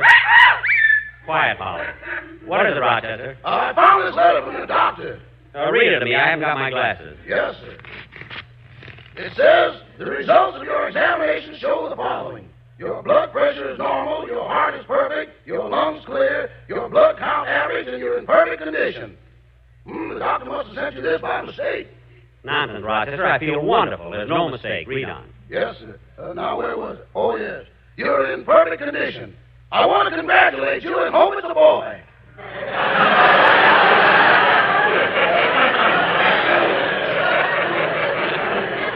What? Sit down, boss. Let me get you some milk. Now, cut that out. And it's religion, thanks, you gay. You can shut up, too, Polly. Rochester, let me see that report. You see? There, it was sent to the wrong address. Phew.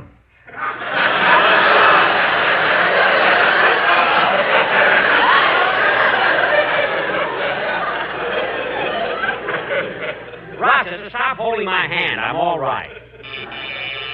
I'll get it. You finish cleaning the den. Well, hello, Mary. Hello, Jack. Gee, Mary, it's good to see you again. Everybody missed you last week. Well, it was nice of you to let me go back to Plainfield for Mom and Papa's 40th anniversary. Anniversary. Hello, Polly. Well, hello, you. Poor Polly, she doesn't know she's a girl.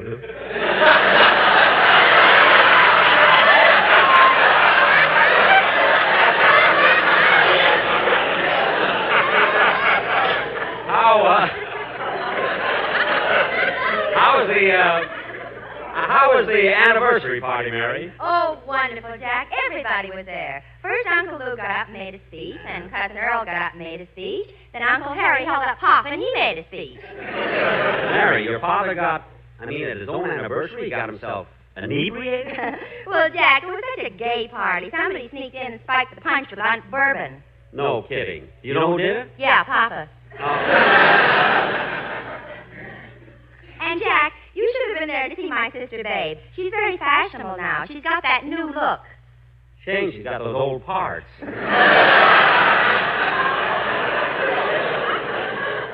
she really looks good. No kidding. Yes, in fact, she's got her old boyfriend back. You remember Herman Holquist?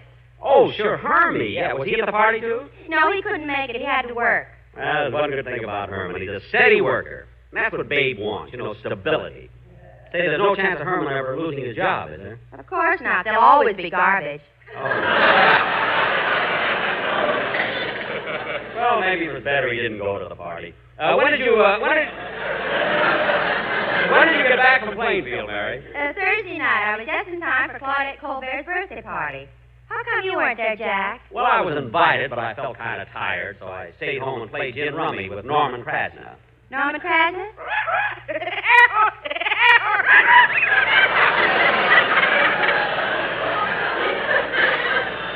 Polly, I'm warning you. One more interruption, I won't take you to see Forever Amber. Mary, I kind of wish I could have gone back to... Mary, what are you doing? I'm reading this letter from your doctor. Oh, that. It was just... Why, Jack, so that's why you couldn't go to Claudette's party. That letter was sent here by mistake. My goodness. Say, boss, I was cleaning up the bedroom and I found Mr. Ronald Coleman's hat. Oh, well, take it back to him later. Jack, what was Ronald Coleman's hat doing in your bedroom? Oh, it's a long story, Mary, but Ronnie and Benita spent the whole night here. I meant to tell you, boss, in the morning Mr. Coleman told me that your mattress was much too hard. What do you expect, goose feathers? No, they didn't expect silver dollars either. And not only that, he said the mattress was lumpy. Fort Knox should have lumps like that. Yeah. Rochester, answer the door, will you, please? I still can't understand what happened last week, Mary. Ronald Coleman called me, invited me over to his house for a costume party. When I got there was no party at all. As a matter of fact, they sneaked out the back door, came over here, and went to sleep. Something wrong, Mr. Benny? No, Dennis. It's nothing that would interest you. What brings you over here, kid? Well, I phoned Miss Livingston's house, and her maid told me she was over here. Hello, Mary. Hello, Dennis. You want to see me? Uh-huh. I sure missed you, Mary. I thought about you every single day while you were gone. Really? Yeah, you went off with the keys to my car.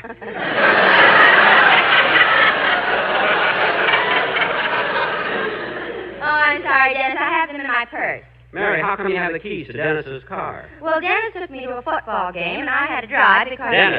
Dennis, stop reading that letter. It's from my doctor. Why are you keeping it a secret? You should be very happy. Dennis, don't be silly. That's a mistake. But the letter says... I don't care what the letter says. It's impossible. Oh, yeah, you're not even married.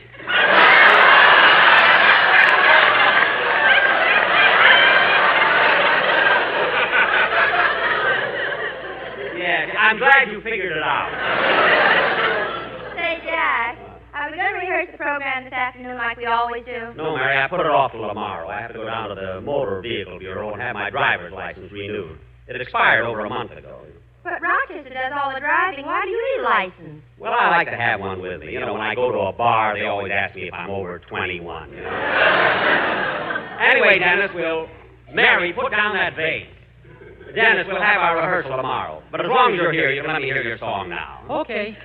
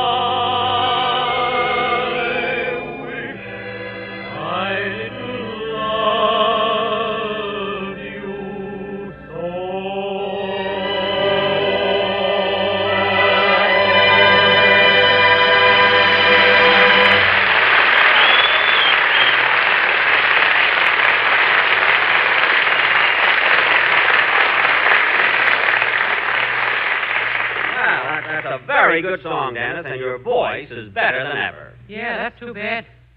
What? Well, if I didn't always have to keep singing on your Sunday show and my show Wednesdays, I'd be a great actor. Oh, sure. I suppose you'd be another Edward G. Robinson or a Ronald Coleman. It's awfully nice of you to say that, old fellow.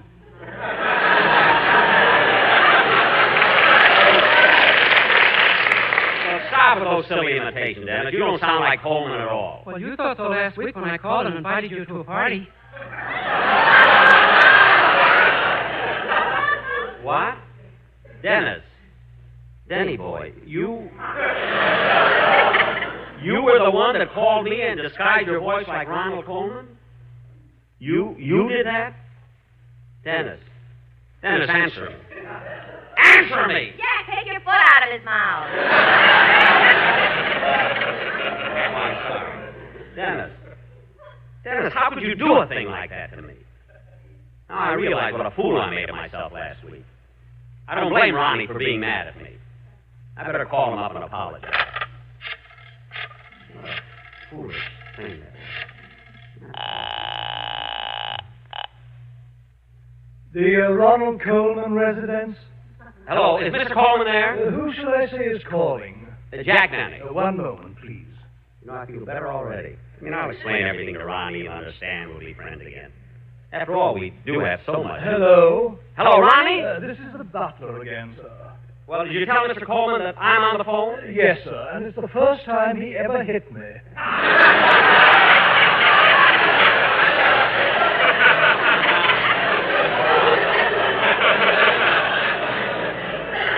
Hit you? What's come over him? I don't know, sir, but when I mentioned your name, he screamed, Jack Benny, Jack Benny. And then he mumbled something about dropping dead. Well, never mind. I'll just write a note and stick it in his laundry bundle. Goodbye. Goodbye, sir. What happened, Jack? Nothing. Ronnie wasn't in. Dennis, I can't get over it. How in the world could you think of pulling a trick like that? Well, I don't want to take all the credit, Mr. Benny. Phil Harris helped me think of it. What? In fact, it was his idea. Phil? Phil Harris? So it was Phil who put you up to it. Let me have that phone again. I'll fix it.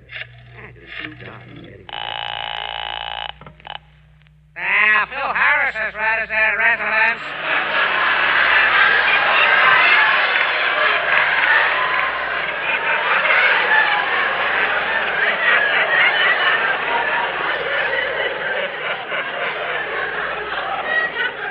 Algernon, the butler speaking. Butler? Phil has a butler. Why not? He's got 2 shows, you know. I know. Let me talk to Mr. Harris. Okay. Keep your shirt on. Some butler. But I'm going to tell Phil it's plenty. Mr. Harris, social secretary speaking. Feel like that. A butler and a social secretary having 2 shows certainly gone to his head. Put Mr. Harris on the phone, please. Just a minute. I'll tell Sabu to stop fanning him. Sabu, look, tell Mr. Harris I want to talk to him. Okay. Hey, Maharaja, get up off that Persian rug. You want it on the phone. Okay. Alice, you can take off that veil and stop dancing. Feel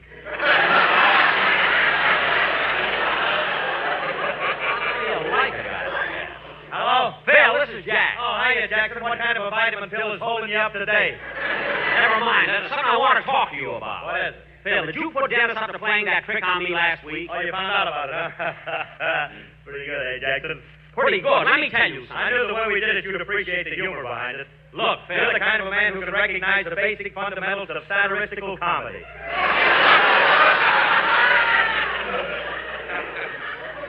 Phil! Yes, sir, when it comes to a sophisticated situation that provokes mirth and laughter, you're the very first to perceive its true value. Look, Phil, you can't pull a wool Quick over... as it should be, because you're not only a great artist, but a dynamic, scintillating personality. I am? Phil! Yes, sir. That's why the name Jack Benny is regarded by millions of people as the ultimate in the field of entertainment. Well... Well, Phil, it was awfully nice of you to call me. I certainly appreciate it. That's okay. Goodbye, Jackson. Goodbye, Phil. Oh, Phil, I got the most wonderful news to... Oh, I keep forgetting that letter was sent here by mistake.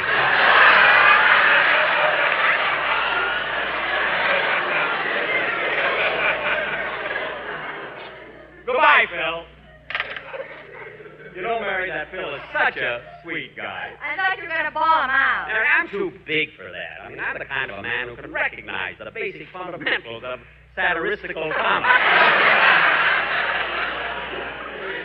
Jack. What? Is that your head or is your nose stuck on some bubbalone? My head and put down that pin. Now, come on with me, Mary. I got to go downtown and get my driver's license. Hey, here comes Don Wilson. Don, what's the matter with you? You're trembling. Oh, Jack, I just had the most terrible experience. It was horrible. A woman tried to commit suicide. Suicide? How? I was walking down the street and she threw herself in front of me. No!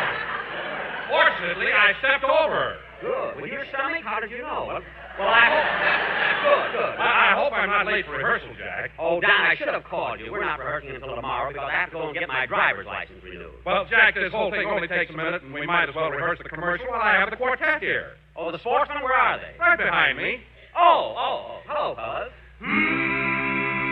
You know, boys, you shouldn't always be walking behind Don. I mean, you're getting pale. You need a little sunshine. Look, Don, I'm really in a hurry. Can't we do Jack, this? it'll only take a minute. Oh, all right. What is this number you got? It's a song called I Believe. Well, good. Let's hear it. Okay, now, boys, remember what I told you. Just do the first chorus. I don't think Mr. Benny likes the second. Yeah, I don't like it when it gets silly, you know. Tell him to go ahead now. All right. Take it, boys. I believe in wishing wells, and I also believe in a lot of things Daisy tells. I believe in Lucky Strike, LSM, that's smoke for weed. We say that's cute, Don. Tobacco when it comes from way down south.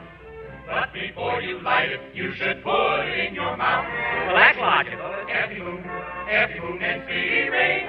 Take a tip from the man who knows. It's as plain as the face on Randy's nose. LSMFT. Yes, that's the smoke for Hey, that's swell. Yes, sir. You bet. John, I told him not to do it. Boys, this is the part Mr. Benny doesn't like. I don't want the second chorus. He doesn't like the second chorus. John. Boys. John. Boys. Tell him to stop. Fellas, you gotta stop. Wait a minute.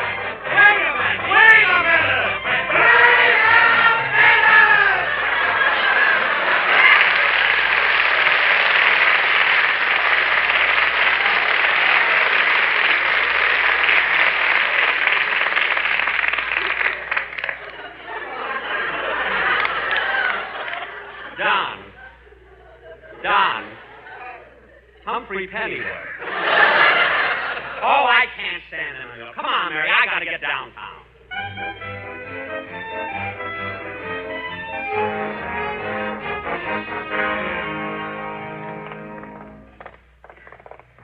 Here it is, Mary, Department of Motor Vehicles.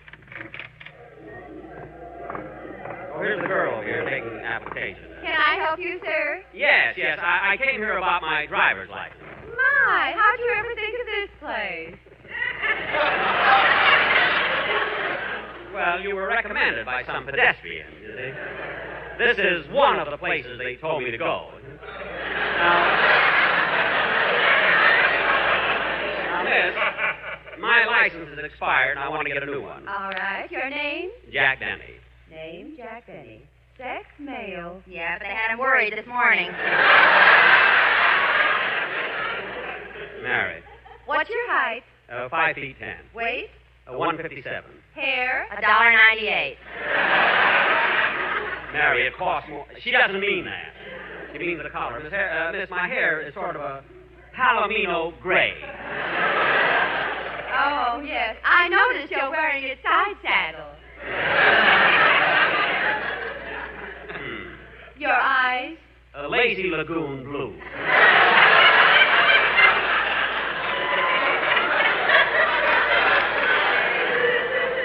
This suit I'm wearing doesn't do them justice.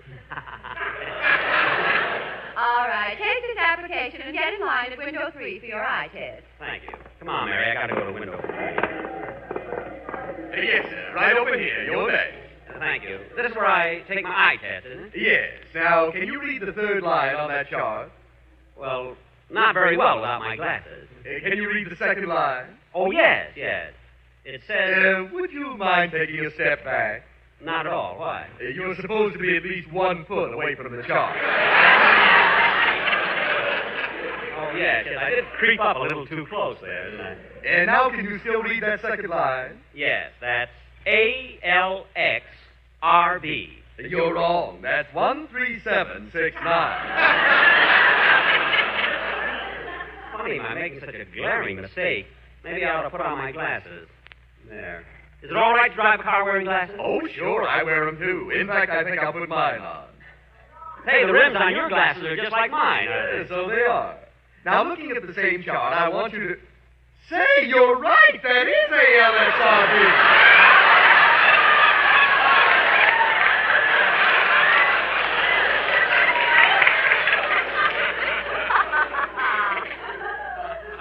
That's funny. Now it looks like 1376.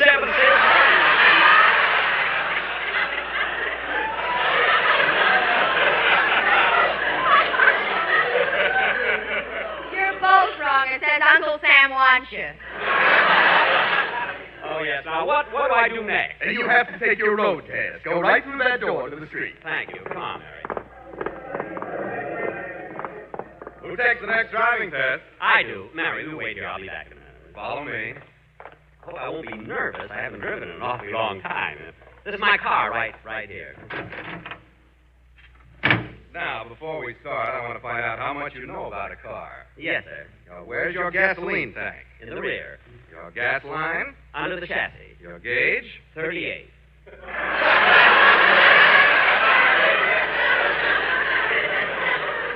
What? Oh, I thought you said my age. The gauge is on the dashboard. All right, Mr. Benny. Start the car. Yes, sir.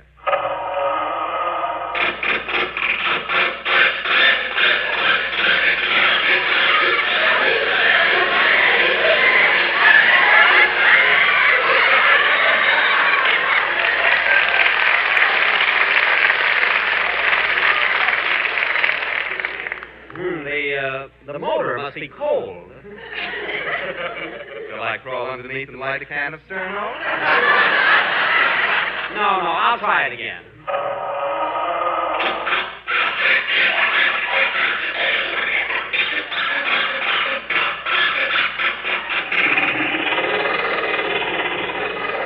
Well, we're running along smoothly now.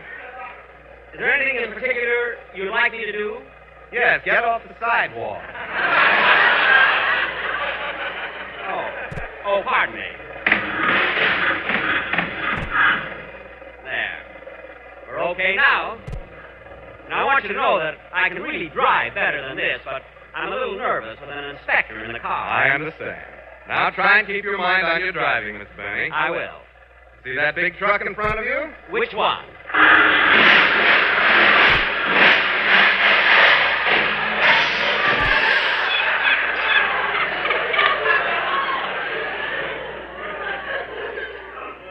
That one.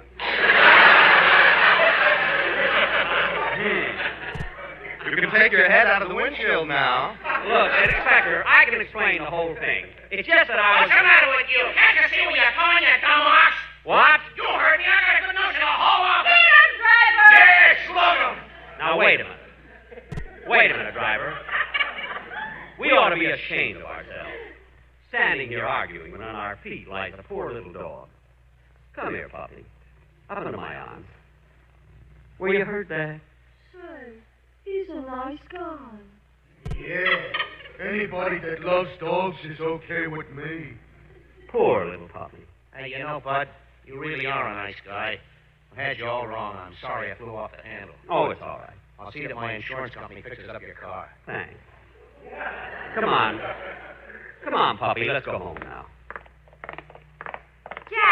Jack, I just heard a crash. Are you all right? Yes, I'm fine. Come on, let's get out of here. Okay, but I thought maybe... Jack, what's that you got cuddled up in your arms? My toupee.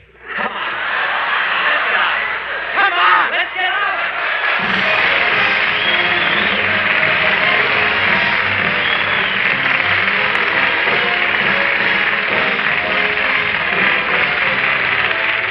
Jack will be back in just a minute, but first, it's essential to continuing success. And Lucky Strike means fine tobacco. LSMFT. Yes, Lucky Strike means fine tobacco. And fine tobacco is what counts in a cigarette. Remember what happens at the tobacco auctions? Year after year, at market after market, independent tobacco experts can see the makers of Lucky Strike consistently select and buy that fine, that light, that naturally mild tobacco. Lucky Strike presents The Man Who Knows. Mr. Percy Joyner, independent tobacco auctioneer of Lewisburg, North Carolina, sold 26 million pounds of tobacco leaf in one season alone. Not long ago, he said, At all the auctions I've ever attended, I've seen the makers of Lucky's buy really fine tobacco. Ripe, mild leaf that makes a grand smoke. That's why I've been a Lucky Strike smoker for 16 years. So for your own real, deep down smoking enjoyment, remember, LSMFT. Lucky Strike means fine tobacco. So smoke that smoke of fine tobacco, Lucky Strike. Yes, next time you buy cigarettes, ask for Lucky Strike. So round, so firm, so fully packed, so free and easy on the draw. Well, Mary, I'm sure glad I got my driver's license. For a while there, I thought that... Excuse me. Hello? Eddie Cantor? Oh, hello, Eddie. Yes, I'll be on your show Thursday. By the way, how's Ida? Good. How's Marilyn? How's Janet? How's Edna? How's Natalie? How's Marjorie? How's Sam? Eddie, don't get excited. I just threw him in to make you feel good. Yeah, I'll see you Thursday. Goodbye.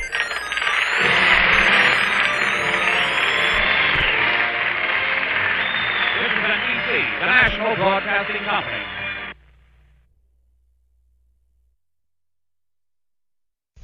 J.E. The Jello program, starring Jack Benny with Mary Livingston and Phil Harris and his orchestra. The orchestra opens the program with Gee, But You're Swell.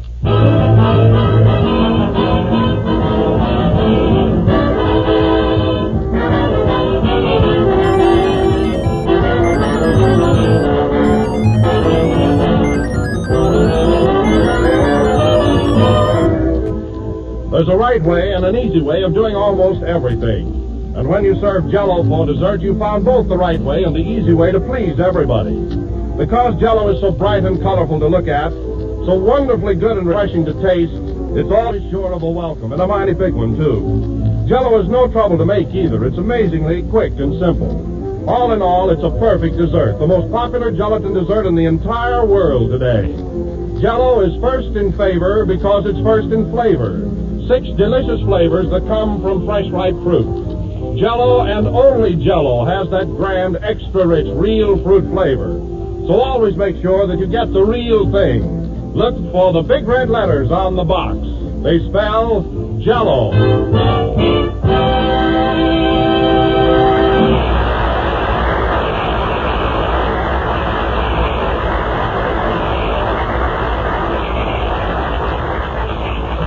That was Gee, But You're Swell, played by Phil Harris and his orchestra. And now, ladies and gentlemen, we bring you America's boyfriend who can't get a date, Jack Benny.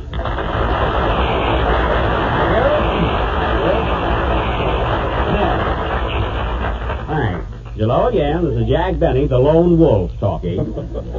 Can't get a date. I can have a date every night in the week if I want to. Oh, I didn't mean anything, Jack. I just wanted to start out with a laugh, that's all. Well, there's very little humor getting laughs at other people's expense.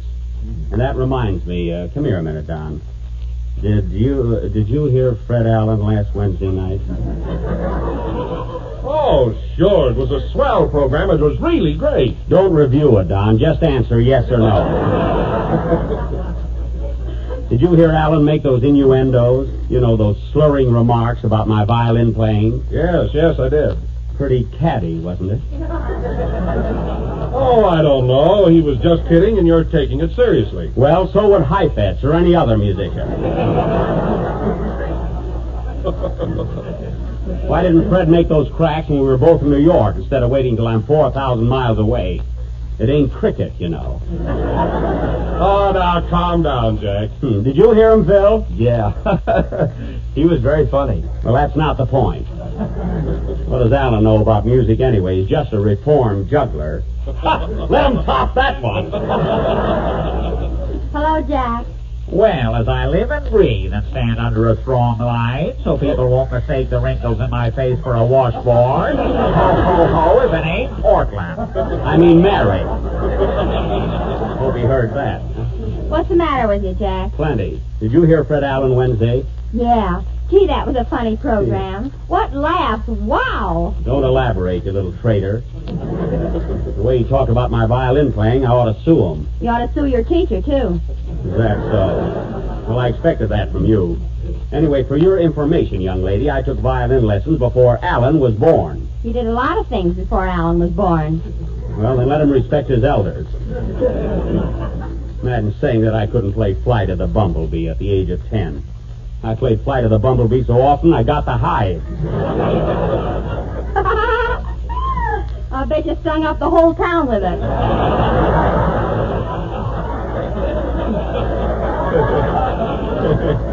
Oh, yeah? Mary, that was a honey. Hey, wait a minute, Phil. You know, you're still on probation with me. If you don't behave yourself, I'll make you take back that watch you gave me for Christmas. Okay, where is it? Well, just be careful, that's all. Hello, Jack. What's so funny, Jenny? Did you hear Fred Allen? Oh, boy, that guy killed me. Yeah. Listen, Kelly, did you realize he insulted me? Yeah. Now, wait a minute. I want to tell you something, and this goes for all of you. I'm going to make a rule right now. Hereafter, anybody working for me can listen to Allen's program. They mustn't enjoy it.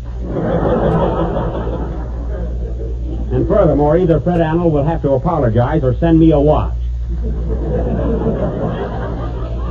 And a good one, too. Speaking of watches, folks, let me tell you about Jell-O. What's that got to do with it? Jell-O is first in favor because it's first in flavor. It's inexpensive and easy to make, and every day millions of people eat it. That was very subtle, Don. How did you ever think of it? Oh, it was nothing, Jack. Just an inspiration, that's all. Well, come in. Mr. Benny? Yes? I want to take this opportunity of wishing you and your company a very, very happy New Year. Well, you said that last week. My mother didn't hear me. Goodbye.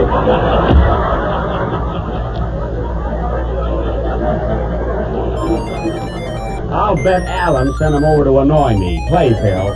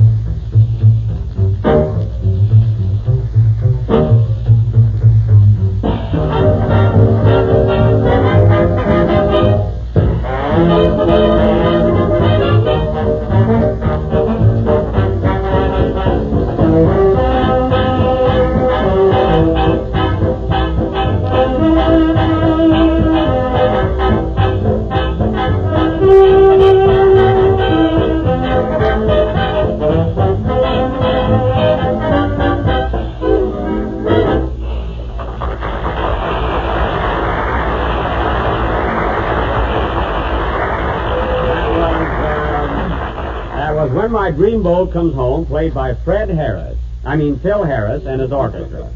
Say, Phil, I didn't see you over at Paramount Silver Jubilee for Adolf Zucker last Thursday night. Where were you? Well, I did want to be there, Jack, but I had to work. Oh, it's too bad. We had a lot of fun. All the big stars were there, Fred McMurray and Mary Boland and Carol Lombard.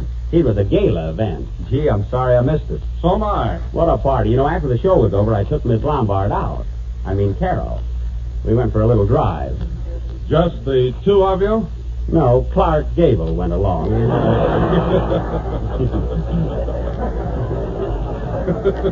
For laughs.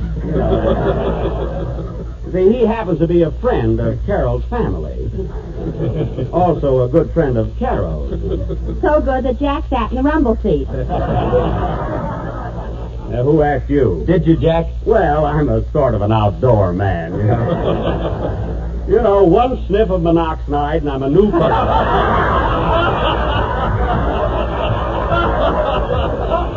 That's monoxide.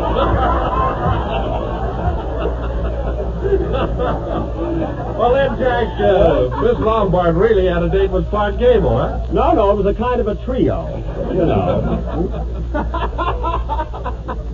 Oh, boy. What is it, Kenny? That Fred Allen sure panicked me. I wish you'd tune in on us once in a while. Well, anyway, Phil, the three of us were driving along, and we stopped over at the Brown Derby to get a... That's a Happy New Year. I'm not having one. Come in. Mr. Benny? Yes? I hope I'm not intruding. No, I'm just in the middle of my program, that's all. Well, if I could have a moment of your time, I'd like to raise my voice in protest. Well, go ahead. What seems to be the trouble? Well, you've been doing a Western serial for weeks now called Buck Benny Rides Again. Yes, I have. Well, it's been causing me no end of trouble and just tons of embarrassment. Well, in what way? Well, you see, my name happens to be Buckingham Benny. Oh. But now everybody crudely refers to me as Buck. Buckingham Benny. You're not a relative of mine, are you? Goodness, no. Well, it makes me feel better, too. Well, tell me, Buckingham, what do you do? What business are you in? I'm a window dresser in Pomona. A window dresser? Well, tell me, what's the well-dressed window wearing this season? Oh, don't be so facetious. I won't. You would if you knew what it meant. Quiet. Well, Bucky, I've never met a window dresser before. How do you go about dressing a window? Well, I use a lot of velvet drapes and chiffon and colored silk. Do you use any crepe de chine? Oh, just oodles of it. I see. Mary, what are you laughing at? Kenny likes Fred Allen.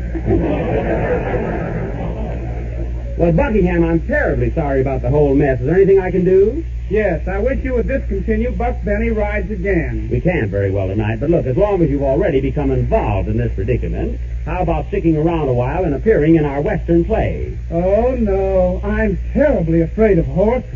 Well, so am I, but don't tell anybody. And guns. Do you use guns? Yes. Well, I hate them. I've never even shot off my mouth. By the way, Bucky, this is Mary Livingston.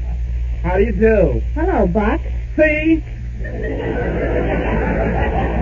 I get that all day long. Well, so do I. Don't worry. Well, you get paid for it. Well, that's a thought. Oh, I want you to meet Kenny Baker. He's going to sing for us in a moment. Kenny, this is Buckingham Benny. Hiya, Buck. I'm going home.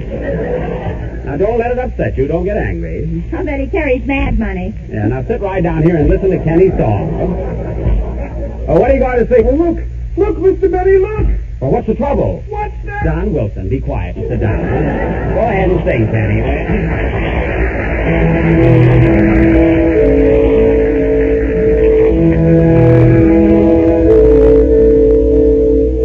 Pale hands I loved beside the Shalimar. Where are you now, who lies beneath your spell? Whom do you lead on rattled Broadway fire? Before you agonize them in farewell. Before you agonize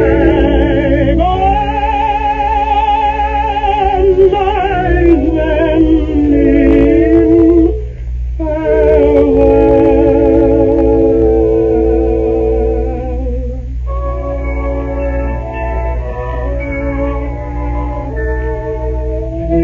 Pale hands I loved beside the Shalimar.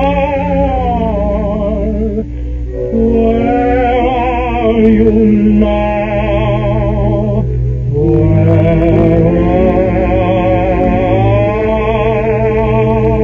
are you now?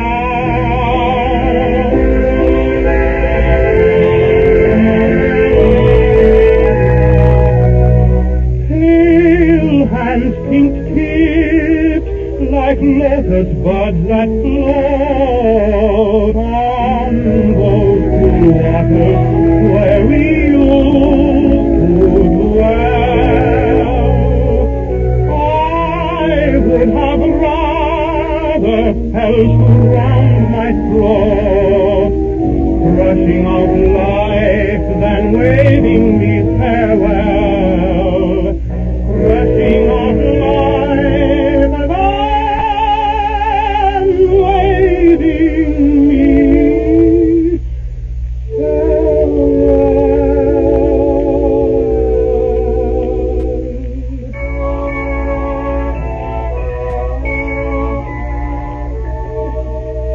Pale hands I love beside the Shalimar. Where are you now? Where are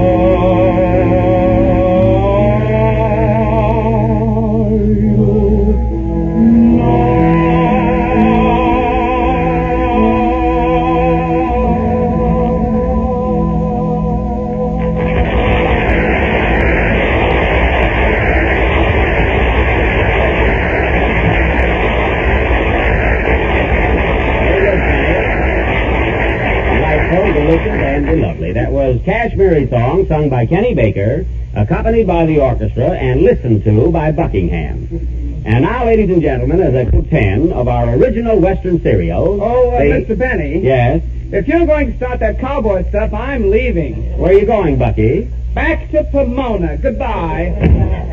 There he goes. I hope he gets home all right. Anyway, tonight, ladies and gentlemen, again we give you Buck Benny Rides Again. Or wait till he tries to walk. Once more, I will play the part of Sheriff Buck Benny, as tough an hombre as ever wore a fright wig for a toupee.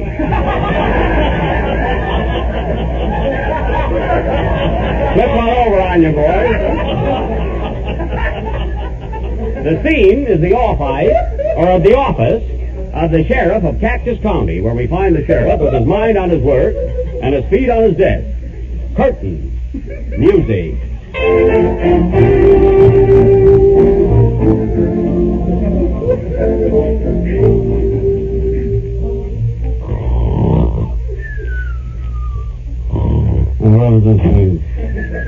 Morning, Sheriff. Morning, Sheriff. Wake him up, Deputy Baker. Okay. Ouch. Deputy Baker, what's the idea of waking me up so violent-like? Sorry, Buck. I'll buy you a new hat. I'm not worried about the hat, but that ear will be kind of hard to replace. What's up, boys? Well, Sheriff, the town folks are kind of up in arms because you ain't captured Cactus Face. Tell them everything is all right now. I just dreamt I cornered Cactus Face in Red Gulch Canyon. You did? Did you slap the handcuffs on him? No, I'm saving that till I go to sleep tonight. Well, congratulations, Sheriff. I knew you could do it. I could catch an outlaw, too, if I didn't have insomnia. You couldn't catch a maverick with a corral for a lasso. Oh, you're just trying to mix me up. Mix you up while you were born in an egg beater. Should be a knock on the door here. I was right. Must be Daisy and the sweetheart. Come in, Daisy. Hello, Daisy. Hello, tall, dark, and dopey. Well, gal, your brains don't exactly make it in par. Gotta wait for that one just a second. Ain't seen your pappy lately. Where is he? He'll be along in a minute. Just stopped by Ike Muller's saloon for his mail. Why didn't he go to the post office? He says there's no kick in their ink. Government ought to do something about that. Anyway, I'd like to see the old critter. Here comes Pappy now. Hi, Frank. Hello, Buck. When'd you get the new glass door? Glass door? Why, you just came in through the window. I thought that first step was kind of high. So were you, Pappy. So were you. Frank, how much brandy do you drink anyway? Well, I don't know, Buck, but I'm having an adding machine put on my jug. Well, you better be careful. You're getting kind of fat. Don't you take any setting up exercises? Sure, when anybody sets them up. Well, that ought to help. Answer the phone, Daisy. Hello? Yes? Yes, I'll tell him. Oh, Buck, it's Sheriff Andy Devine. He wants to talk to you. Oh, Andy, is? Hello, Andy. What's that? You did? I'll rush right over. Hold everything till I get there. Goodbye. What is it, Buck? Sheriff Devine just saw Cactus Face go to that old deserted hotel at Tombstone Creek. Tombstone Creek? Well, that town's been deserted for nigh on to 30 years. Gee, Buck, they say that old hotel is haunted. It's full of spirits. So is Pappy, and he ain't haunted. Don't be too sure, gal. Well, you stay here, boys. I'm going to get Cactus Face. I'm off to Tombstone Creek to meet Sheriff Devine. You want me to go with you, Buck? Sure thing, Daisy, but ain't you scared? Not any more than you are. Well, you can still come. But we're going to bring back that varmint this time. Dead or alive. Come on, gal. Buck Benny rides again.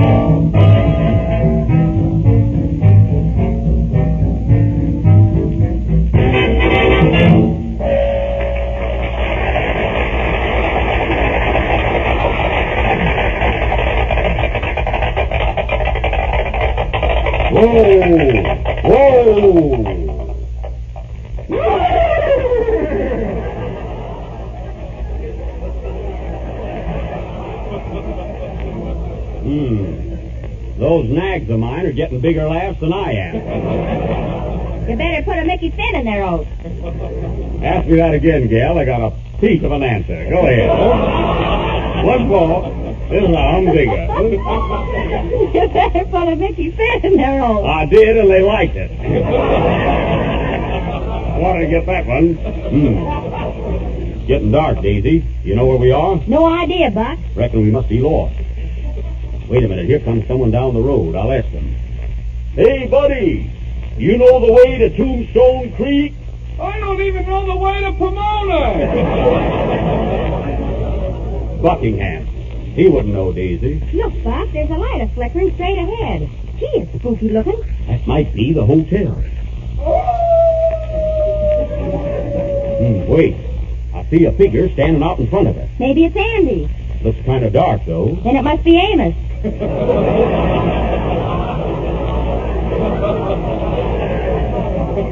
Can't be. They're in Palm Springs. Anyhow, it's no time for you, Miguel. Let's go. Come on, partner. Here. Come on. Here we are, Daisy. Whoa, partner. Whoa. There's Andy Devine now. Hello, Sheriff. Hiya, Buck.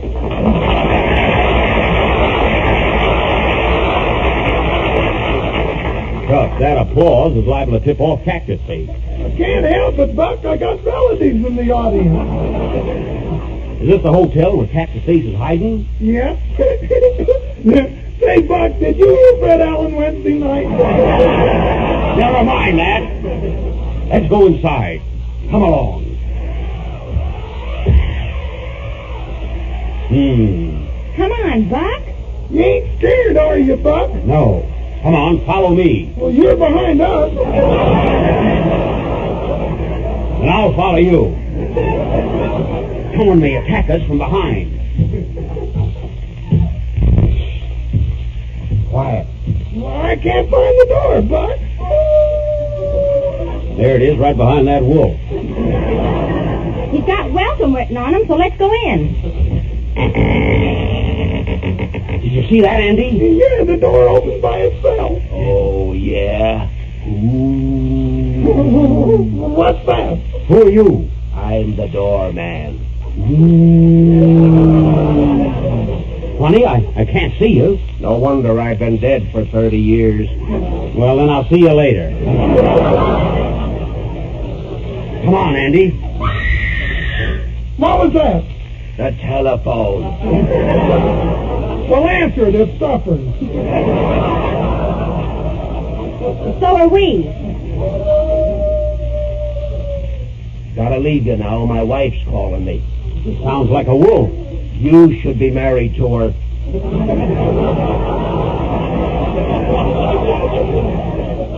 Pardon me.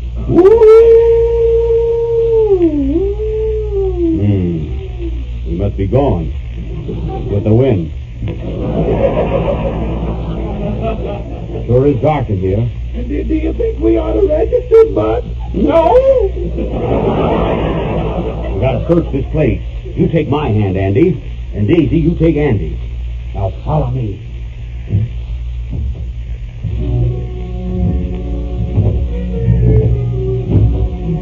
Be quiet. I just saw someone duck behind that post. Come on. What was that? Sure glad you're holding my hand, Andy. I'm not holding your hand. Neither am I. Then whose hand is this without an arm on it? Let go of me. Take it easy, Buck. Who are you? I'm the bougie man. That's boogie.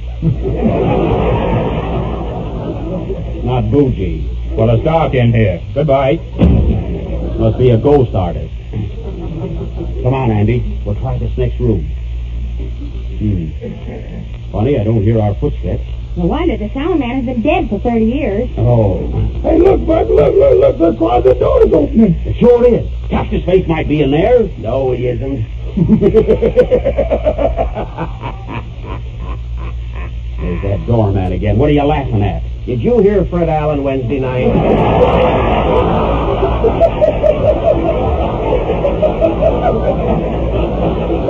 Don't be so smart. Hey, Buck! Hey, Buck, look! There's someone running away. Must be Cactus Face. Let's get him. I got him, Andy. So am I. Last week got you, you rat. Strike a match, Andy. Okay. Why, Buck, that ain't Cactus Face. You're right. Listen, you, what are you doing here? I'm just trying to get back to Pomona. Oh, you, Buckingham, still lost, huh? Yes, don't you know the way to Pomona? Look, Buckingham, look, it's very simple. Look, you go out Melrose until you get to Western Avenue, see? Then you turn right until you get to 3rd Street. Yeah. Then you continue through the 3rd Street Tunnel and bear east on Garvey Boulevard. Yeah. Now you follow Garvey right through Monterey Park, Wilmar, and then you go... These thrilling directions will be continued next Sunday night. Will Buck get Cactus Face? Will Cactus Face find a new hideout? Will Buckingham get back to Pomona? Tune in next Sunday and hear for yourselves. Play, boys!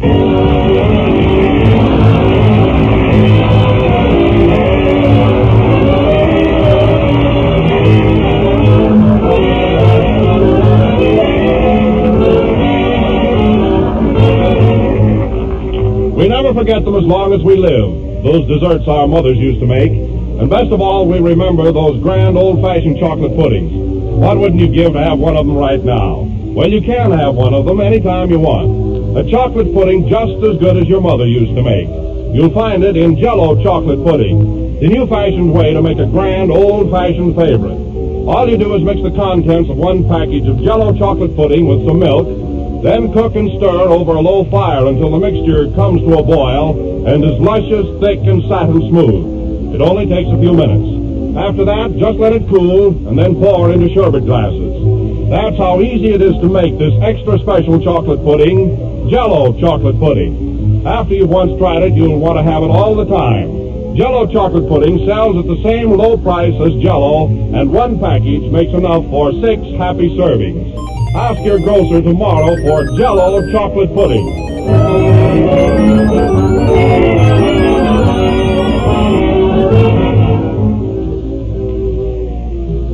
This is the last number of the 15th program in the new Jell-O series, and we'll be with you again next Sunday night when we continue with Buck Benny Rides Again.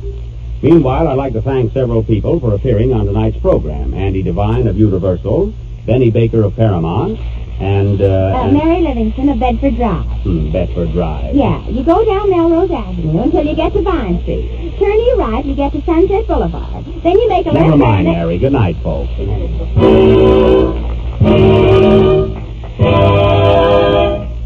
J-E-L-L.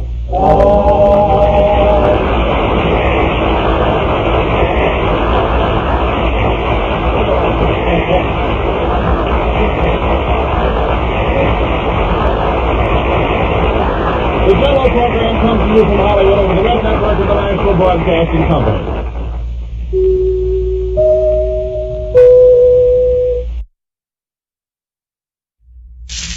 Ladies and gentlemen, this is Jack Benny. If any of you have visited a hospital anywhere in America recently, you know there's a critical shortage of nurses. At least 65,000 new students must enroll this year if we are to care for our fighting forces and our civilians at home. So please think about it. You can do an important war job as a cadet nurse, and you can become one with all expenses paid. The U.S. Cadet Nurse Corps issues scholarships, which pay all expenses, plus a regular monthly spending allowance. As a cadet nurse, you can help your country right now. And you receive training for a respected and well-paid lifetime career. So if you're from 18 to 35 years of age, with a good high school record and good health, why don't you join the U.S. Cadet Nurse Corps? Apply for complete information at your local hospital or write to the U.S. Cadet Nurse Corps, Box 88, New York City. The Grape Nuts and Grape Nuts Flakes program, starring Jack Benny, with Mary Livingston, Phil Harris, Dennis Day Rochester, and yours truly, Don Wilson.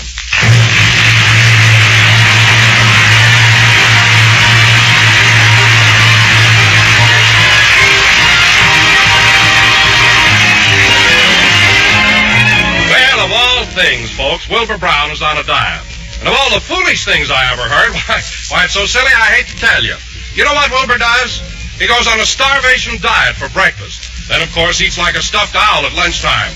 Doesn't the poor guy know that breakfast is the stoke-up meal, the most important meal of the day? We've been without any food 10 or 12 hours. That's why dietitians tell us we need at least 1/4 of our entire day's nourishment in the morning. And they say we need a whole grain cereal. So make it Grape Nuts Flakes, folks. Delicious? You bet. Crisp, toasty brown, malty rich, and nourishing. Grape Nuts Flakes are a whole grain cereal, crammed full of energy-giving whole grain food values. So, friends, don't be a Wilbur. Eat a good breakfast, do a better job. And feature tempting, toasty brown Grape Nuts Flakes. America's most distinctive flake cereal, Grape Nuts Flakes.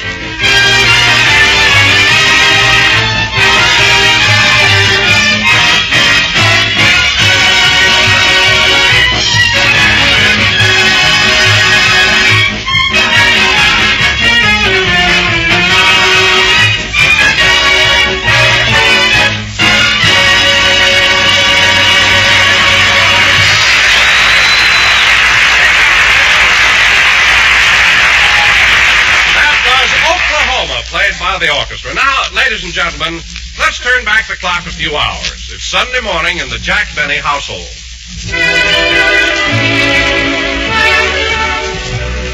A Sunday, a Monday, and always. I would be in heaven if I could roll a 7. Sunday, Monday, and always. I'd be so happy it would make my poor heart pound to hear those little cubes go round and round and round and round. Oh, Rochester, whoever told you you could sing? There was only one man who told me I couldn't. Well, I'd like to meet him. He's dead now. Well, prop up another pillow behind me so I'll be more comfortable. You can bring me my breakfast now. Okay, but this is the silliest thing I ever heard of. There's nothing silly about it. Lots of people have breakfast in bed. I know, boss, but not in the kitchen.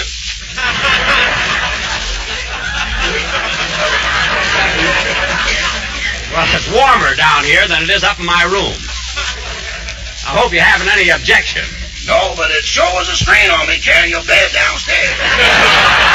It was a strain on me, too. You almost shook me out of it.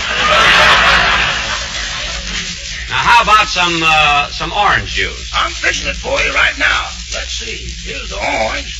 Now, where's the knife? I got it. Now to give it a good squeeze.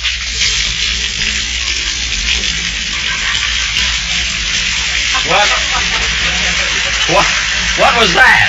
Juice! Juice? Yes, sir. These California oranges don't know their own strength.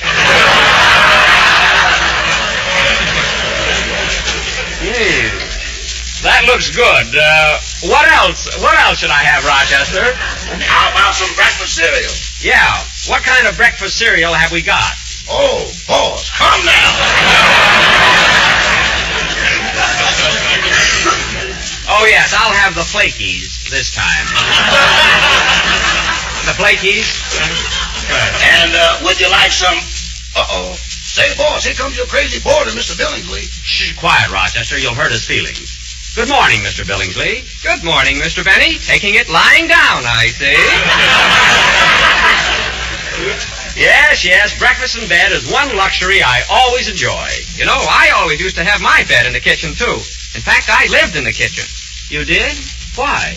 Oh, it was one of those things. I was married to a cockroach. To a cockroach? Her name was Gwendolyn.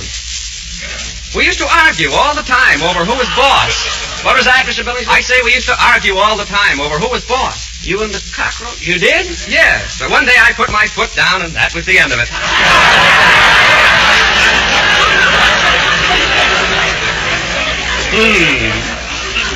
After that, I stayed single for a long time. But I got tired of being a bachelor, so I remarried. What's that, Rochester? Our trap. It finally caught that mouse. Oh. Well, what do you know? I'm single again. One tragedy after another. Would you care for a cup of coffee, Mr. Billingsley? No, thanks. I must be leaving now. I'm going to run over to the barber shop and get a T-bone steak. But you can't get a T-bone steak at the barber shop. I know, but I can't get one at the butcher's either, so I might as well get a haircut while I'm waiting. I see. Well, goodbye, Mr. Benny.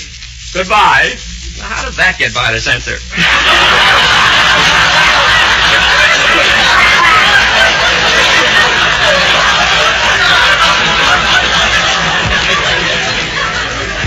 That's what you know, Rochester. I feel like laughing, but he scares me so. Rochester, I think you're right. He has been acting a little eccentric lately. Well, hand me my robe. I'm going to get up. Okay. Say, boss, you better hurry. We got to pick up your camel at the freight company today. That's right, Rochester. I invited my whole gang over. And remember, don't breathe a word about it. I want the camel to be a big surprise.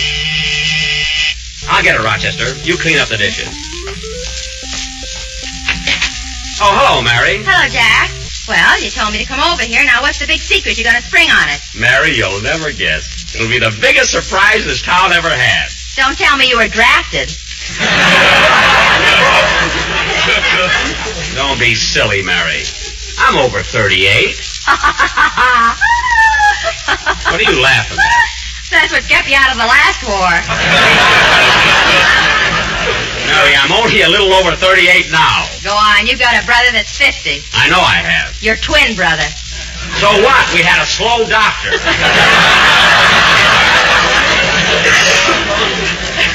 Anyway, the idea of my being in the service isn't so ridiculous. Well, you know what Fred Allen said. The biggest laugh he ever got was when you appeared before your draft board. Oh, yeah? Well, all I know is when Allen went to his draft board, they looked at the guy in front of him and said 4H, the guy in back of him and said 4F, then they looked at Allen and said, what for?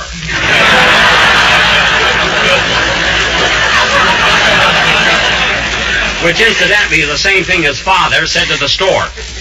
So don't tell me about Allen. All right, Jack. Why, that weakling. He had to take a local anesthetic to get his elk's tooth cleaned. So don't tell me about Allen. All right, Jack, I won't. He had to go to Charles Atlas for 6 months to get enough muscles to hiccup. So don't tell me about Allen. All right, Jack, all right. And you're lucky I can't think of anything else. Jack, will you please forget about Allen and tell me what the surprise is? Mary, I'm not going to tell you. You'll have to wait here till it comes. Meanwhile, I'm going upstairs and get dressed. Okay, I want to use the phone anyway. I forgot to tell Butterfly what to prepare for dinner. Go ahead. I'll be down in a minute. This is the operator. Number, please. Give me Crestview 52717. Just a minute. Does Mr. Benny know you're using his phone? Well, of course he knows. Oh, yeah? Well, what's the password?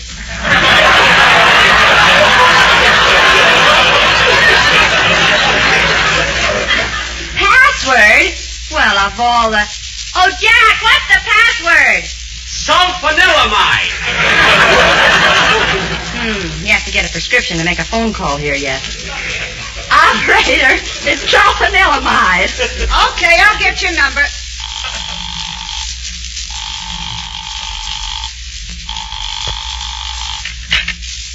Hello? Hello, Butterfly. This is Miss Livingston. Oh, hello, Miss Livingston. Gee, I'm awfully glad you called. You are, Butterfly? Why? I was lonesome. Oh, well, Butterfly, the reason I called is I forgot to tell you what to prepare for dinner tonight. I'll have dinner at 7 o'clock, so let's have vegetable soup, salad with Thousand Island dressing, lamb chops, and rice pudding. Have you got that down? I haven't even cooked it yet. Butterfly, did you write it down? No, ma'am, but I will. Would you mind telling me again, Miss Livingston? All right. Vegetable soup, salad with Thousand Island dressing, lamb chops, and rice pudding. Now, have you got that written? Not yet, Miss Livingston. I'm having trouble with the spelling. What can't you spell? The words.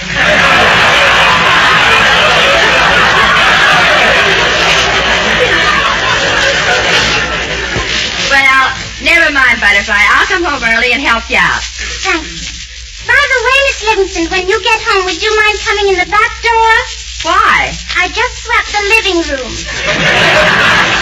Well, I'll try and be careful. Goodbye. Goodbye. Say, Mary, I'm going to rush out now and bring back the surprise. So you call down Phil and Dennis and tell them to hurry over. All right. Rochester, get the car out. Okay, boss. Oh, Jack, are you still driving around in that yellow cab of yours? Mary, it doesn't look like a cab anymore. I had it painted a different color. Oh. That's right, Miss Livingston. If we didn't stop to pick up passengers, no one would know it's a taxi cab. Rochester, stop lying and let's go. Oh, darn it, there's the phone. I'll get it. Hello? Mr. Benny, this is the operator. Yes? What's the password for tomorrow? LSMFT. Goodbye. Come on, Rochester, let's go.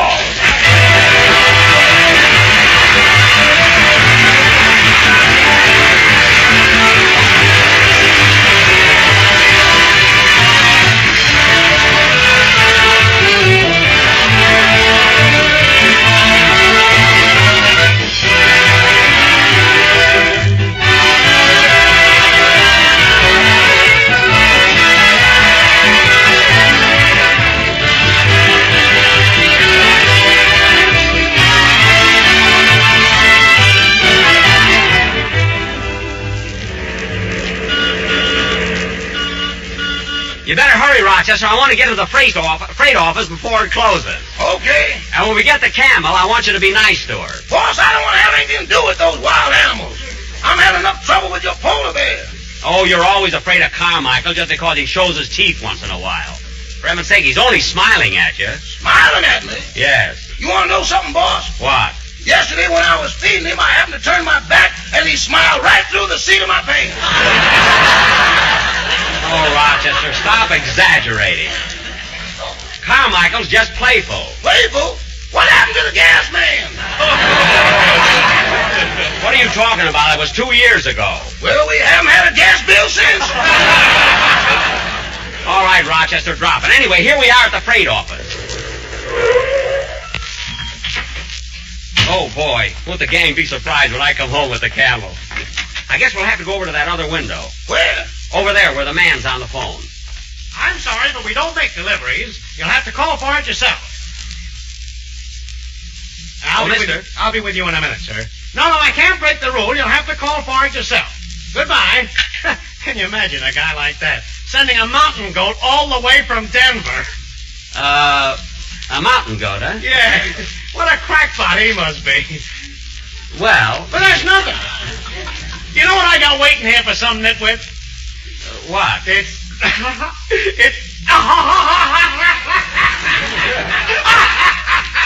Well, what is it? If I told you, you wouldn't believe it. Oh, yes, he would. Rochester. Well, what's waiting here for you, Bud? Well, what is it? Well... Oh! Well, what about it? They have them for pets in North Africa. Now, you have got my camel here, haven't you? You don't think I got these windows open because I love the great outdoors, do you? Never mind that. Bring her out. You'll have to go get her yourself, mister. Every time I go near that crazy animal, she spits at me. It's your own fault. Camels only spit at people they don't like. Come on, Rochester. We'll go get her. Oh, there she is, Rochester. There's a camel. Isn't she cute? Oh, you sweet thing. We're going to be pals, aren't we? We're going to...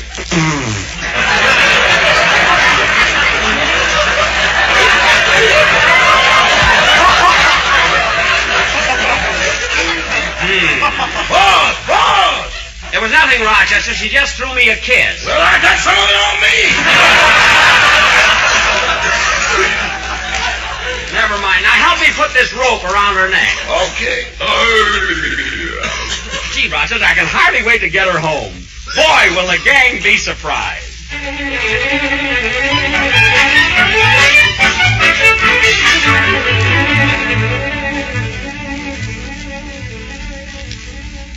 Gosh, I wonder what's keeping Jack so long. I'm getting kind of anxious to know what the surprise is. Me too. What do you think it is, Phil? I don't know. Maybe he broke down and finally decided to give us Christmas presents. Oh, I don't think so.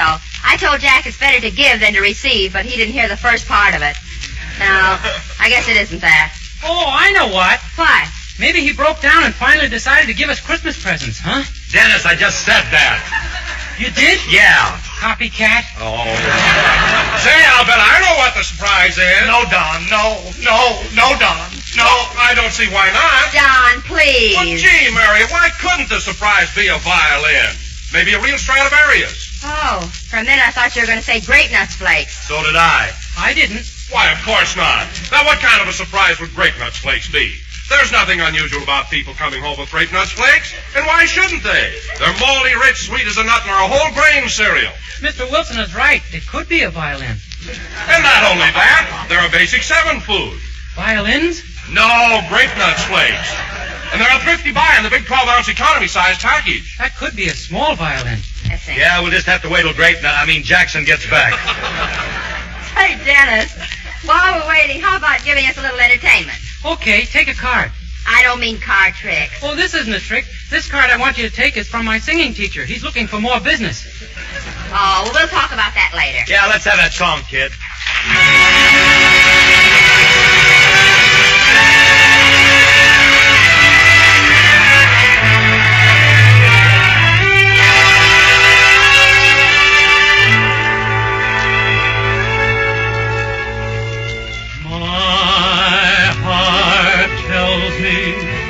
This is just a fling. Yet you say our love means everything. Do you mean what you are saying? Or is this a little game you're playing? My heart tells me I will cry again. Lips that kiss like yours could lie again.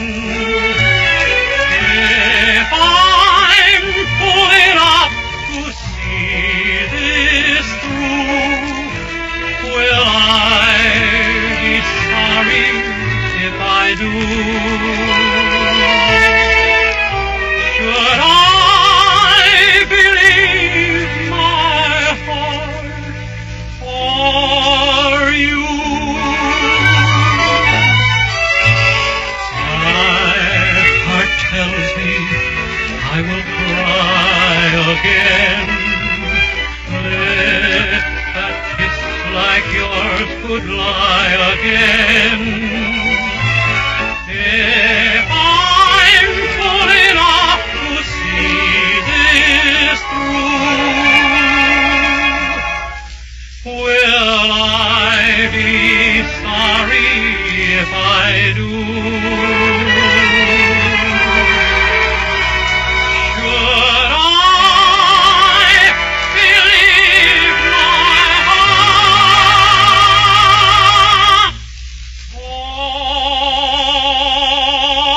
or you?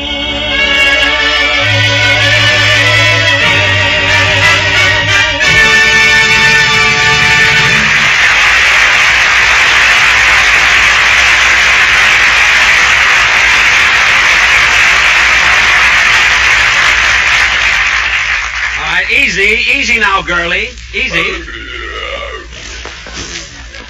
Here's the car, Rochester. Rochester, open the door. That camel ain't gonna fit in the car. Certainly it will. She can pull in her neck and fold up her leg. Now, Darn it, she won't get in. She keeps shying away. You should have taken the meter out, boss. She knows it's a taxi cab. Don't be silly, Rochester. Well, put the flag up anyway. Now, let's see. I'll tell you what we'd better do. You drive the car home, and I'll ride the camel. Give me a boost, will you? Okay. Steady. Steady there. Steady, girlie. Gee, this feels high. Hey, look at the guy on the camel. Holy smoke. Well, that's the funniest thing I've ever seen. Hey, mister. What? The camels are coming. Da-da-da-da. The camels are coming. Oh, shut up. What's the matter with you people? Did you ever see a camel before? Hey, Sonny, stop that. Cut it out. Cut that out, I say. You quit hollering at my boy, mister. Well, make him stop riding his bicycle under us. What a bunch of tourists. Rochester, start the car and let's get going. Rochester. I beg your pardon, sir?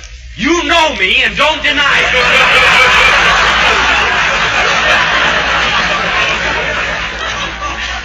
Now let's get started. My goodness, look in the middle of the street, the light feature laughing. Madam, this happens to be a camel. I'm not talking to you.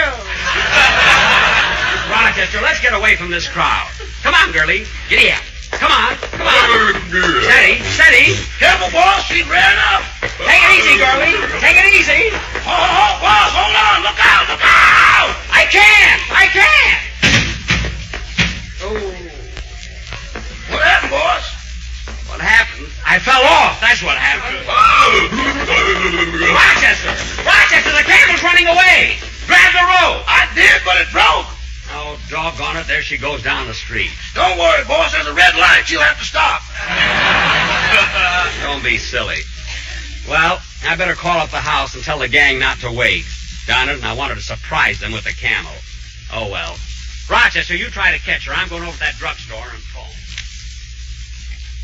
Hey, Mary, I can't hang around here any longer. I got to get home before the broadcast and bring Alice my radio script. Oh, does she rehearse it with you? No, she explains it to me. Well, I can do that, Phil. Hey, that must be Jack with his surprise. Yeah, maybe that's why he's ringing the bell. I'll open the door. Oh. Hello. Hello, is Jack Benny here? Well, no. Well, gee, I can't understand it. I'm his girlfriend, Gladys Zabisco, and he wanted me to come over to the house for a surprise. Oh, do you hear that, fellas? So you're the surprise. Gee, am I? Say, Mary, maybe they're engaged. Come on in, Gladys. Thank you.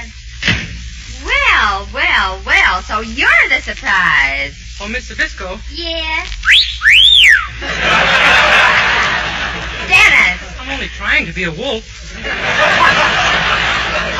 Hey, Mary, it looks like that Jack and his girlfriend got their signals crossed, huh? Yeah, I wonder where... Oh, excuse me, Gladys. I'll be right back. Hello? Hello, Mary. This is Jack. I've got some bad news about my surprise. I know. I've seen her. What? Your surprise is here. At my house? You mean she found her way all by herself? Well, what's so wonderful about that? Well, I knew she had a tag around her neck, but I didn't know she could read. Jack, stop being so funny, and I think it was rude of you not to come with her. Mary, I was bringing her home, but the rope broke and she got away.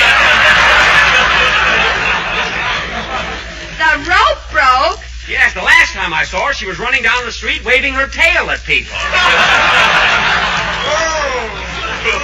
What? Oh, Mary, look, she must be thirsty by now. Would you mind giving her a drink of water? Of course not. Now, look, you'll find a pail on the back porch. Just fill it up with water and set it on the floor in front of her. On the floor?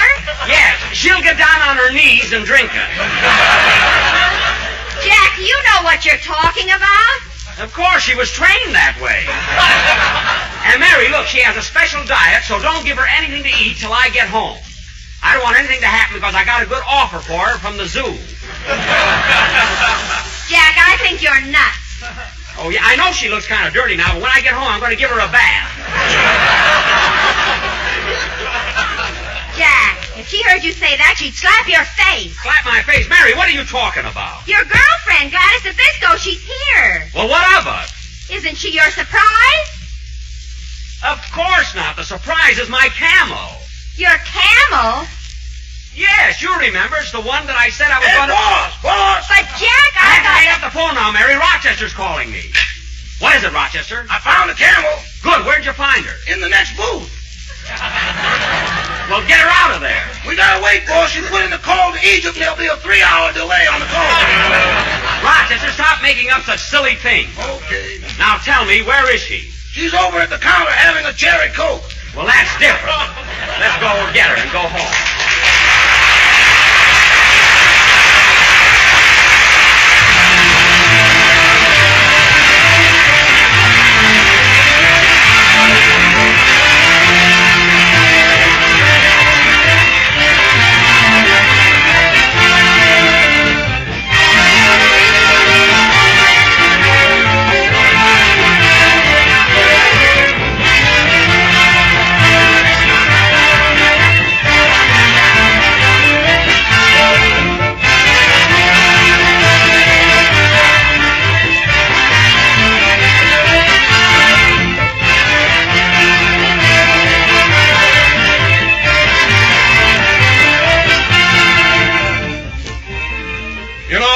Most folks are sort of contrary.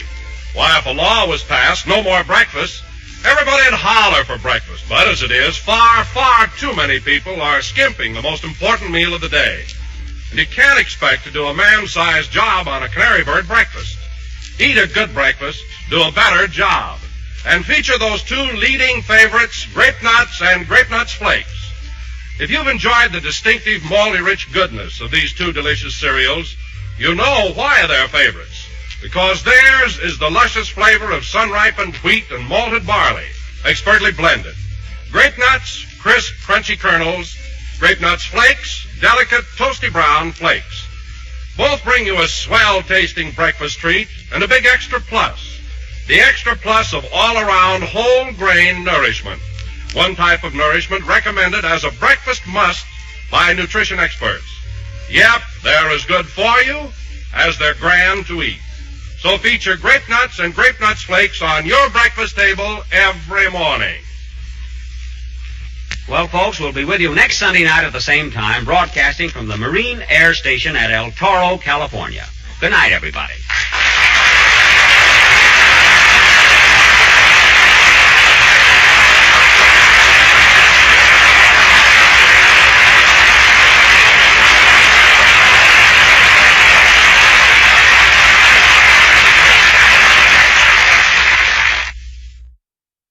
J-E-L-L-O.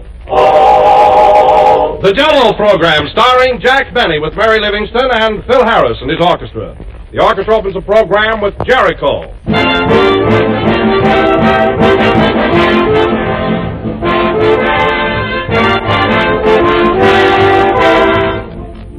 Tomorrow is the first day of summer, the season for light, refreshing meals. And one of the best ways to make them light and refreshing is to serve Jell-O often. No matter how warm the weather is, everybody will welcome a cool, quivering mold of colorful Jell-O. For Jell-O's extra-rich fruit flavor is just the refreshing note on which to finish any meal. And don't forget, too, that Jell-O makes marvelous summer salads. But whether you serve Jell-O for salad or dessert, be sure you get the real thing, genuine Jell-O. And you'll find genuine Jell-O on the shelves of grocers all over the country. And now we would like to take this opportunity to extend the best wishes of Jell-O to the National Retail Grocers' annual convention in Boston this week. And we'd also like to thank the Retail Grocers of America for helping to make Jell-O the fastest-selling gelatin dessert in the entire world today. So next time you go to your grocer, ask him for genuine Jell-O.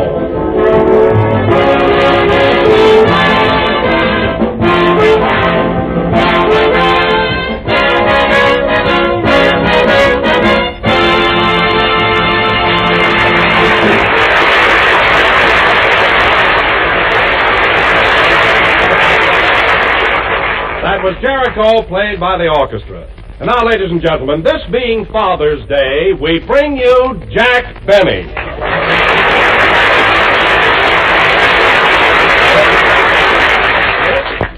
Jello, yeah, this is Jack Benny talking. And, Don, I appreciate your being topical, but what was the idea of connecting me with Father's Day? I mean, what was the inference? Well, Jack, speaking for the entire cast, we feel that you've helped, guided, and inspired us throughout our long association, so we look up to you now as a father. Oh, thanks, Don, thanks. For a minute there, I thought you were kidding about my age. Oh, no, I wouldn't do that, Jack. No. Why, we all have to reach that rocking chair stage.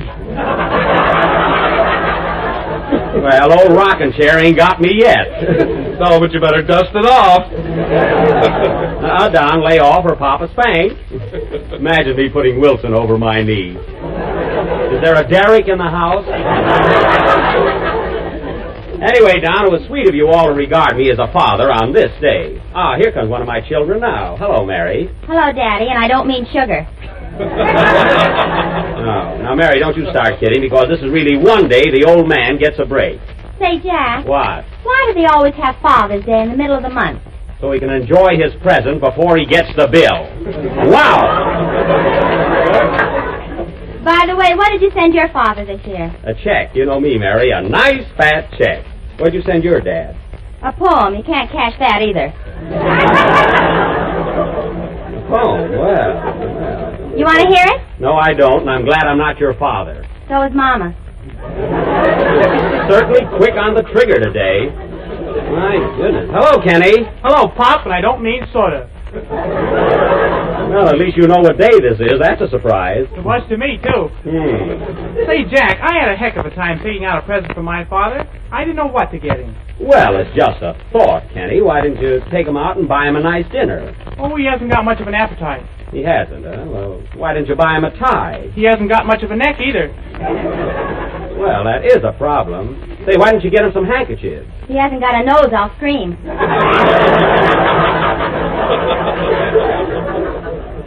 Gee, I don't know what to get.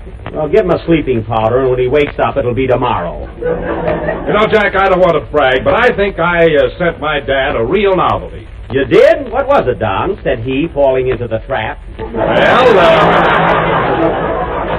I shopped around until I found half a dozen neckties, each one corresponding in color to a different flavor of Jell-O. Oh. You know, strawberry, raspberry, cherry, orange, lemon, and lime. Oh, yes, there's nothing like a lemon necktie. Oh, nothing. Oh, wasn't that clever of me? Yes, but Don, don't you ever think of anything besides Jell-O? Well, I think of my wife. I bet she's a strawberry blonde. Mary, that's not nice. Oh, hello, Phil. Hello, Jack, and I don't mean what you owe me.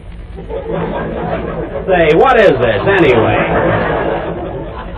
Jack, did you see my act at the Paramount Theatre this week? Why, sure, Phil, and you're doing a swell job. I was there Thursday night with Mary. We went Thursday afternoon. Oh, that's right, Thursday afternoon. It's cheaper then. Quiet. But I want to tell you, Phil, you're certainly doing great business, considering the hot weather. Oh, yes, the house has jammed every performance. And you know, Phil, I like the way they advertise your act in front of the theater. What does it say? 20 degrees cooler inside. Oh, well. I don't see how you boys can play such hot music in such a cool place. We got an oil stove in the tuba. Why don't you put long underwear on the piano? I'm wearing that. Oh, excuse me. Hello? Yes. Speaking. Well, gee, that's great. What time? Oh, sure, I'll be right over. Goodbye. Well, fellas, you'll have to carry on without me. Why, what's the matter? I gotta go rush right over at the studio. They finally got to me, and they're shooting my big scene today. Well, congratulations. Good luck, Jack. I better get right over there. So long, fellas. So long. Oh, now, wait a minute, Jack. You got to hear my Father's Day poem first. But, Mary, this is important, too. They're waiting for me. Let him wait. Dear old Father, Mary, I gotta how go. I love to sing your praise, and to bring you fondest greetings on this day of days of days. Look, Mary, Neckties you get by the score, some are new and some are tore. And cigars you get galore, eeny, meeny, miny, more. Mary, even if this was good, I have to go. This is the last verse. Oh. Happy New Year, dear old Father. New Year? How'd that get in there? Happy, dear old Father. When you're happy, I am too. So be happy, dear old Pappy. Get up and do the Susie Q. Susie Q? Can I go now? One more verse. Oh, no. So long, fellas. You wouldn't say that, Longfellow. Sing, Kenny.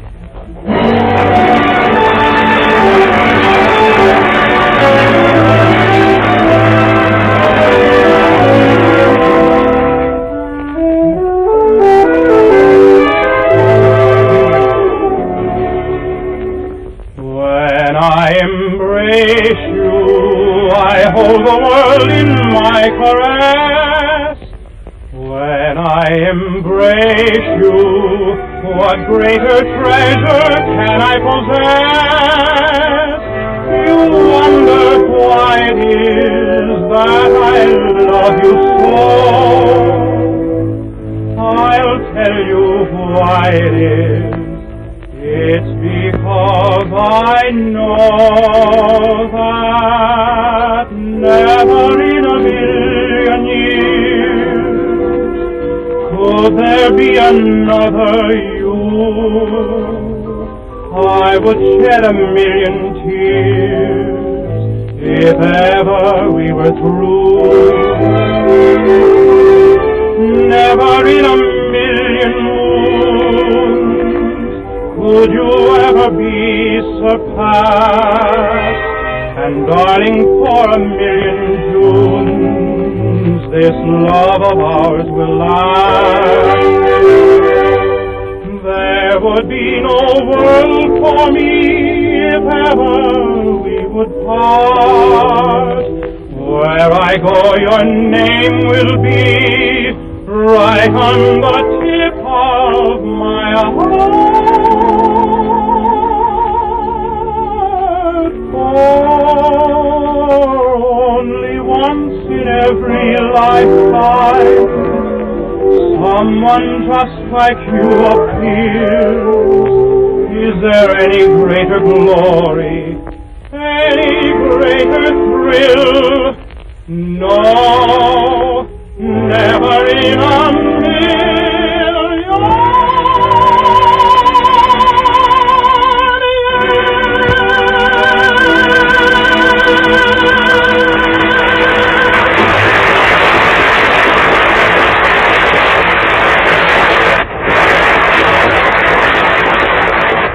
That was Never in a Million Years from the picture Wake Up and Live, sung by Kenny Baker.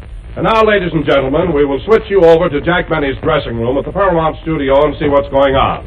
Take it away! Oh, Mr. Westmore. Yes? Look, Wally, I don't want to tell you your business, but don't you think you put too much makeup on my cheeks? Well, I lost my glasses and I can't see a thing without them. That's too bad. Why, only this morning I put W.C. Field's nose on Marlene Dietrich.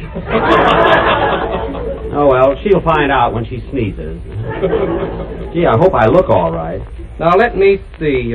Where did I put that powder puff? It's in my ear. Oh, yes, I'm always leaving that around. Oh, Rochester. Rochester. Yes, sir, boss. Did you lay out my full dress suit? Yes, sir. Did you? You mean the one with the red stripes? No, the black one with the tail. You've been pressing the pants for an hour. Are they done yet? Yes, sir, they're done to a crisp. And shine my shoes, too. Oh, Mr. Westmore. Yes? I wish you had your glasses. You got too much eyeshadow on my lips.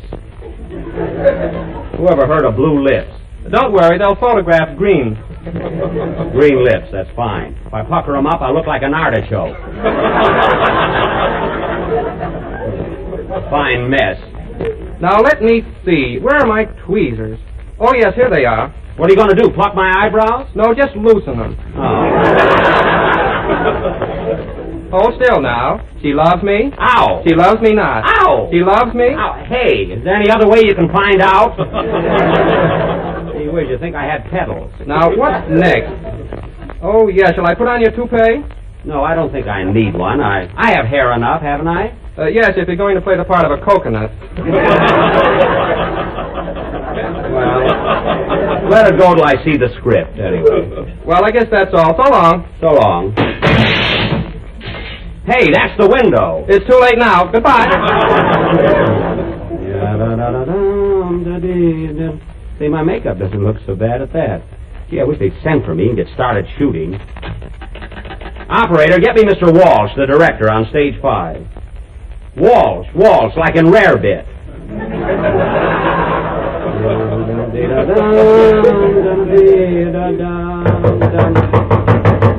Come in.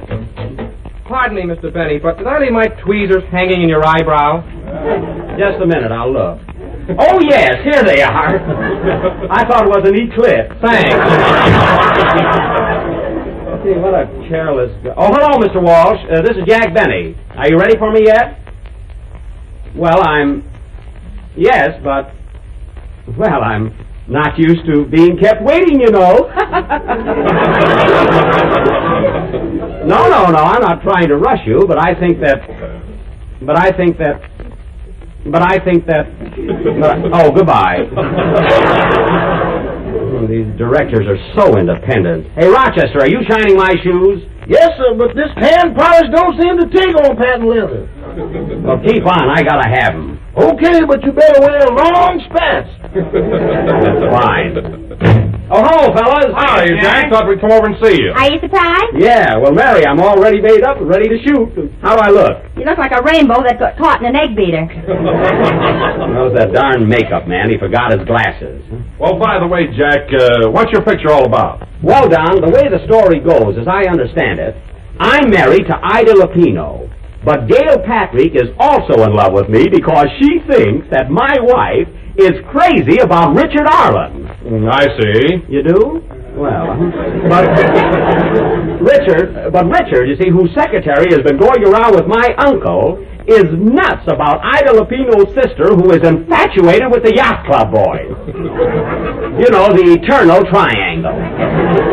Well, Jack, that sounds as though it would be very confusing to an audience. Well, the whole thing is explained by a big dance number. Who's going to do the dance, Einstein? Well, it's not that complicated. Gee, it's all clear to me. There, you see? Well, I can't make head nor tail of it, Jack. What's the name of your picture? Charlie Chan in a revolving door. It is not. It's called Artists and Models. Artists and Models? What's that got to do with it? Well, you got to give it some title. You can't call it Ham and Cabbage. Why not? Because I'm on a diet and shut up. You know, I didn't write the picture. Well, someone should have. Oh, whoop.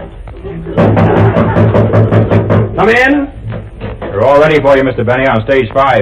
Okay, be right with you. Come on, fellas. Can we watch you work, Jack? Sure, the more the merrier. Hey, Rochester, are my shoes ready? I'm just shining the laces now.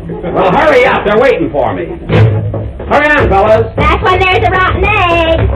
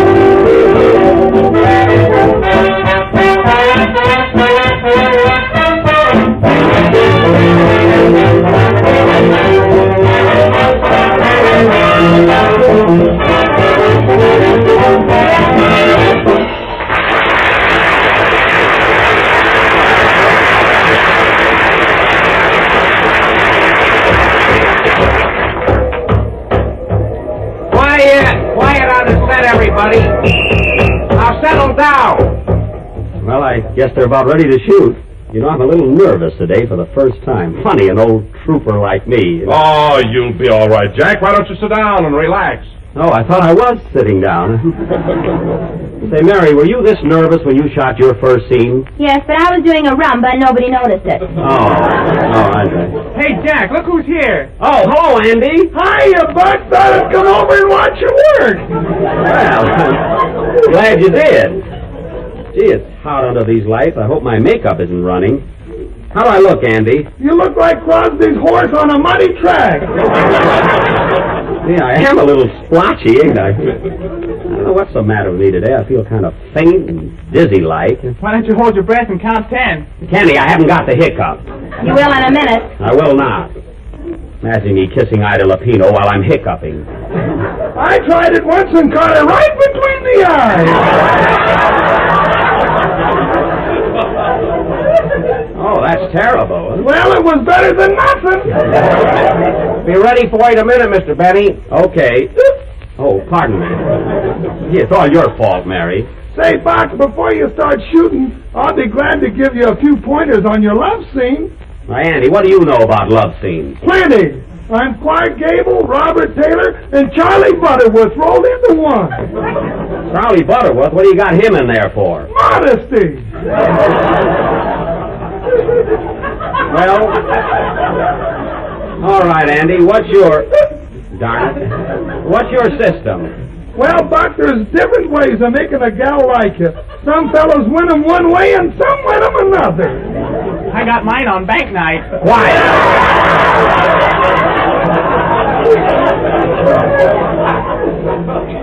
What were you saying, Andy? Well, if you want a gal to fall in love with you, you gotta treat her rough. Be hard-boiled. Andy, last week you told me you were always running out getting the girls sandwiches. What's rough about that? I put too much mustard on them, that's what. My, he is rough, isn't he, Mary, huh? Yeah, he's a regular cave-in.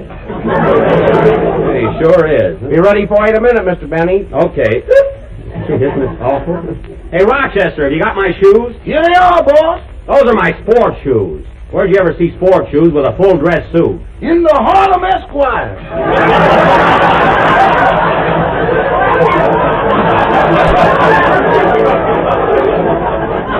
Well, run over to my dressing room and get my plain black ones and hurry. Black coat, black shoes, black pants. You was the most monotonous man I ever worked for. I'd fire him if he didn't have an iron-bound contract. Hey, Bill. Bill, is Jack Benny on the set? Oh, that's Raoul Walsh, my director. Here I am, Mr. Walsh. Gosh. Hello, Jack. Now, first I'll explain this scene to you, and then we'll have a good rehearsal. Well, I hope you're not going to give me too much to do on my first day. Don't worry. No. Now, as the scene opens, we find your wife and her lover seated in the drawing room. I see. And you're in the same room, hiding in a barrel. In a barrel? What's a barrel doing in a drawing room? The roof leak. Go away. But look, Mr. Walsh, I'm sorry. If I'm in the barrel all the time, I mean, how will the audience know it's me? Well, every now and then you can stick your nose out of the bunghole. Oh, I see. Of course, there won't be any expression there. But once you're here, you can wiggle it. Nobody asked you, Kenny. There was just some way of identifying me. I have a suggestion, Jack. What is it, Don? Well, now, why don't you paint Jell-O in big red letters all over the barrel? That would identify you. Now, there's an idea. Yeah, but wouldn't that sort of detract from my nose? We'll figure that out later. Now, to get back to the scene. You overhear your wife and her lover planning to run away. And as they start to leave, you stick your head out of the barrel and holler, "Hey!" I holler, "Hey!" See, then what? You duck back in the barrel and we fade out. Oh, I see. But gee, poking my head in and out of a barrel like that, I'll look something like a turtle, won't I? That's it exactly. See, Mary, I don't see why they have to get me for this part. Yeah, with so many turtles out of work. Oh, well. All right, we're ready for a rehearsal. Where's the barrel? It's just being painted, Mr. Walsh. Well, make it snappy. Yeah, I'm glad they're not ready yet. It'll give me a chance to memorize my part. Say, Jack. What? Look, isn't that your makeup man over there painting the barrel? Where? Oh, yes. No wonder he can see it without his glasses. Hello, Mr. Westmore. Hello, Marlene.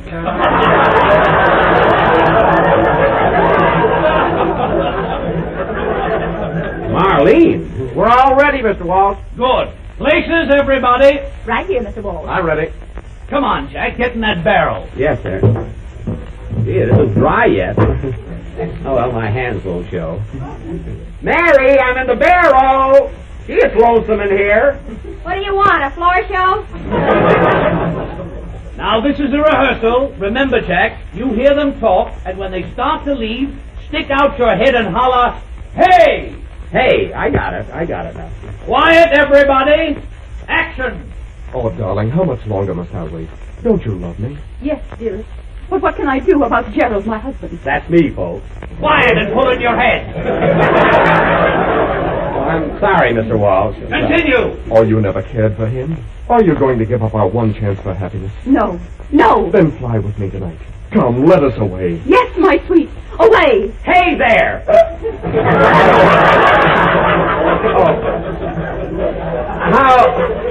How is that, Mr. Walsh? It's not hey there. It's just the one word hey. Well, I thought by adding the word there it would give me a feeling of being worried, you know. Leave it out. The script is too long as it is.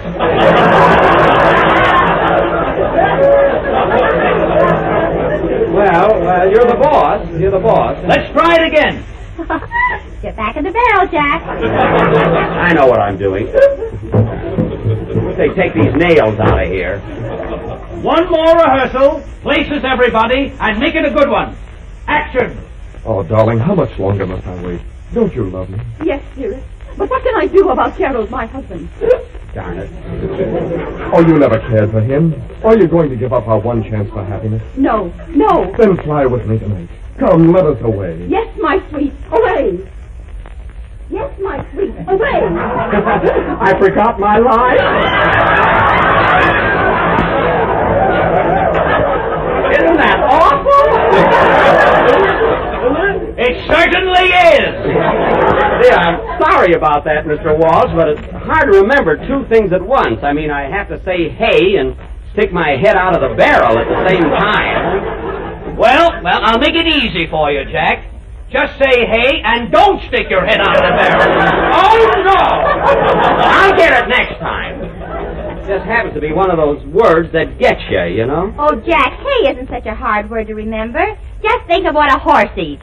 What a horse eats. Hey, say, that'll help. All right, Mr. Walsh, here I go again. Yeah, I wish they'd put a door in this thing. All right, now. Ready, everybody? This is a picture. Light 'em up. Camera. We're turning. Action. Oh, darling, how much longer must I wait? Don't you love me? Yes, dearest. But what can I do about Gerald, my husband? Oh, you never cared for him? Are you going to give up our one chance for happiness? No. No. Then fly with me tonight. Come, let us away. Yes, my sweet. Away. Oh!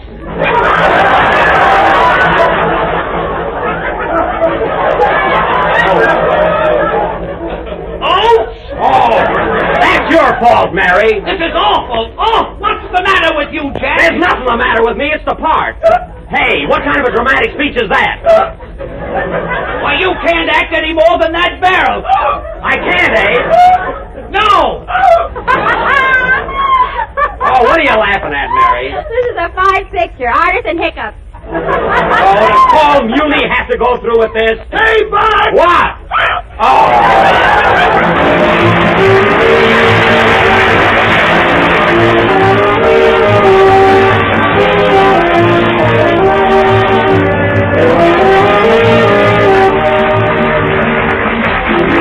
Ice cream is a great favorite with everybody, and here's how to make the grandest ice cream anybody ever tasted. Make it with Jell-O ice cream powder, a wonderful new product that makes rich, creamy ice cream quickly and inexpensively. Why, actually, with Jell-O ice cream powder, you use less cream and you get more ice cream. And you make it right in the freezing trays of your refrigerator. Or you can use a hand freezer and get the same delicious results. Just combine Jell-O ice cream powder, some milk, some cream and sugar, and soon you'll have a quart and a half of velvety, rich, mellow ice cream. A quart and a half of ice cream. Because Jell-O ice cream powder makes twice as much ice cream as most other such products you can buy. Jell-O ice cream powder comes in 5 flavors: chocolate, vanilla, strawberry, lemon, and maple. There's unflavored, too, so that you can make any other flavor you prefer. Serve ice cream made this new modern way with Jell-O ice cream powder soon. Ask your grocer tomorrow for Jell-O ice cream powder.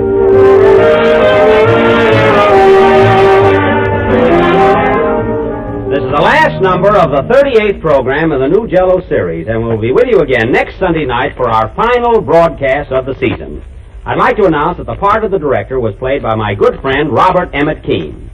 And now, ladies and gentlemen, as a little surprise, I'd like to introduce another very dear friend of mine who happens to be up here tonight. A personality whom I know you will be glad to hear is returning to the air in his original role of Captain Henry of the Maxwell House Showboat. Ladies and gentlemen, Charlie Winninger.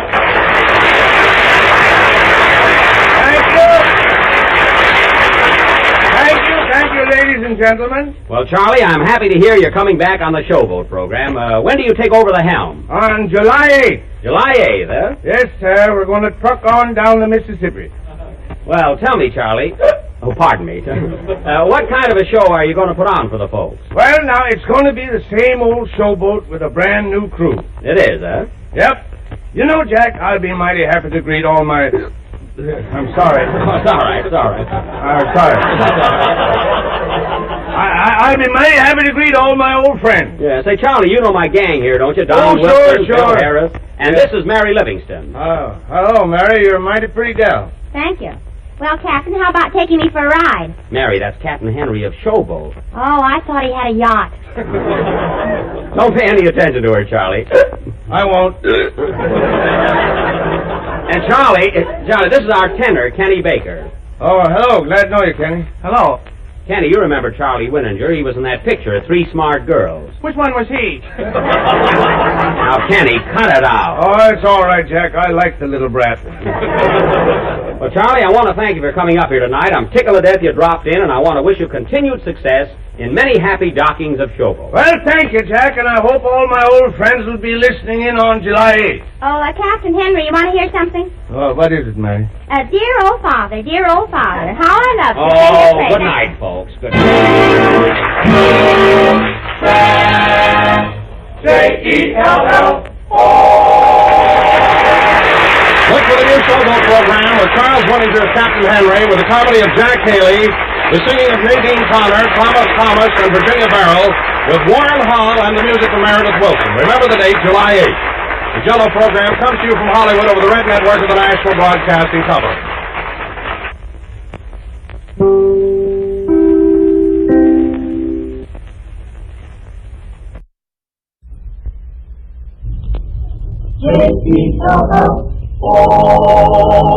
The Jell-O program starring Jack Benny with Mary Livingston, Phil Harris, Kenny Baker, and yours truly, Don Wilson. The orchestra opens the program with Fine and Dandy.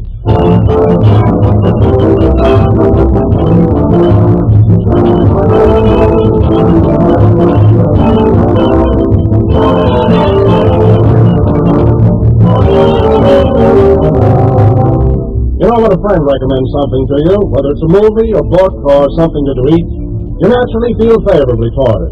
You feel that you can expect real quality.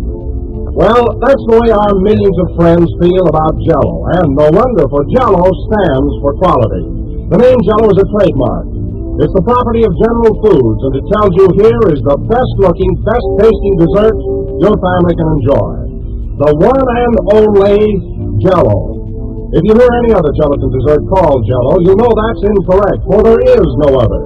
And Jell-O brings you delicious, extra-rich fruit flavor, fragrant, full-bodied, and supremely tempting. A satisfying goodness that makes Jell-O America's favorite gelatin dessert.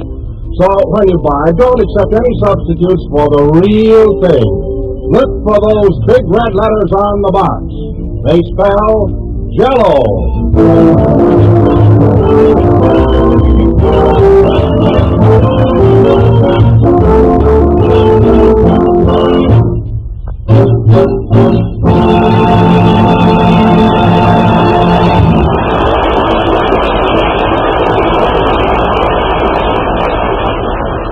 That was Fine and Dandy, played by the orchestra. And now, ladies and gentlemen, I bring you a man... Hey, wait a minute, Jack. What's the idea? There's going to be a little switch, Don. Tonight, I'm going to introduce you. Well. And now, ladies and gentlemen, I bring you a man who today is celebrating his 16th anniversary in radio. Here he is, folks, 300 pounds of sugar and spice and everything nice, Don Wilson.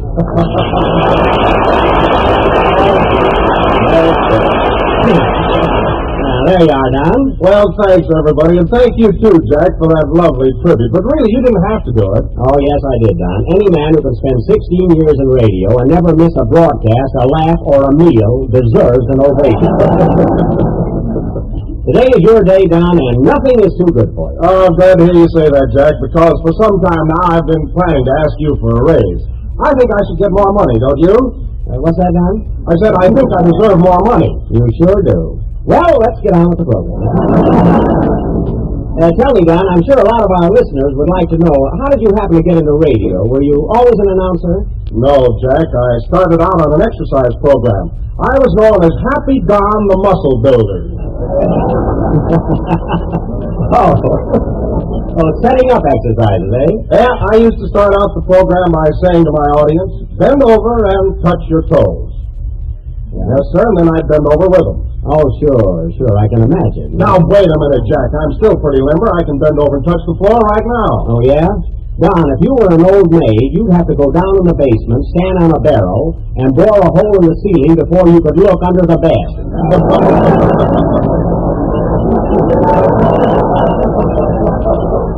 But this is your anniversary, Don, so let's change the subject. Okay, Jack, how about that raise? I think I deserve it, don't you? Yes, I'm agreeing, but not spending. Oh, hello, Phil. How are you? Hiya, Jackson. What's new?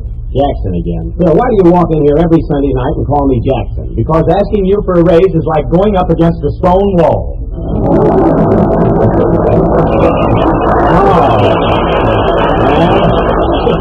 That was very clever, Phil. Very clever. You know, you're just lucky you're not broadcasting over a trap door right now. By the way, aren't you going to congratulate Don, who's been on radio 16 years today? Sure, congratulations, Don. Oh, thanks, Phil. You know, Jack, I've been in this racket almost as long as Wilson. You have? Oh, that's right, Phil. You started out in radio with a hillbilly band, didn't you?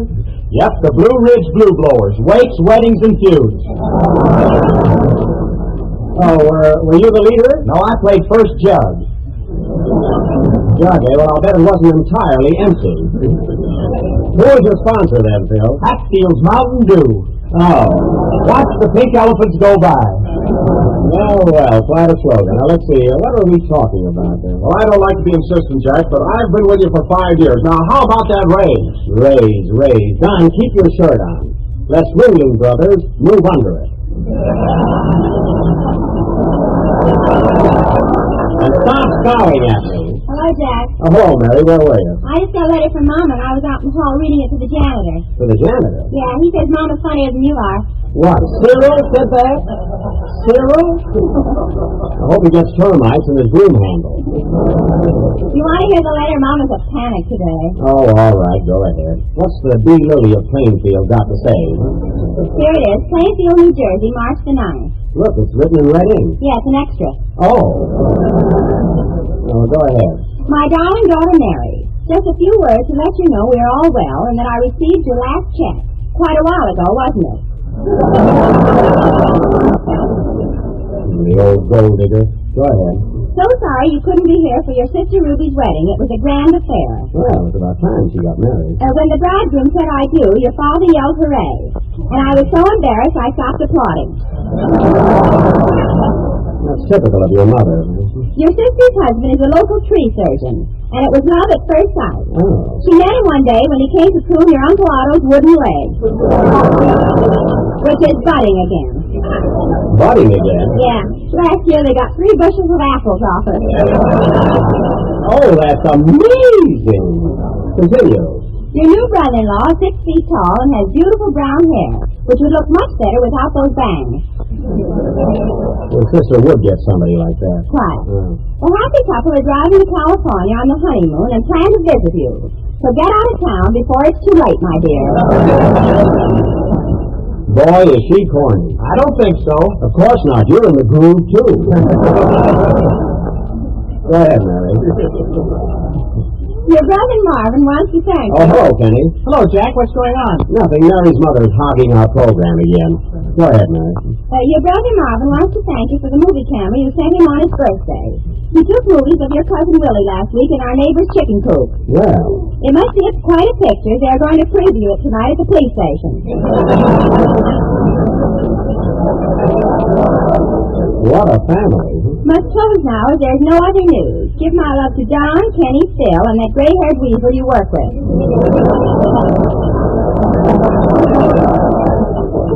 Thinks he's comical. So goodbye for now. Your loving mother, Pygmalion Livingston. Pygmalion? Well, she's topical anyway, huh? P.S. I almost forgot to tell you. When your father read about Hetty Lamar eloping, he tried to kill himself. But with gin as usual. Well, I'm glad that's over with. Now, Kenny, do you think you can follow our New Jersey correspondent with a song? Yeah. You know, Jack, Mary's mother is a scream. I wish my mother was as smart as she is. Why, is your mother smart, Kenny? Not very. She thinks I'm Frank Parker. So no matter how much you spend on your girl, you can't deduct it unless you marry her. Well, the government wouldn't feel that way if they could see her. Well, I'm sure they wouldn't. You know, in the first place, Kenny, when you make out your income tax, you should get somebody to help you. Oh, gosh, I had 4 accountants and I drove them nuts. That I can believe. Hey, Phil, did you have much trouble making out your income tax? No, with the salary you pay me, it was a pleasure. That's so. Phil, if I only paid you 35 cents a week, you should salam every time you meet me on the street. I'll salam you right now if you want it. Some funny crack. That would go better in the Wilshire Bowl.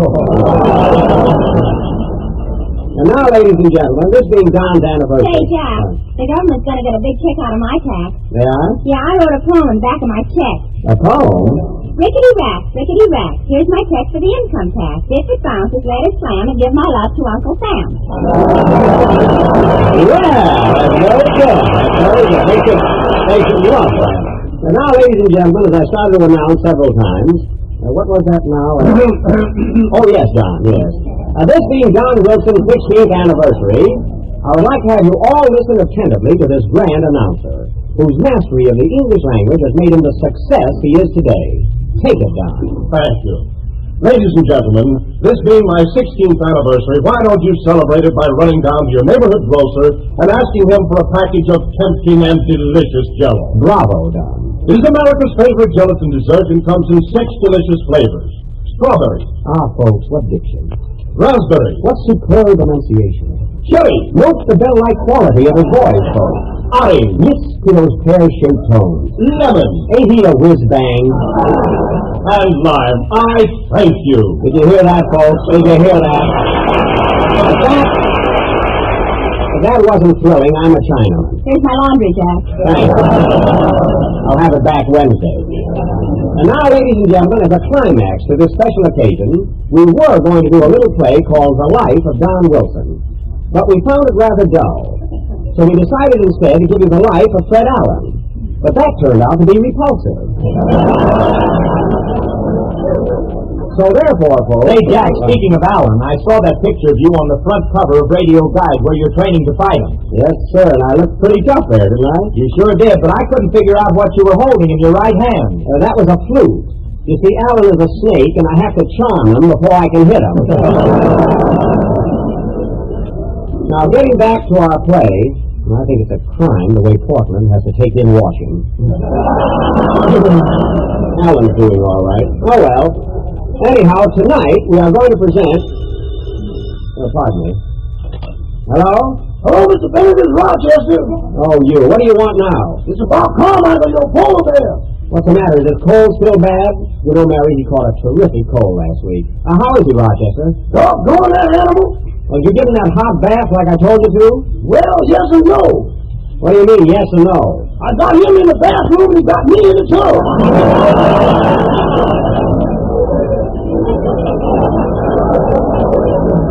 Well, look, Rochester, there's a mustard plaster in the cabinet, so you better put it on his chest. That'll help. On his chest? What about all that fur? Well, naturally, you'll have to shave the fur off. Boss, if I ever get that close in with a razor, I'm going to get even.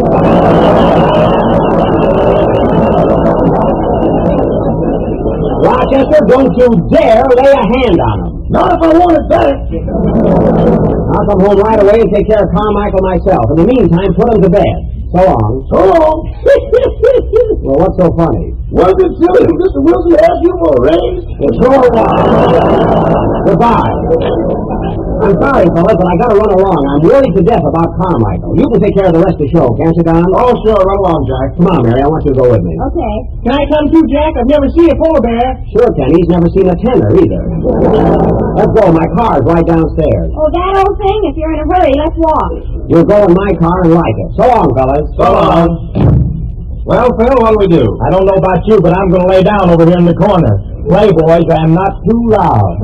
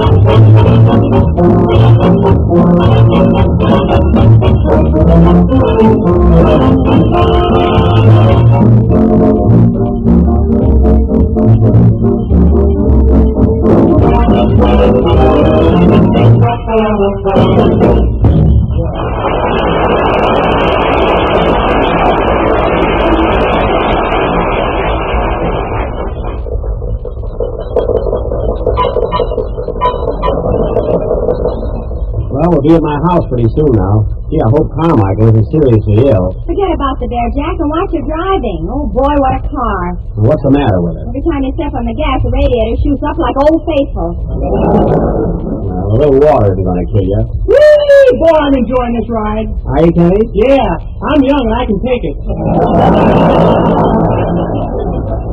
I wish you two would stop joking when I'm worried about Carmichael. Who knows, maybe he's dying. Oh, Jack, quit worrying. The bear will be all right. I want that stoplight. What stoplight? The one you just went through. Oh. Oh, well, nobody saw me. They didn't, eh? No. Then what's that, a mockingbird? Yeah, but wait. Oh, my goodness, it's a cop. Now, look, kids, let me do the talking. Hello, officer. Hey, you, what's the big idea? Where do you think you're going, to a fire? Well, that's original. Mary. What seems to be the trouble, officer? You see that red light that keeps going on and off back there? Yes. That ain't just to break the monotony, you know.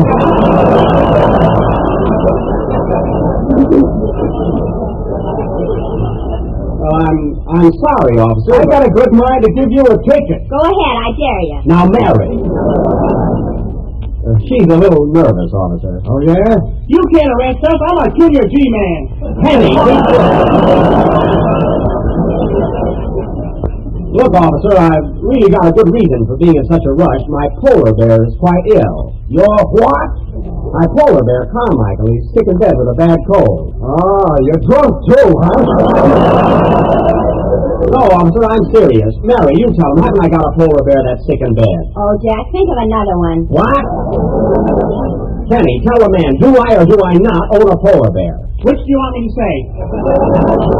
Well, pals. All right, officer, I haven't got a polar bear. He isn't sick, and I'm just a big liar. Well, that's more like it. Here's your ticket. Thanks.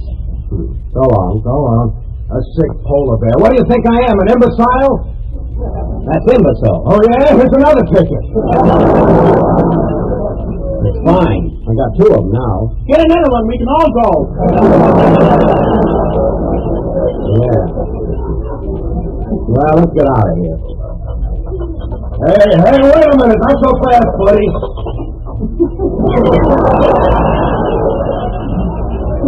Oh, now what? Look at those license plates. This isn't 1937, mister. Now, see here, it's not my fault. I wrote in for new ones. Well, while you're waiting, have another ticket. Hooray, I knew we'd make it. Penny. Now, listen, officer, I can explain... Oh, Jack, you've got enough. Don't be a pig. Oh, brother, if you weren't a woman. All right, I'll take these tickets and go. I want to hold mine. All right. All right, let's get going. 3 tickets. You two kids certainly prove to be fine traders. Oh, we were just having a little fun. Yeah, what's the matter? Can't you take a rib?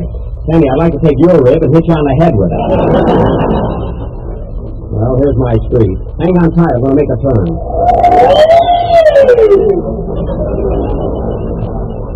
Well, I hope there's nothing seriously wrong with Carmichael. You know, I've become so attached to that bear. He's just like a relative. Yeah, all he does is eat and sleep. Just the same, I like him. Well, here we are at the house.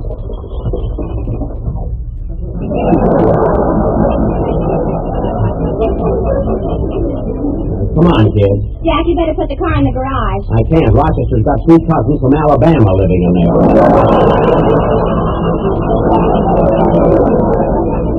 I don't know what to do with them. Why don't you start a minstrel show? No, I think I'll just plant cotton in the backyard. That'll keep them busy. Hey, Mary, give a load of that sign on the front door. Where? Why, Jack, Benny, you ought to be ashamed of yourself. What for? Look at that sign. See the polar bear, 15 cents. Well, I'll be darned. Rochester must have put that up. I was wondering how he bought that new suit. Darn it, the door's locked and I forgot my key. Ring the bell, Kenny. I can't go in. I didn't bring any money with me. Never mind. Ring the bell. Okay. We ain't open today, folks. The bear's sick.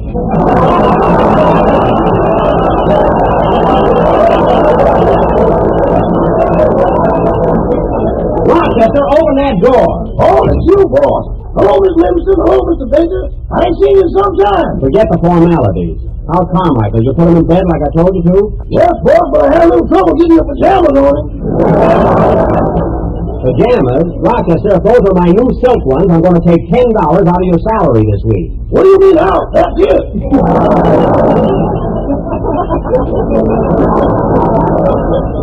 Well, I haven't got time to argue. Tell me, how's Carmichael? His cold seems to be getting worse and sneezes all the time. Well, that's awful. Did you take a temperature? I sure did, boss. What does the thermometer say? Easterly winds with probable rain. You used the barometer. Oh, well, I'm going in and look at him. Can we see him, Jack? Yes, but you'll have to be quiet. Now, follow me. I wonder if we should have brought flowers. That isn't necessary. Here's the room. Now, be quiet.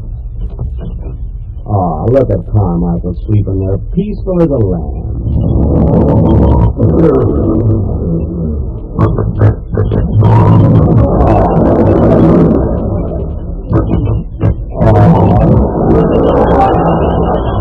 Gee, isn't he cute? Look at that smile on his face. Yeah, I wonder what he's dreaming of. Some other bear, no doubt. Quiet, you'll disturb him. See? You woke him up. Gee, look at him. He's got such a bad cold, I think I'll pull the covers up around him. Be careful, boss. He's kind of hungry. Well, naturally, he's sick. Look at him. Has Carmichael got a bad cold? Gesundheit. Oh, Carmichael, watch it. Shall I get your umbrella, boss? No, Rochester, you should have given him a spoonful of this cough syrup every hour. Here, open his mouth and give it to him now. Boss, I wouldn't open his mouth if my best friend was in there.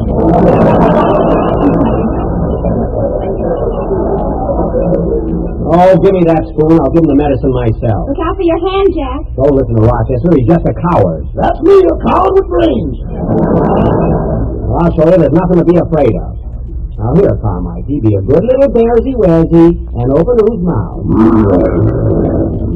Come on now, take this cough syrup for Daddy.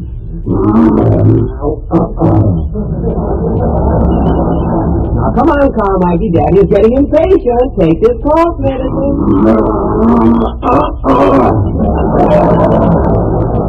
Michael, I'll shove it right in your mouth. Now, Michael, open up them golden teeth. Come on, Michael, take this medicine. Wake up, Beck, he's coming for you. Michael, get back in bed. Come on, Michael. Michael, get out of my way. Out of your way, I'll need some holding down. Oh, my goodness. Hey, Walker, lift up and get plain buck.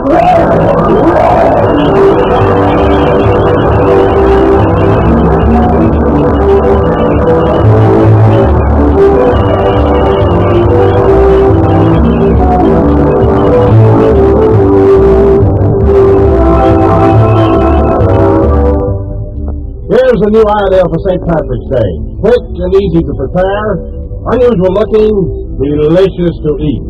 We think you'll like it.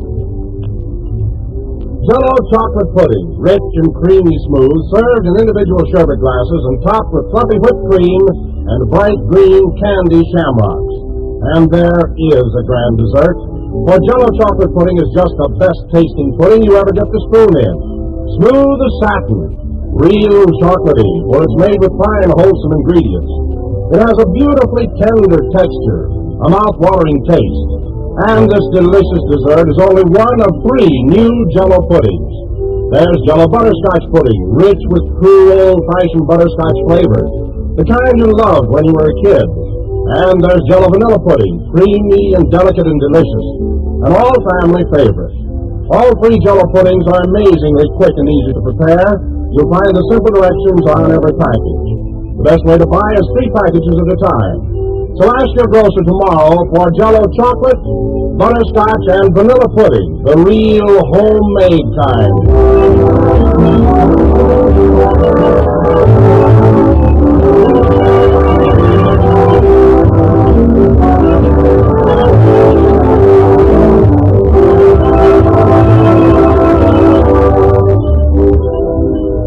This is the last number of the 24th program in the new Jell-O series, and we will be with you again next Sunday night at the same time.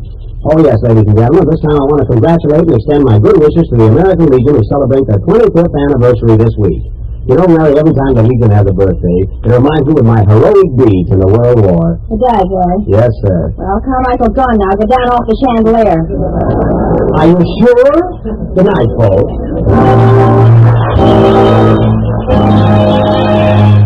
J-E-L-L.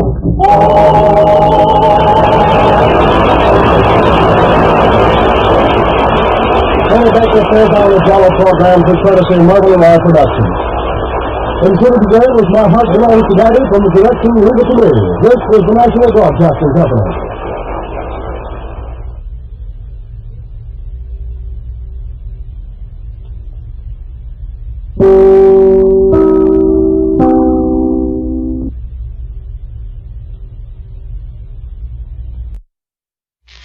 The Grape Nuts and Grape Nuts Flakes program, starring Jack Benny, with Mary Livingston, Phil Harris, Rochester, and yours truly, Don Wilson.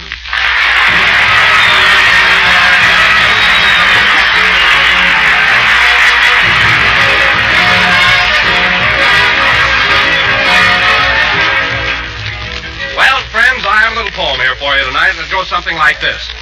A pert little welder named Susie found by 10 she felt washed out and woozy. Now, a good breakfast she takes with crisp grape nuts flakes. And at noon, she's still peppy, not snoozy. Well, you can all take a tip from Sue. Don't try to do a man-sized job on a canary-sized breakfast. After all, your vitality's low in the morning, because you haven't had a thing to eat for 12 long hours.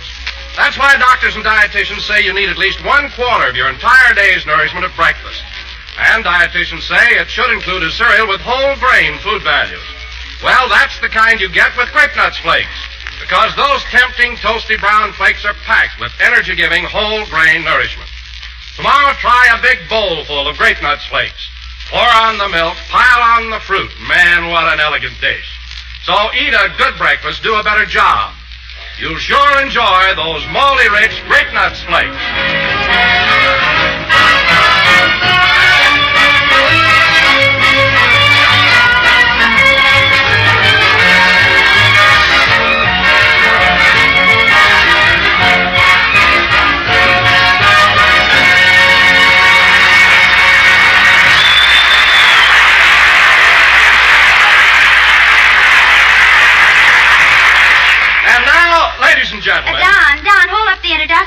isn't here yet. He isn't. Well, where is he? Maybe he followed some babe down Vine Street and forgot to look up when he passed NBC. Come on, now, don't be silly, Phil. Jack doesn't follow girls. He doesn't, eh? How do you think he met me? No, kidding, Mary. Is that the way you met Jackson? Yeah, if I didn't have to stop for that traffic light, I'd still be working at the May Company.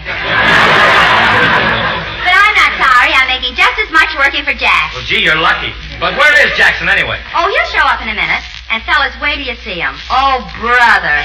Why, what's the matter, Mary? Well, Warner's called him up and told him they wanted to make a big feature picture called The Life of Jack Benny. The Life of Jack Benny? Yeah, and you know, fellas, since Jack found out about it, he's absolutely unbearable. I never saw such conceit in all my life. Well, if that's the case, when Jackson gets here, I'm leaving. Leaving? Why? Well, if he's getting to be anything like me, there'll be no standing the guy. You said it, Phil. Uh-oh, here he comes now. Well, hello, everybody. Hello, Donald. Hello, Jack. Philip. Hello. How do you do, Miss Livingston? Jack Benny, take off that monocle. That's not a monocle. I broke my bifocals and managed to save one focal. Here, Donald, take my gloves and cane. Thank you. There. Gloves and cane? Oh, boy, are you snooty. Phil, the gloves are snooty. The cane is necessary.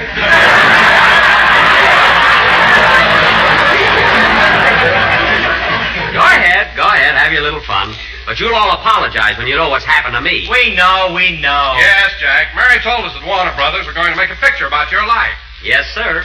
The same studio that made the life of Emile Zola, the life of Louis Pasteur, the life of Mark Twain, and now, the life of Jack Benny. Now cut that out! Smart aleck musician. You know, Jackson, I can't understand. I can't understand any studio wanting to make a picture of your life. Now, what do you mean? Well, I'm the guy. Color, glamour, excitement. That's what they should make. The life of Phil Harris. The life of Phil Harris? Why, sure. Phil, the story of your life wouldn't pass the Hayes office if it was endorsed by Good Housekeeping.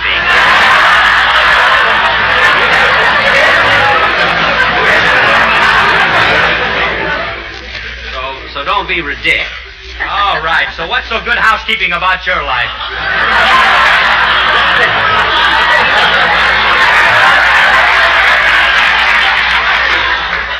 What makes your life so interesting? Well, my life is a story of adventure, courage, the real, true life of Jack Benny. Now stop with that. Enough's enough. Listen, Phil, you may not believe this, but my life has been one adventure after another. It started when I ran away from home to face the world all by myself. How old were you? 32.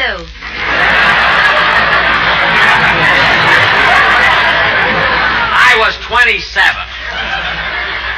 I remember because I didn't want to leave until I finished high school. 32. Well, fellas, I have to leave you now. You see, they're making my life. Rochester's waiting in the car to take me to Warner Brothers. Hey, wait a minute, Jackson. We got a radio program to do. Radio. Radio. Yeah, radio. R-A-D. R-A-D. Oh, brother, is he going to have trouble when television comes in? Anyway. Television. T-E-L-U. Never mind. Come on, Mary, you can go with me. Okay. Gee, Mary, just to think of it gives me a thrill. Imagine on the marquees of theaters all over the country, in big bright lights, the life of Jack Benny. Oh, shut up.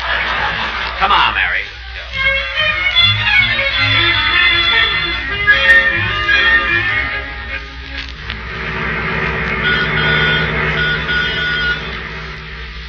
Take it easy, Rochester. Watch where you're going. Oh, Jack, don't be so nervous. I'm not nervous. You must be, boss. You're telling me to take it easy and you're driving. What? Wait a minute, Rochester. When we started out, you were driving. What happened? Remember that big bump we hit back there? Yes? Well, when those people put us back in the car, they put us in wrong.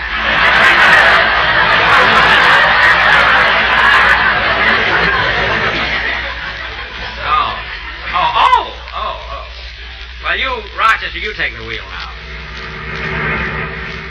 And hurry up. I want to get to the studio. Say, Mary, I just thought of something.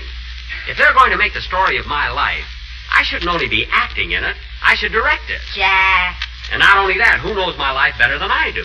I should write it, too. Well, if you do all that, you might as well produce it. Yeah. That'll look fine on the screen. The Life of Jack Benny, starring Jack Benny, directed by Jack Benny, written by Jack Benny, and produced by Jack Benny. Gee, won't that look swell? Well, and monotonous. Oh, I don't know. There's nothing wrong with that. Gee, The Life of Jack Benny, starring Jack Benny, directed by Jack Benny, and produced by Jack Benny. What are you laughing at? I'll lend you my girdle and you can be your own leading lady. No, that'd be going too far. Gosh, imagine the story of my life. Rochester, let's put the top down so people can see me.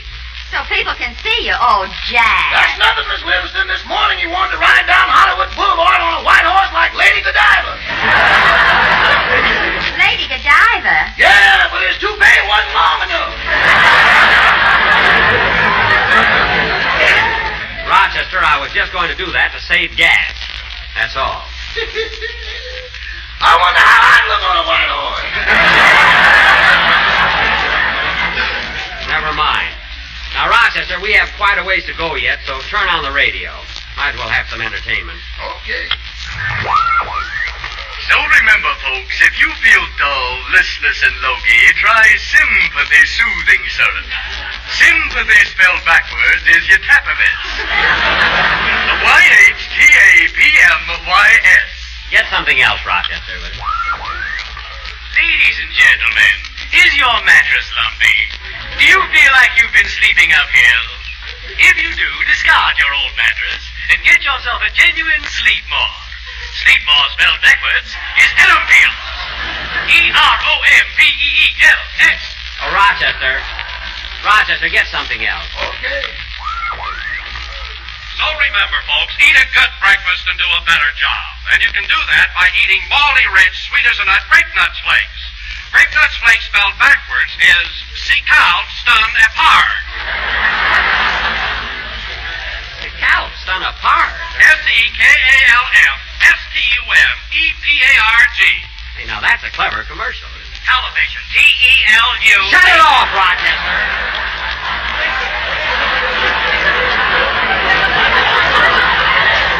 Shut it off. Say, we're here at the studio. Stop right at the main gate. Okay, boss.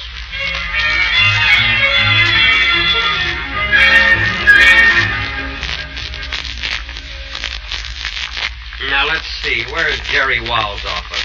He's in charge of production for my picture. Maybe it's down this corridor. Yeah, here are some offices. Let's see. Waterman, Silverman, Overman, Gentleman.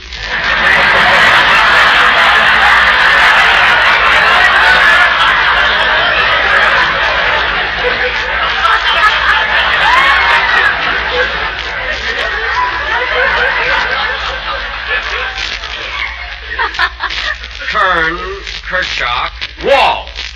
Here it is. Yes? I'm Jack Benny. Mr. Wall is expecting me. Mr. Wald is in conference. Would you mind waiting? Not at all. Come on, Mary. Let's sit down over here. Say, Jack. Jack. Jack. What? Look at that fella sitting on the other side of the room. Isn't that Danny Kaye? Danny Kaye?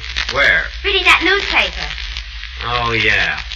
And he used to be such a nice kid. Used to be? What did he ever do to you? What did he do to me? Did you see that Samuel Goldwyn picture he made, Up in Arms? Yes, he was a big hit in it. He was sensational. What about it? What about it? I'm having enough trouble with Paul Lucas. Oh, Jack. And now Danny Kaye. Get that nonchalant manner. Sitting there reading that newspaper. Look at that expression on his face. Loaded with confidence.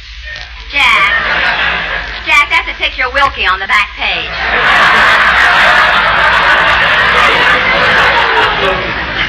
Oh, Wilkie? Has anybody told him yet? Anyway, That Danny Kaye burns me up. You know, Jack, I can't understand it. Every time somebody makes a little progress, you get sore at them. I do not. You do, too. When Mickey Rooney put on long pants, you stopped talking to him. I did not. Why, you even bit Lassie.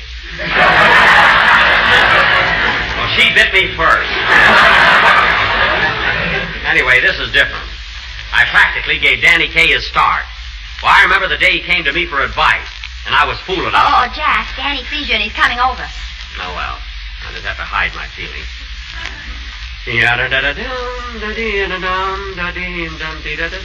Hello, Jack. Oh, hello, Mary.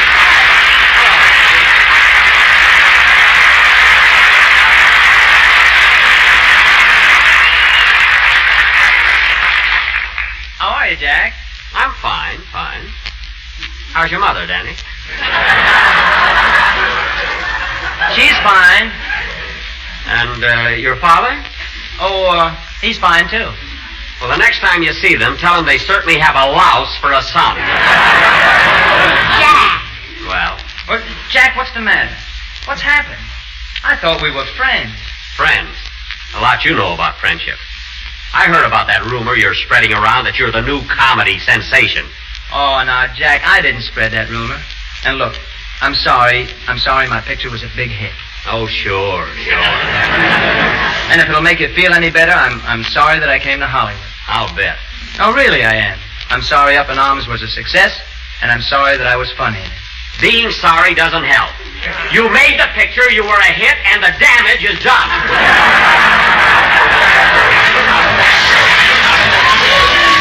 It's too late to apologize. Oh, Danny, don't pay any attention to him. Mary. He's jealous of any newcomer that's a big success. Oh, God, Jack, I wouldn't hurt you for the world. I know how you love show business. I wouldn't do anything to take the dread of Nuco out of your mouth.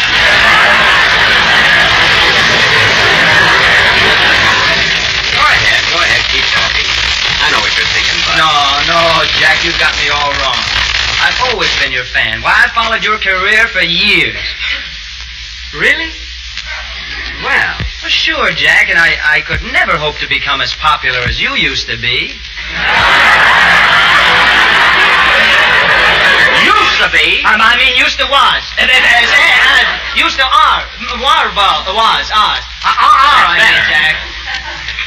Honestly, Jack, I think you're great. No kidding. And in fact, every time I pass a theater where your picture is playing, I go in to see it. Why, you know, I saw George Washington slept here 4 times. So what? I saw it 20 times. I'm going again tonight. So there. Oh, can I go with you, Jack? Don't give me any. What? I could see your picture every night. I think you're the greatest comedian in the world. You do? Yeah. I think you're swell. Oh. Well, then I'm sorry I acted the way I did, Danny. I think you're pretty swell, too. No, but you're sweller than I am, Jack. No, Danny, you're the swellest. Oh, no, Jack, you're the swellest. Well. As soon as the swelling goes down, can I get a word in here? Oh, I'm sorry, Mary. Danny and I were just complimenting each other. Oh, say, Danny, you know, Jerry Wall sent for me because Warner Brothers are going to make a picture of my life. And to show you how much I really like you, I'm going to ask them if they can't find something for you to do in my picture. Oh, gee, that'd be wonderful, Jack. Now, Danny, I know you can sing and dance, but can you act? Can I act? You know I studied with Stanislavski. Stanislavski? Why, of course. His method is famous all over the world. It is? Of course it is. Let me give you a picture of one of his disciples.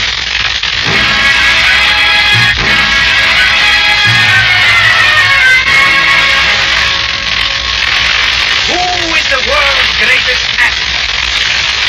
And how did I hear that way? Who made me a genius, the greatest projector who ever wore a toupee?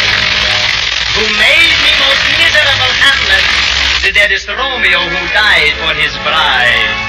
Who made me most awful Dr. Jekyll, and then made me high?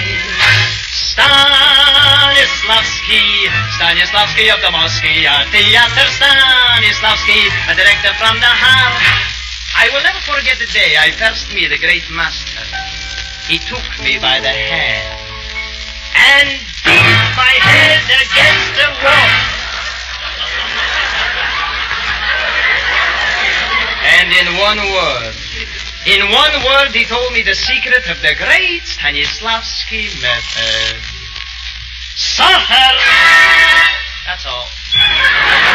Suffer! You must live before you give. Suffer! You must ache before you make. Suffer! You must think before you stink. Suffer! Suffer!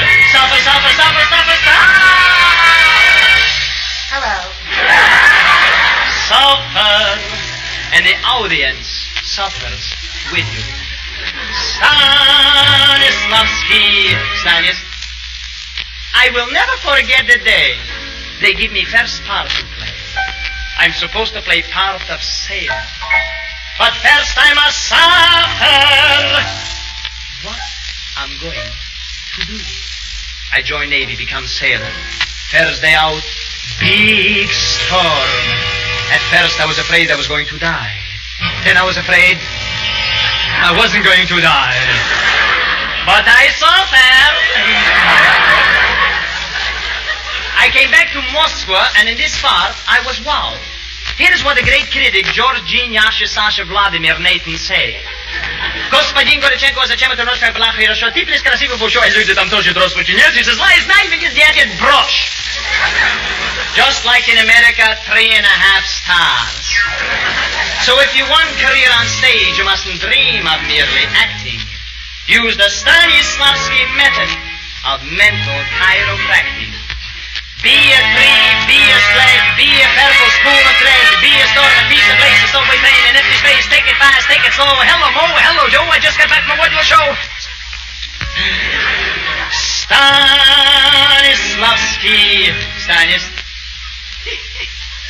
I will never forget the day Luella Parsons said I stink.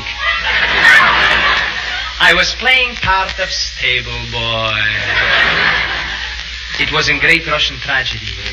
It was beautiful. Everybody died. I also play part in Great Russian Comedy. Everybody died. But they died happy. This makes it funny. But I will never forget the day of my greatest triumph. I was playing part of Antique Mahogany Bureau. So convincing in the third act, my drawers fell out. And who was the man who loosened my screws? Who pulled me all apart? Stanislavski of the Mosky.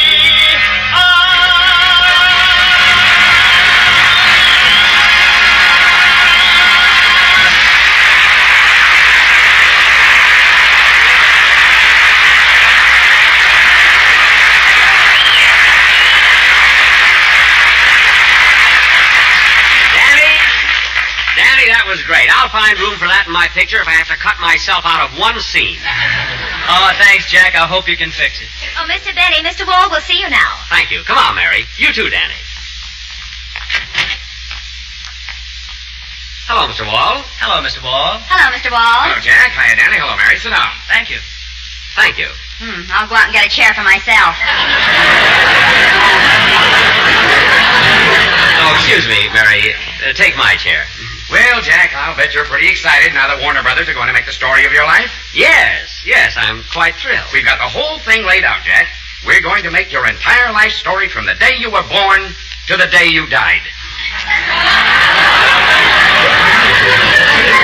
Died? How can that be? When you start acting and the director says shoot, he won't be kidding. Mary, don't be so funny. Anyway, that picture's going to be directed by me. You? You're going to direct the picture? I'm going to write it, too. Oh, direct it and write it, huh? Yes, sir. Who's going to supervise it? I am. Who's going to produce it? I am. Who's going to finance it?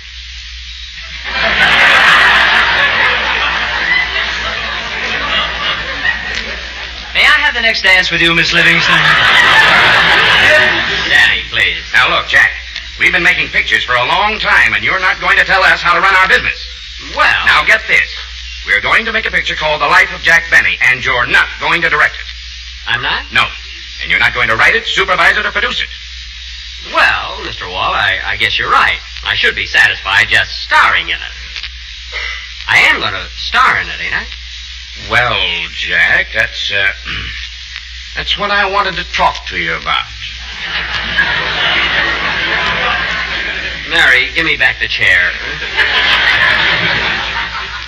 What did you want to talk to me about, Mr. Wall? Well, we feel that somebody else ought to play the part of Jack Benny. Somebody else?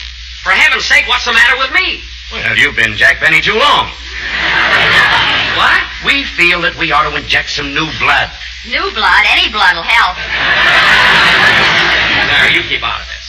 Well, look, Mr. Wall, if you don't think I'm capable of playing myself in my own picture, who did you have in mind? Danny Kaye? Danny Kaye? Yes, that's why I sent for him. You sent for... Danny! Danny, don't just sit there. Say something. Well, Jack, Mal. Wait a minute. Wait a minute.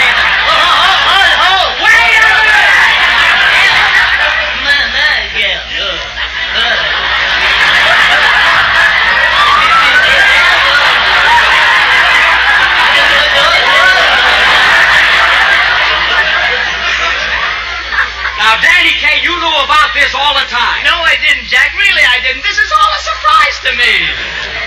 Imagine even thinking of making the picture of my life without me being in it. Jack, I didn't say you weren't going to be in it. I have something very important for you. You have? Yes. You're going to play the part of your father.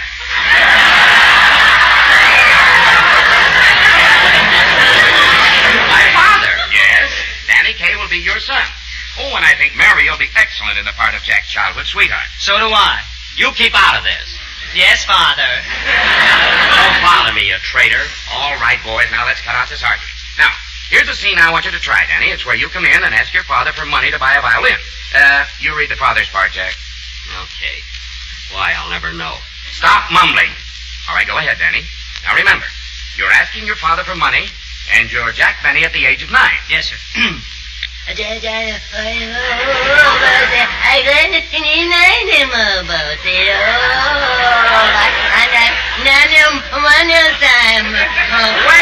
minute.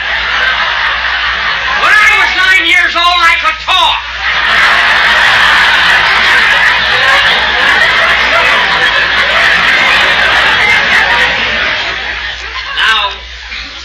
Now read it right. Go ahead, Danny. Ask the old man again. Okay. Dadichka. Could I please have $4 to buy a violin, Dadichka, please? Just a minute. What's the idea of doing Russian? Well, isn't Waukegan in Russia? Oh, it's in Illinois. Jeepers. Now try it again, Danny, and remember, you're a little country boy. Uh-huh, okay. Hey, Paul. Hey, Paul, can I have $4 to kind of buy myself a fiddle and a place? Paul. Stop it! What do you think I was when I was a kid? A moron? And besides, he outgrew it. Yes, heavens to Betsy. Danny, you better try it as a city boy. A city boy? Okay. Hey, Baldy! Hey, Baldy, can I put the violinist for 4 foxskins to buy a scratch box? Everybody in Brooklyn is playing, and I want to get one of the scratch boxes. Now, cut that out! Now, look here, Mr. Wall, if this is the way you're going to do the story of my life, you can drop the whole thing. All right, then, we won't make the picture. Now, let's not be hasty, Mr. Wall. What's bothering you? You're bothering me, and I'm sick of it. We're not going to make the life of Jack Benny. Well, that's okay with me. Goodbye. Come on, Mary. Come on, Danny. Imagine pulling that stuff on us. Oh, but Jack, this was a great opportunity for me. I don't know when I'll ever get another chance like that. Look, Danny, let me give you a little piece of advice. You're a very clever kid. You're very talented, and you've got a lot of charm. But take it easy. Climb the ladder of success slowly. One rung at a time. Yes, Jack. And when you do get to the top, don't let it go to your head. Don't ever be hammy. I won't, Jack. Come on, kid. Let's go see George Washington slept here. Come on.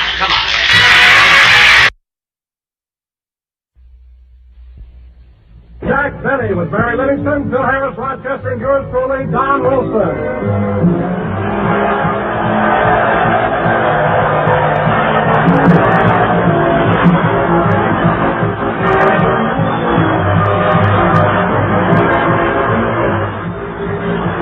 And now, ladies and gentlemen, from the Army Air Base at Gardner Field near Taft, California, we bring you our master of ceremonies, the one and only... Oh, no you don't, Bud. No you don't. You ain't pushing just anybody off on us.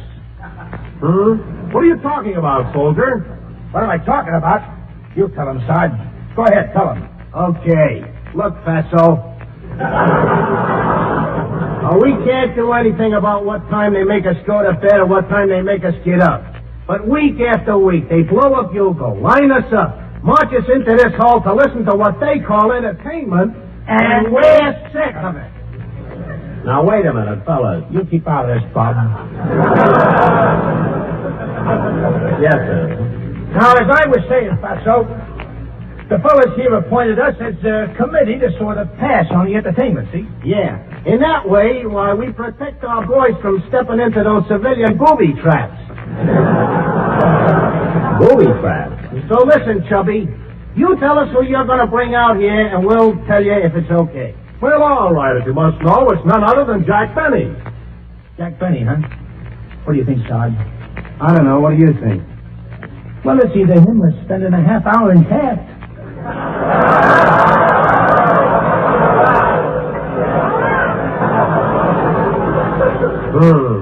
Oh, let's give him a break. Maybe he brought some dames with him. Okay, brother. You can bring on your star. Thank you.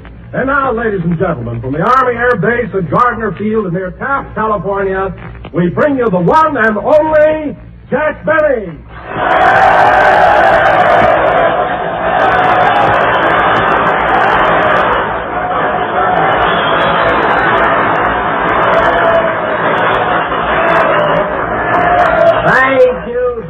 Thank you. Hello again, this is Jack Benny talking, and Don, isn't it nice being out here at Gardner Field, situated on the shores of beautiful Lake Buena Vista?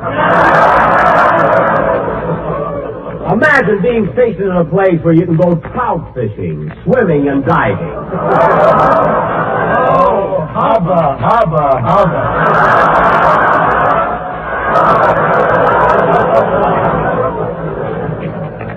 What do you mean, hubba, hubba, hubba? What was wrong with that joke? What was wrong with it? That joke wilted the flowers on Colonel Bechtel's desk. Oh, stop being so silly, a joke-willing flower. That's impossible. I don't mind you guys standing around, but don't make up a... Hello, Jack. Oh, hello, Mary. How are you?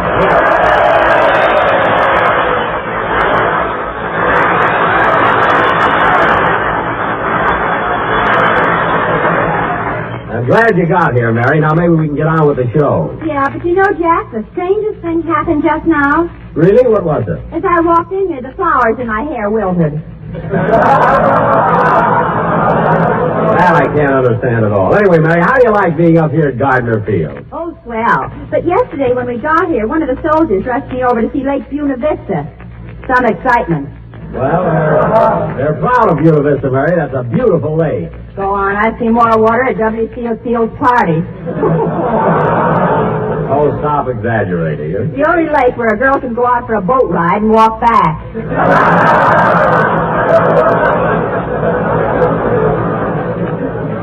Mary, it isn't that shallow. Then how come the fish are sunburned on one side? Mary, please, isn't there anything else you can talk about? Oh, sure. You know, Jack, last night I was out with a soldier. Look, you hear about the girl going out with a soldier, so let's not have any of that on our show. But, Jack, last night I was out with a soldier. Mary, I don't want you to... Let her talk! Let her talk! Thanks, fellas. Now, as I was saying, Jack, last night I was out with a soldier, and just because I wouldn't give him a kiss, he said he was going to end it all. And then he laid down on the railroad track. Oh, well, don't worry about it, Mary. I've heard about the train service around here.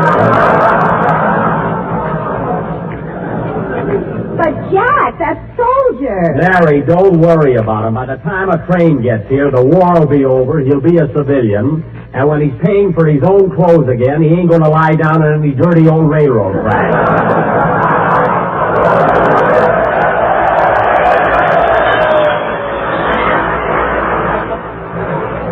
So let's forget about it and get on with the show. Come in. Mr. Benny? Yes? On behalf of the United States Army Air Force stationed at Gardner Field, I wish to present you with these wings. Wings? Yes. I'm sorry the rest of the chicken got away. Goodbye.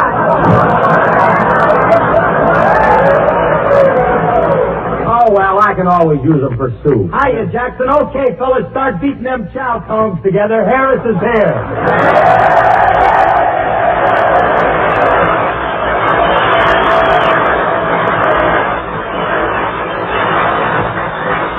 Oh, brother. Thanks, you pretty things. You know something? You guys really know talent. Phil, keep quiet. But these guys really know talent. When they... will you... Let him talk! Let him talk! I don't mind letting him talk, but he doesn't have to be so hammy about it. Hammy, you're the one that gets all the receptions. Look what happened yesterday when we got off of the bus. Who took the bows? You did. I didn't get no welcome. What are you talking about? When we got here and I signed all those autographs, I sent every one of those soldiers over to get your autograph, too. You did that just to show off. You know I can't write. Well, Phil, I really forgot that you couldn't write. I didn't mean to embarrass you. You didn't, huh? Then why did you hide my rubber stamp?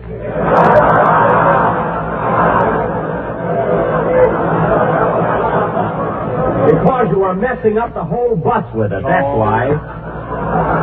Just like a kid. And another thing, Jackson, I know the trick you played on me last year. What trick? Well, you switched rubber stamps on me, and for 3 weeks I was signing my name, Fragile This End Up.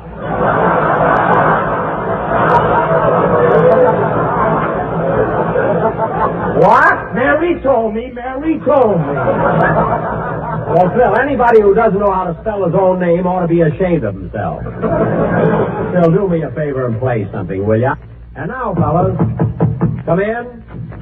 Mr. Benny? Yes? Did some silly guy come in here a while ago and present you with a pair of chicken wings? Yes, but I threw them away. Oh. Well, would you mind telling me where you threw them? Why? Are you hungry? No, I'm the chicken. What?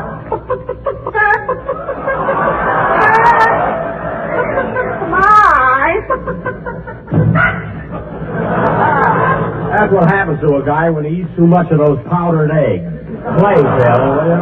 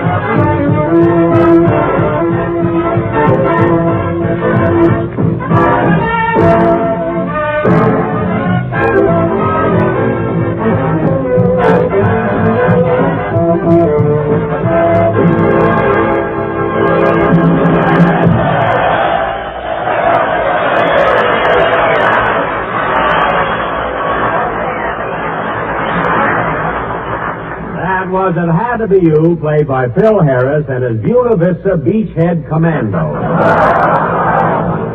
Hey, Phil. Yeah. Phil, I thought you were supposed to sing in that number. Look, Jackson, I ain't singing no song. I got enough to do rehearsing the band, getting those big laughs, and driving the bus. Anyway, when are you going to hire a singer for this show? Well, Phil, I tried to get a singer last week. Oh, sure, you tried. Why don't you tell him what happened Thursday night? Mary. Go ahead, Jack. Tell him how you tried to get John Charles Thomas. Mary, please. Well, if you won't tell him, I will. Listen, fellas, it was Thursday night. Mary, I don't want you to... Let her talk! Let her talk! Thanks, fellas. Well, anyway, it was Thursday night, and Jack had invited me over to his house for dinner. There were just the two of us, and we were finishing eating when all of...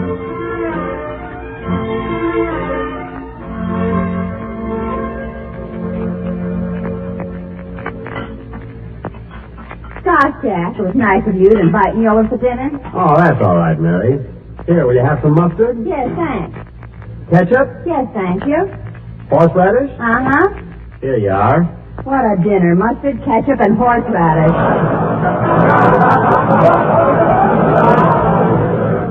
Don't worry, Mary. The surprise is in this casserole. Look. Gee, cold cuts. Yep. Yes, sir, cold cut. One cut for you and one cut for me. Yep. Would you like your coffee now, Mary? Uh-huh. Good. I'll ring for Rochester.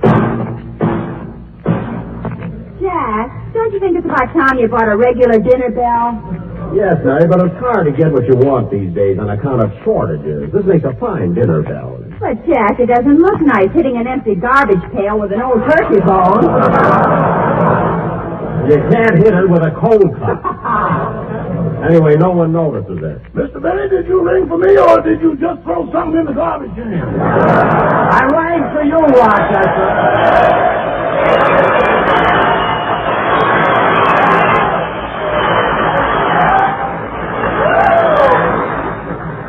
Rochester, bring Miss Livingston her coffee, and I'll have a cup of tea. Sorry, boss, you'll have to take coffee, too. Why? The tea bags haven't come back from the laundry yet.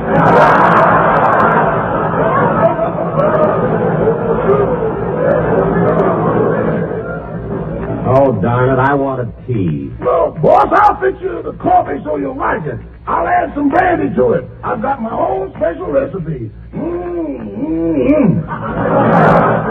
Has it got a kick to it, Rochester? Oh, kick to it? Boss, do you know how coffee is good to the last drop? Uh-huh. Well, when I add just the right amount of brandy to it, the last drop picks up the cup and hits you over the head with it. Rochester. One drink of my coffee and you sit around all night, percolating.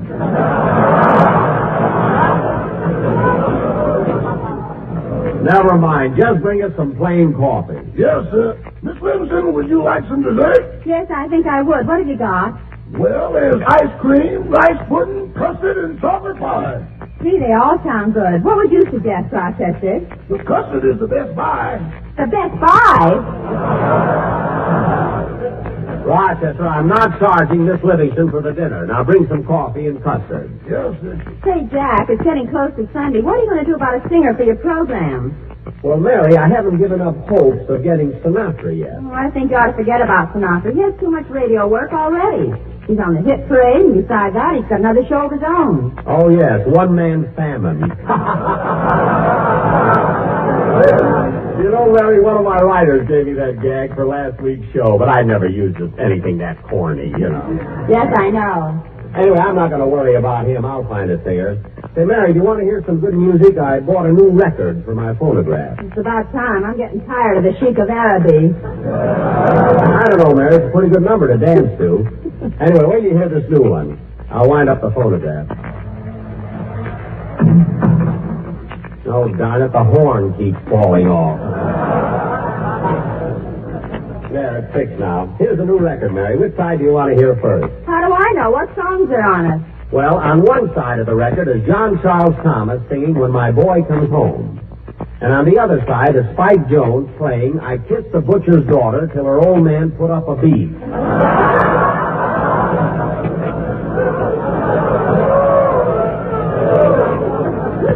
Well, I'd rather hear John Charles Thomas. Okay, John Charles Thomas it'll be. Listen.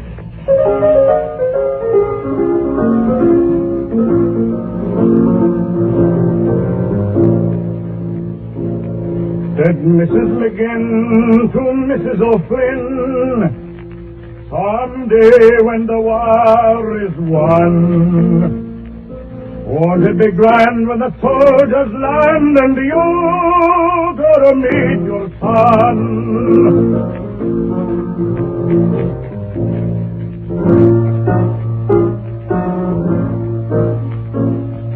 What do you do when he marches through and you hear the people cheer? What do you do when he smiles at you? As your boy draws near. What'll I do when my boy comes home? What'll I do, you say? I'll tell the police if they're keeping the peace, they'd better keep out of my way.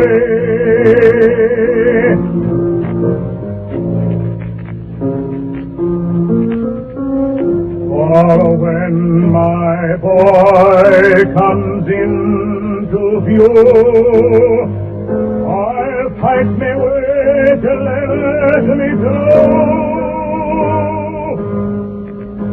and I'll lift him off, though he say it's true, into my arms as I used to do, and I'll carry him home if he wants me to. When my boy